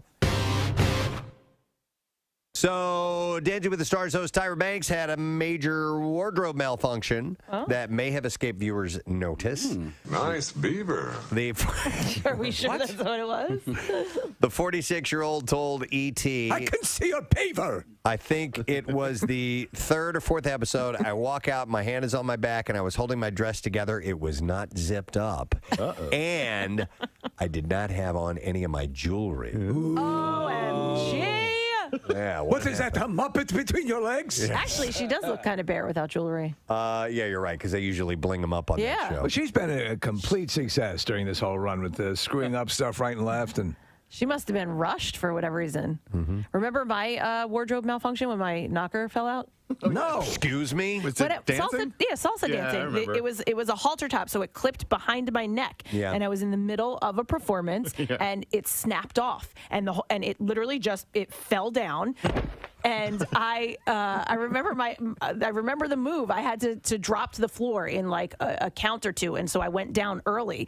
And like I remember my partner looking at me like, "What are you doing?" And I had probably 1 or 2 seconds to put the snap back together, and sure enough, it happened, and I put it together, and I was ready to go right after. I don't know how that happened. Were you at Parks or something like that? No, I was at the dance studio La Luna in Ben Salem, and it was on video, and we did have the video, but I made the guy who had the video kind of blur out my nips. A few of our listeners have successfully evacuated 3 locations. We talked about 3 big locations.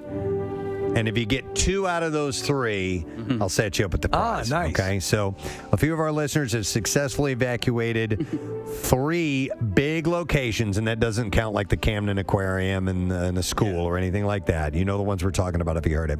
You get 2 out of the 3, we'll set you up with a prize. 215-263 WMMR. Call now. The trash business is a gold mine. 93.3 WMMR with Preston and Steve's Hollywood Trash. Brought to you by Jersey Mike's. Order through the Jersey Mike's app for free delivery on Saturdays.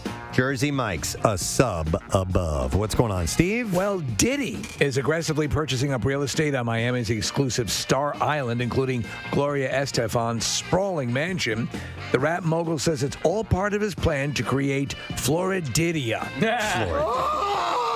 Tori Spelling, we talked about this earlier, saying that her dramatic new look is not the result of plastic surgery.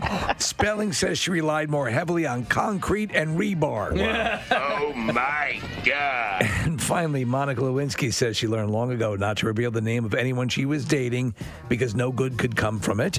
Lewinsky did suggest that it would be easy to identify her boyfriend in a room because he'll look like the guy who's been sucked inside out. That's your Hollywood Trash. All righty, we'll see if you know the answer to this question. A few of our listeners have successfully evacuated 3 locations. Name 2 of them. We'll set you up. I'm going to go to David. Hey, David. Yo, Presbo, how you doing? Good, buddy. All right, David, give me at least 2 of those 3 locations. The White House and a power plant. Nuclear power plant. Yeah, we'll go with that. All right, David, hang on. You just got yourself a pair of tickets for Movies at the Man, Saturday, September 25th, featuring Marvel Studios' Black Panther in concert. The Mann Center Festival Orchestra performs the Oscar and Grammy-winning score live, while the film plays in high definition on a 40-foot screen and 2 lawn screens. You can visit mancenter.org for tickets and information. Now, Preston and Steve's Music News on 93.3 WMMR. All right, it's brought to you by the Craft Beer Trail of Greater Philadelphia, covering 5 counties with over 90 breweries and 1,000 beers. Don't miss a fall weekend along the Craft Beer Trail of Greater Philadelphia. Get your fill at visitphilly.com. We'll start with this. Bush has had to back out of their upcoming co-headlining tour with Stone Temple Pilots. On Friday, Bush posted on social media the cancellation is due to unfortunate and unavoidable COVID-related circumstances. The band's post continued saying, "We cannot stress enough how heartbreaking it is to not be able to go out and play after all of this time and after all of our attempted starts and ensuing stops over the past year and a half. We wish to extend our deepest apologies, as this is the last thing we would want for all of our great fans, as well as our good friends in Stone Temple Pilots. STP shared the same message on their Twitter account, writing, "We are, of course, saddened by this news, but it's a sign of the times right now." STP will continue with their own headlining tour, which will kick off October 17th in Oklahoma City. The band Mudvayne played their first show in over a decade on Saturday. They did it in Mansfield, Ohio, at a tattoo festival. They played a 14-song set, much to the delight of fans who haven't seen the band perform together in 12 years. Their last self-titled album was released in 2009. The band didn't tour in support of it. Mudvayne lead singer Chad Gray has been fronting the band Hell Yeah for the past 15 years, so that was really cool. Who else is in Mudvayne that... I don't know any names. Yeah. I don't know any names, unfortunately. I just know the one guy, Chad. Hey, this is disturbing news. Alanis Morissette claims in a new HBO documentary that she was raped by multiple men when she was only 15 years old. Yeah. The Washington Post reports that the singer opens up in the film, in this documentary, saying, "I would always say that I was consenting, and then I'd be reminded, like, hey, you were 15. You were not consenting at 15. And now I'm like, oh, yeah, they're all pedophiles. It's statutory rape." Despite her participation in the documentary, which is called Jagged, the Post reports that the singer now appears to be unhappy with the movie and will not be appearing at its premiere on Tuesday. So she's not going to show up. For some reason, she shunned it, and don't know exactly why. Yeah. They haven't revealed that information as of yet. But it's all about Jagged Little Pill, the release of that, and the tour that followed, and that whole thing. I want to see it because that was an amazing thing. I'm curious, though. It's funny because I sent over an article from the Daily Mail, President, a picture of her at the time she was 15. She looked like a little boy. I mean, it was just horrible that this, she was innocent and she was getting taken advantage of this way. Yeah.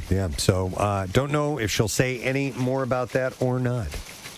Jimmy Page revealed in the new Becoming Led Zeppelin documentary they received a 10-minute standing ovation during its premiere at the Venice Film Festival. Legendary. I would have wanted to have sat down after a few minutes. Legendary guitarist posted on Facebook, there was a 10-minute standing ovation before a word was said. The audience bestowed such affection before viewing it. It was quite overwhelming. As the film progressed, the enthusiasm intensified, and certain sequences were followed by applause. The audience were really connected, and it was interesting to witness the communication, enthusiasm, the event, and the film were generating. After the closing credits, the audience rose to their feet and gave us another standing ovation. A thank you that I can't convey in words. Knock it off. He said, but boy, did I feel it. That's cool. An official release date for the band-sanctioned documentary is set to be coming soon. Bruce Springsteen made a previously unannounced appearance on Saturday during the 20th anniversary 9/11 tribute at the World Trade Center Memorial Plaza. A noticeably thinner Bruce, dressed in somber funeral attire, performed I'll See You in My Dreams. We have a clip of that case. The wistful album closer to his most recent Letter to You collection for the mourners, along with local and national politicians. During his recent Springsteen on Broadway run, Bruce had chosen to replace the classic Born to Run with I'll See You in My Dreams, believing it more aptly summed up the story that he was trying to convey this time around. So here's a clip. God bless our fallen brothers and sisters, their families, their friends, and their loved ones. This is I'll See You in My Dreams. The road is long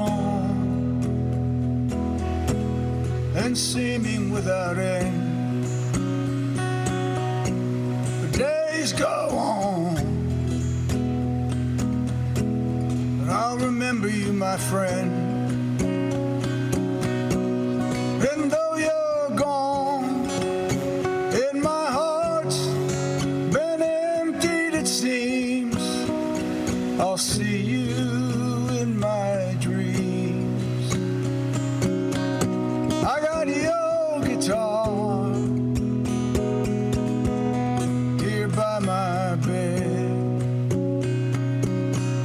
All your favorite records and all the books that you read. And though my soul feels like it's been split at the seams, I'll see you That is. It's really, really nice. Great wow. moment. Yeah. According to the Asbury Park Press, President Joe Biden, former Presidents Barack Obama and Bill Clinton, members of Congress, dignitaries, and the relatives of victims were in the audience at the memorial ceremony. Former President George W. Bush spoke during the 9/11 commemoration at the Flight 93 National Memorial in Shanksville, Pennsylvania. Steve Perry of Journey fame is going to release his first Christmas collection titled The Season, and that's coming out on November 5th. He's perfect for doing some Christmas songs. And I heard the first single, which is "Oh Santa, Hold On." It's so good. Oh, really? Oh, Santa, hold on. Oh, Santa. Oh, Cherry. I gotcha. The album. I hope we get lots of presents.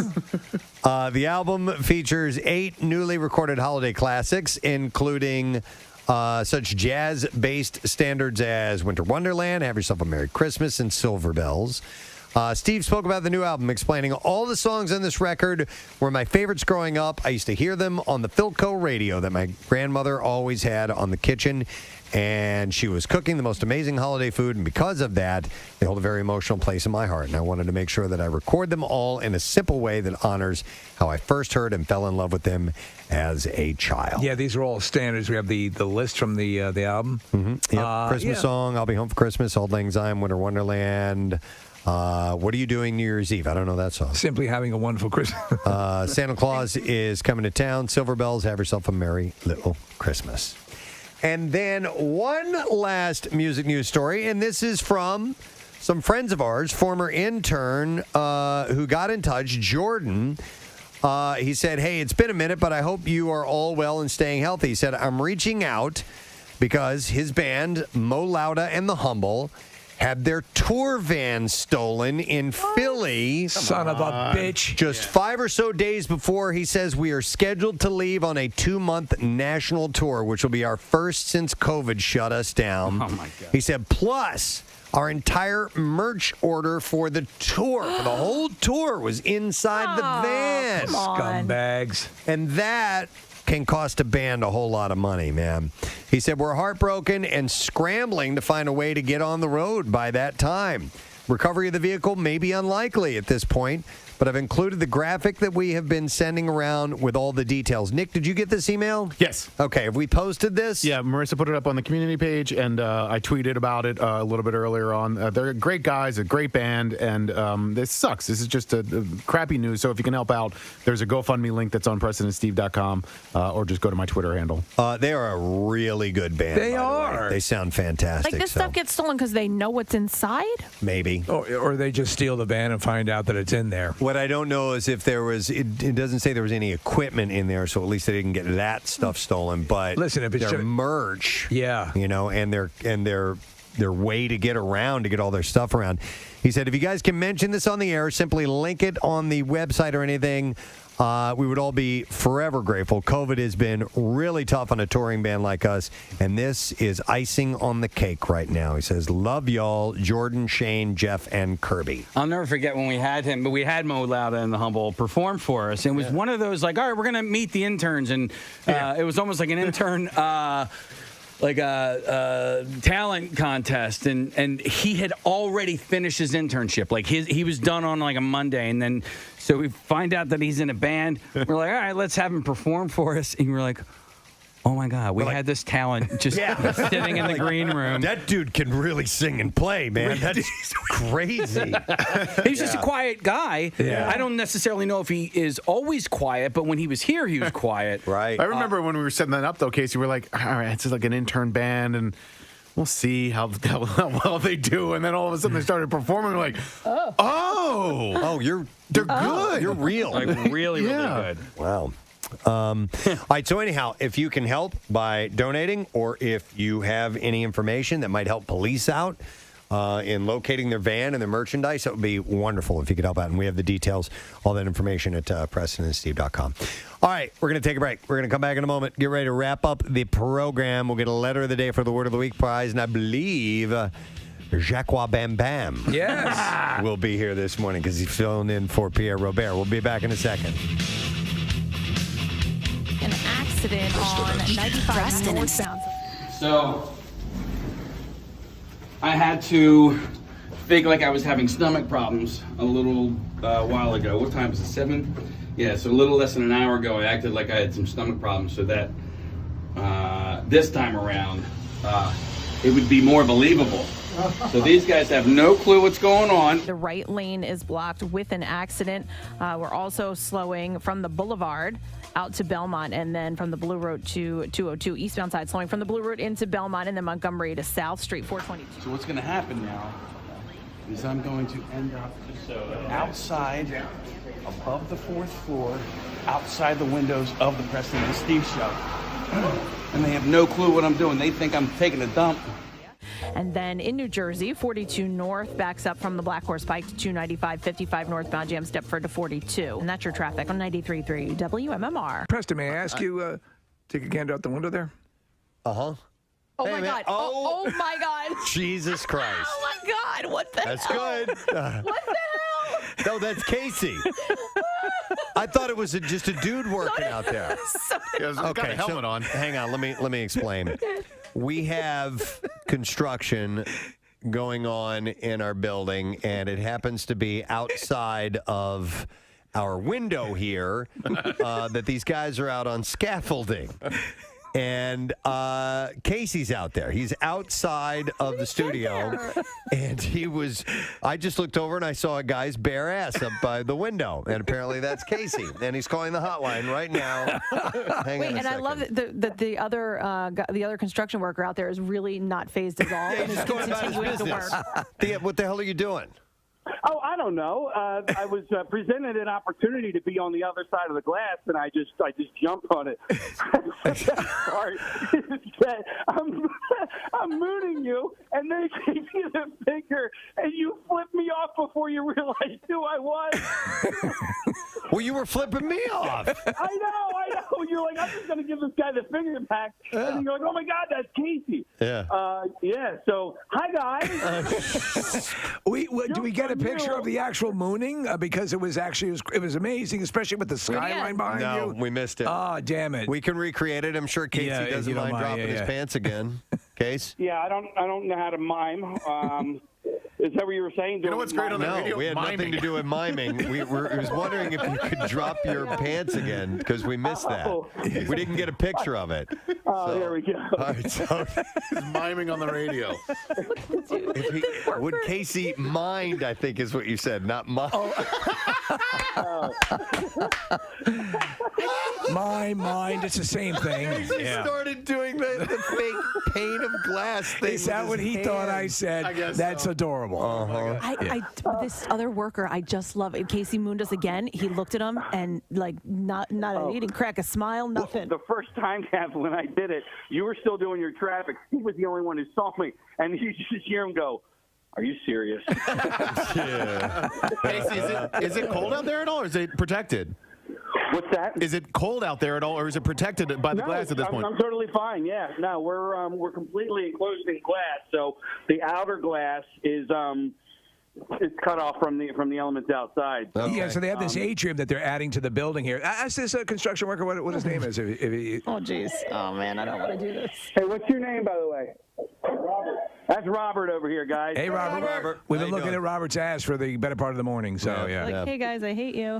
I'm trying to do my goddamn job. Seriously. Okay. How did you get out there, by the way? So you got to go down the third floor. Well, first I had to sign a giant waiver, and then I put a hard hat on, and then I went down to the third floor. I walked out. Had to climb up a ladder. Oh, really cool. Yeah, I've been wanting to do this stuff for a while. Hey, let me ask you this: is the fart earlier? Was that you about to go out onto the scaffolding? Okay. Yeah. Oh. So Casey was faking a bathroom emergency, and he came back and said it was fart. I was like, I thought that was a little odd. No, because if it's Casey, you would have figured he would have crapped his pants. Right.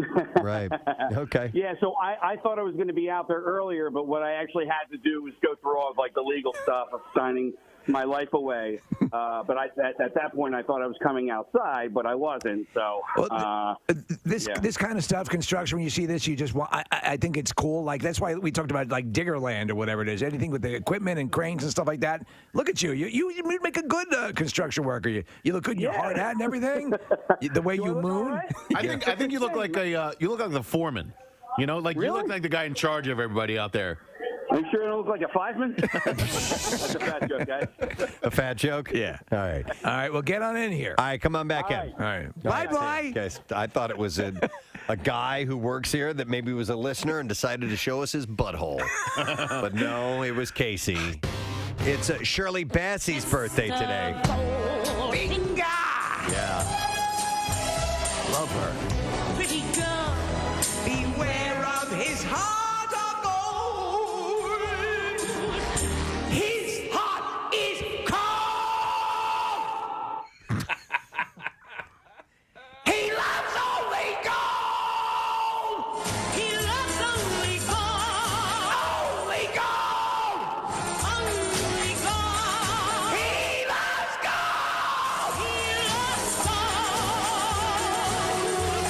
It's the only reason I bring the birthday up every year. That and actually, we had mentioned that she was on the Oscars and they had her come out and sing that song, and her voice was outstanding. Hasn't lost a bit. She's 83 years old. She's still a gorgeous woman, too, Yeah. at 83. She also sang the other Bond song for the movie Diamonds Are Forever. Okay.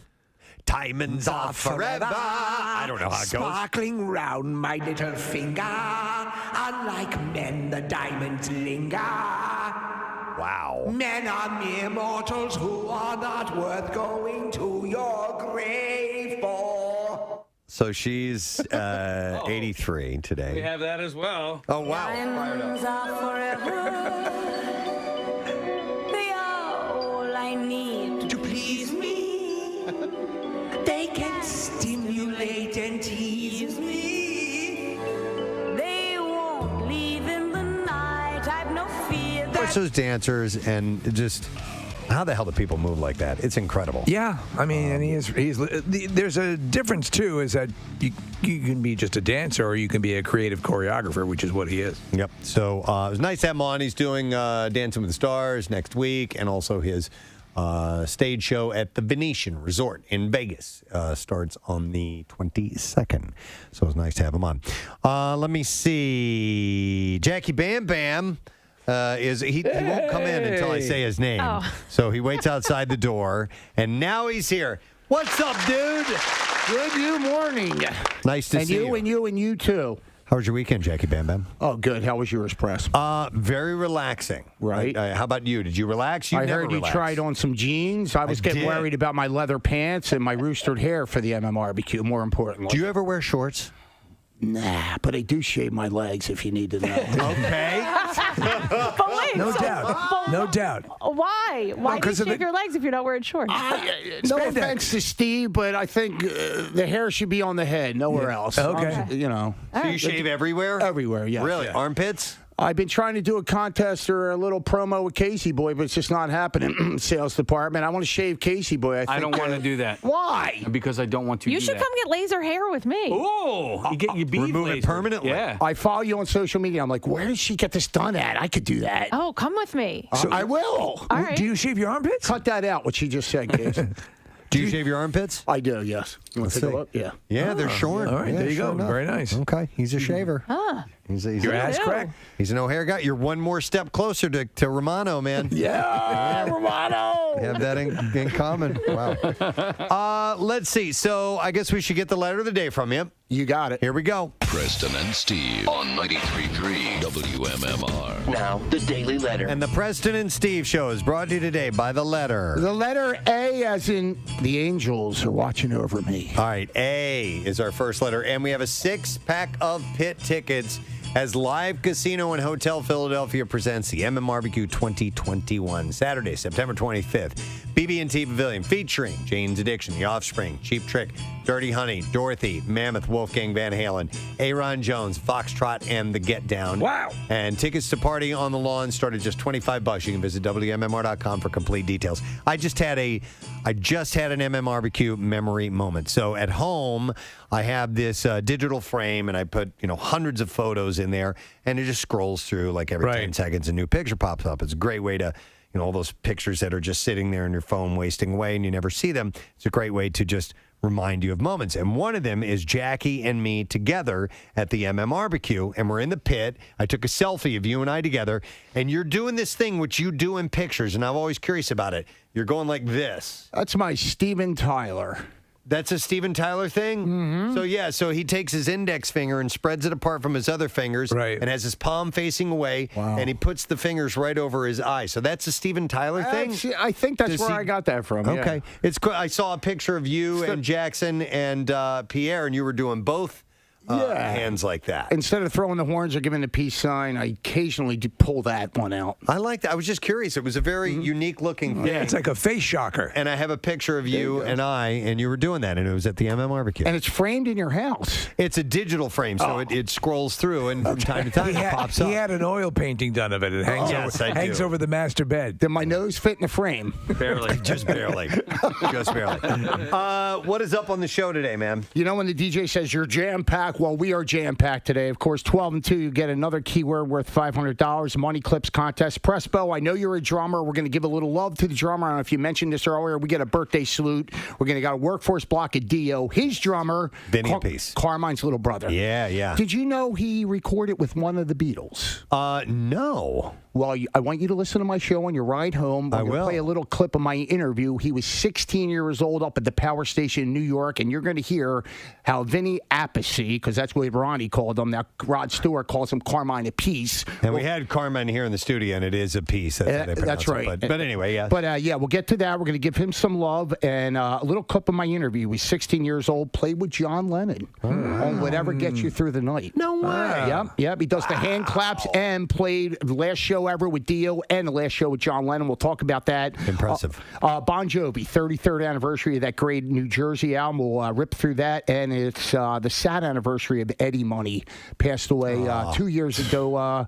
He played at our camp out. That's so sad. Yeah, right. 2 years ago today, we'll acknowledge that. In the prize coffin, Pierre left us some really nice ones on vinyl, the Metallica Black Album and them Skinny Black Crows tickets. Love it. Jackie's got a lot for you today. Make sure you hang with him. I want to thank our sponsors, Preston and Steve Show, brought to you today by Dunkin', the official coffee of the Preston and Steve Show, and by Acme, fresh foods, local flavors. Tomorrow on the program, fresh off of his win at the Video Music Awards, the MTV Video Music Awards, DJ Cummerbund. DJ Cummerbund! Who is the guy behind? Nice. I could have done those parts. I could have sung those songs. Easily. All right, and then we have Rachel Nichols, who is in... Rachel Nichols!